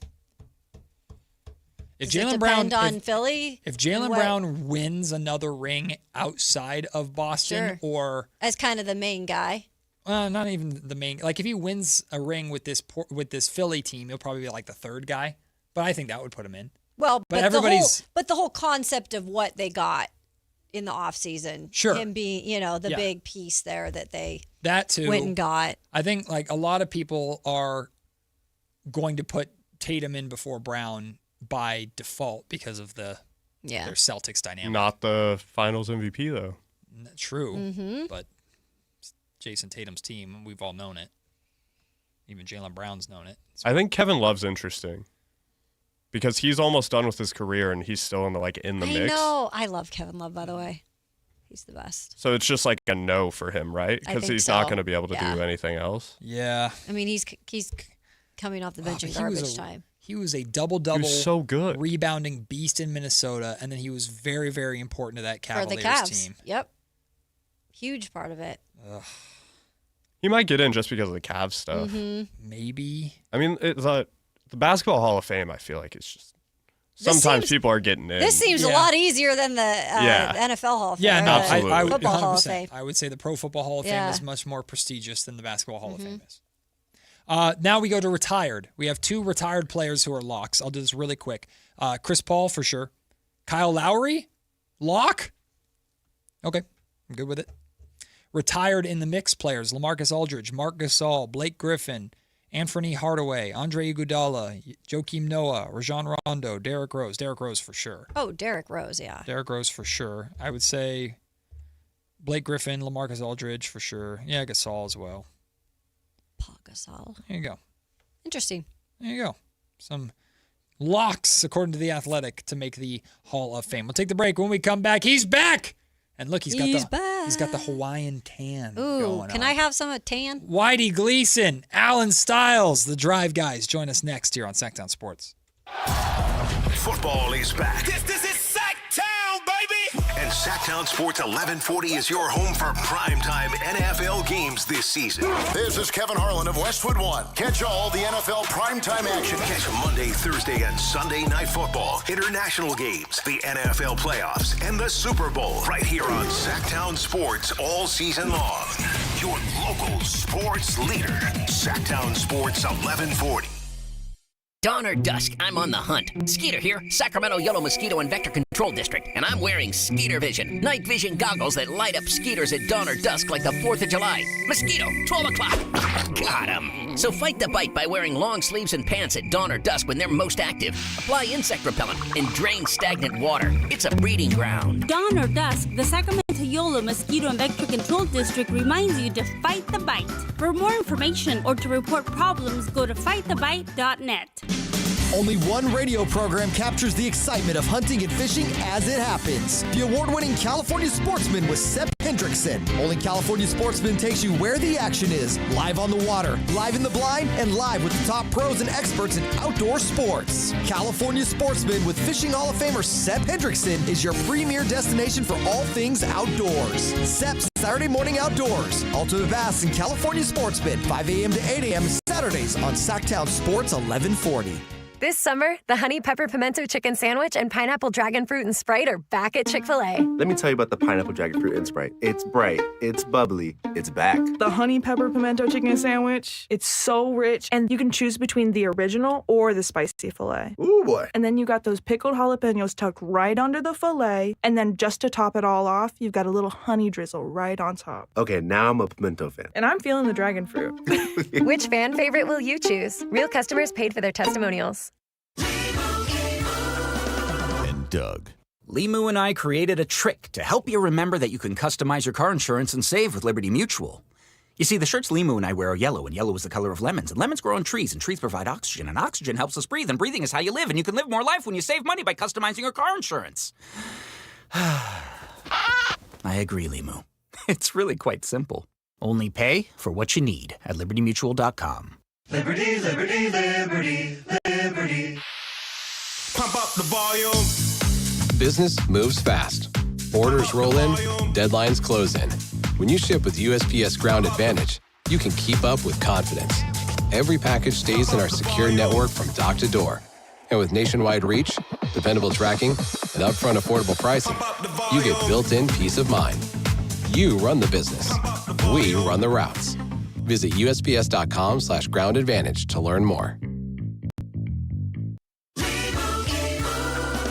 And Doug. Hot dog, get your hot dog. Customize and save with Liberty Mutual. Hey, what are you doing? I like your method. Direct, to the point. A little loud, but... Listen, people don't buy car insurance the same way they do hot dogs. Not yet, but both are customizable. Popcorn! Get your popcorn! Hey, this is a hot dog area. And customize and save area. Get a quote at libertymutual.com or with your local agent. Liberty, liberty, liberty, liberty.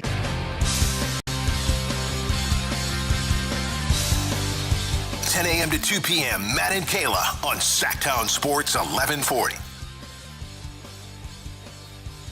Look at the Hawaiian shine on I know, that I'm man. jealous. Aloha! He How looks was so it? nice. It was great.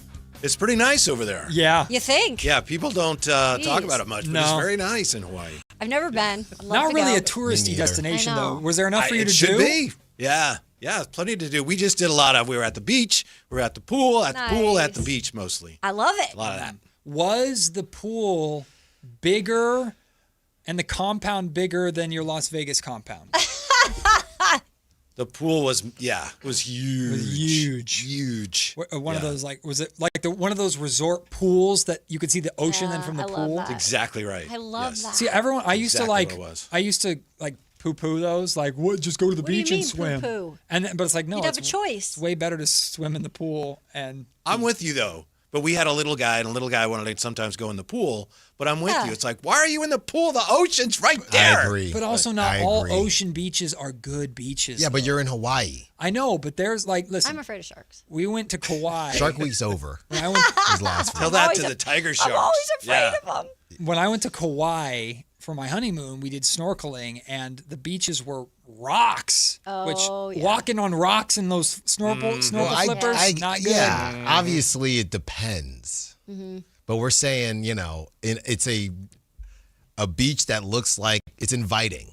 It's a good beach. Sandy white beach. That's right. Some of the beaches in Kauai, now you got to be careful because the waves are strong. Sure. This was very nice. Nice. Okay. Very nice. And, there's a turtle. And then a few minutes later, there's another turtle. And, 3 days later, it's like, there's a couple turtles out there. You were in That's Kauai. cool. No, we were in Maui this time, but we've been to Kauai. And we, like Matt, went there for our honeymoon. Look at Michaela's you. never been. Never been. I've never been to Hawaii. Did you do the chocolate tour? Did you do the river thing that they do? Did not. That was like Avoided any of those. You already did it? No, just. That's No. like He's like, I'm not doing I that. don't know, when we You got don't like chocolate? When we did a honeymoon, we were like looked up things to do in Kauai. And there's macadamia chocolate thing or There's something? the Nepali coast, which is like you have to been to there. go and see it, which is gorgeous. What is that It's about? it's the whole coastline on the side of Kauai. It's where they shot like Jurassic World. You can't drive there. No. We had to take, last Ocean time we went cruise. there, we had to take those Zodiacs. Yep. We had to take one of those out. I got all so the way around. seasick on that thing. Did Oh, they really Oh my God, film Jurassic? Yeah, they shot the Jurassic World at Kauai. And there's real gorgeous. dinosaurs there. Yes, true dinosaurs. You can see them. I wish there were. No, the Nepali coast is gorgeous. But yeah, there's also like a river tubing thing that you can go down the mountain right. and like a river tube. I'm all the way about down. that. And then my wife found You know this too? my wife found like a chocolate plantation essentially that you can where they grow chocolate and you learn and you get to go tour and eat Never chocolate. been there. Something to look forward to next time. Alan, I'm sorry. This is Al and I. We don't know anything. Chocolate. Well, should we talk about something else, Alan? Would you like to talk No, about something no, else? I wonder if listening you and- two would just be, like you guys like to go, right? Yeah. Yeah. Well, I like to go to Hawaii. I don't know about you, Matt. When I go there, it's like, let's just take it easy. I don't know. You two We're the might same be a way. little too. No, we're the same way. Let's do something. No, Let's I'm go not. to the I'm club. I chilling. got my exactly. I got my itinerary. You'd have to We're go doing hiking and Zodiac. hiking, snorkeling, golf, and- zip lining, Yeah. jet Ooh, zip ski, lining. Oh, golf. ATV, all of it. I'll golf. Yeah.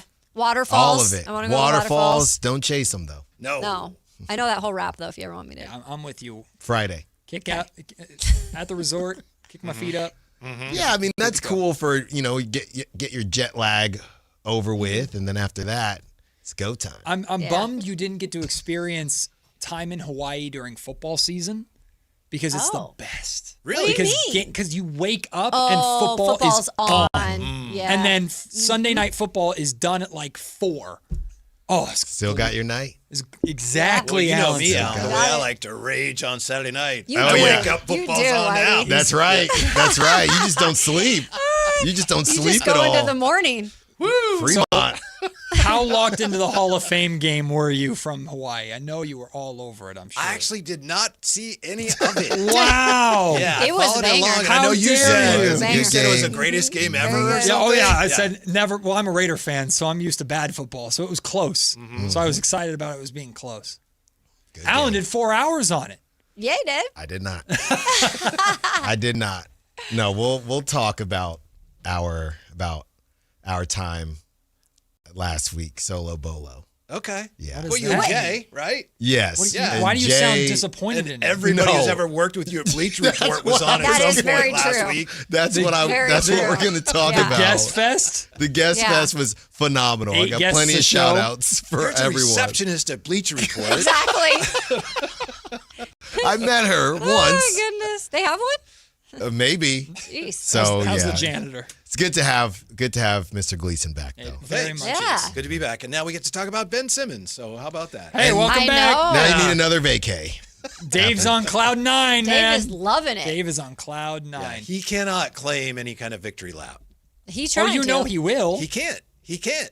Why? Because he said, 7 years ago they should get Ben Simmons. They and should now trade maybe De'Aaron they're Fox looking for at Ben it. Simmons. That doesn't mean he was right then. Right. Agreed. And he did not. Was he last week saying sign Ben Simmons? No. No. he So was now not. that they are maybe thinking about doing it, he's trying to say, see, I told you. No, it's apples and oranges. Yeah. He can spin whatever web of idiocy he wants to try to spin. See, Whitey's back, baby. But Full- he full force. cannot claim a victory on this. Speaking of, I saw it. Did you? I haven't seen it yet. Saw what? Spider-Man. Oh, I saw Oh, it. Spidey. I haven't seen it yet. Incredible. Good? Really? Incredible. Okay. You gotta go see it. I Yeah, heard I one know a lot person say about they it, were but I going to haven't seen wait to watch it. Hmm? I heard, I don't know who it was, but we're like, I'll wait till it comes out. Well, I had an opportunity. Yeah. Don't blame you. Nice head shake. And I took it. Yeah. And it was Looking forward to seeing Kid free? phenomenal. And it was good. It was kid free, all right. Wow. Oh, okay. I don't think No, Ella would really get it. no, I don't think she would make it the first 30 minutes.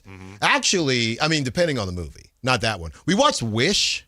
You know, was Disney that will one? cook out all these Yes. movies. It's too many to keep up with. yeah. We watched Wish Okay. last weekend. Yep. And I don't know, It's it's fine. not going down with any of the Hall of Famers, but fine. Sure. she liked it. I mean, that's all that matters. Did you see Odyssey? Or are you going to Not see yet. Odyssey? That one I'm waiting for. I heard that. Because that's just going to be a show to me. Okay. I'm going to have I to heard watch it an was hour great. a night. That's what it's going to be. Is it 3? I think it's a 3-piece. It's a 3-hour. It's long. 3 pieces. It's an epic. I had people saying they went and watched it and are going back 3 hours. to watch it in the theater. 3 hours is nothing. That's a lot. I Good heard for them. Vermont say today he's been to see Odyssey as many times as he's been to an A's game this year. Wow. 2? 0. I think 2. I think 3. Yeah. Good Lord. Wow. Well, they got rid of their GM. I know. A's. Yeah. He was a good They did a GM. whole shout out 13 too. years, right? Longer than that. Long time. Wasn't No, it? because he was an assistant before. That's right. So I think it was longer. That's right. See, this is when you know he does not No, know. see, this is Alan's voice. I know. When his daughter comes home from school in the future, he's like, Daddy, I did this. You're like, oh. That's great. Mm-hmm. That's great. I'm working Yeah, on that sure. one right now. With Good my son. stuff. Mm-hmm. You He know, has that keep it tone up. this whole show. I feel like he's about to be the yeah. No. I'm not at solo all. bolo anymore. Yeah, that's right. I'm just in the, I'm just kicking back. Whitey probably has so much to talk So about. much. I'm A probably ton. barely going to say a thing today. I did, but Oh, I yeah. spent it all during the crossover. Oh, well, now you get to Dang it. redo it every 15 minutes. So There you go. we'll hear you. How many guests for the Guest Fest we have today? You got him and me. We're the guests today. Guest Fest Hey! is over, And Nice. man. Jay. Yeah. Guest Fest is over. Well, because you used them all up. That's I was gonna right. say, the well's dry. The Rolodex No, is you- cooked. Just wait until Jay tells you the story about how, we kind of have not a protocol, but normally, when guests pop up, you kind of throw it out there. Everything was just there, and Jay was very surprised. Alan, the whole week is done. I knew Whitey was going to be gone, and such a big hole to fill that I wanted to make sure the content Covered was all taken bases. care of. That's right. Alan went to everybody in his contacts on his phone and typed all caps, please help yeah. me. That's right. He was like urgent. Sunday night, I sent out Save about me. 25 texts, and we got them. That's called producing right That's there. right. Right. That's right. Alan Stiles keeps on grinding. Whitey Gleason's back with his Hawaiian tan. And Kayla and I will see you tomorrow at 10 a.m. Thanks for tuning in with us. Stay tuned for the Drive Guys next, right here on Sactown Sports. Peace. The Sactown Sports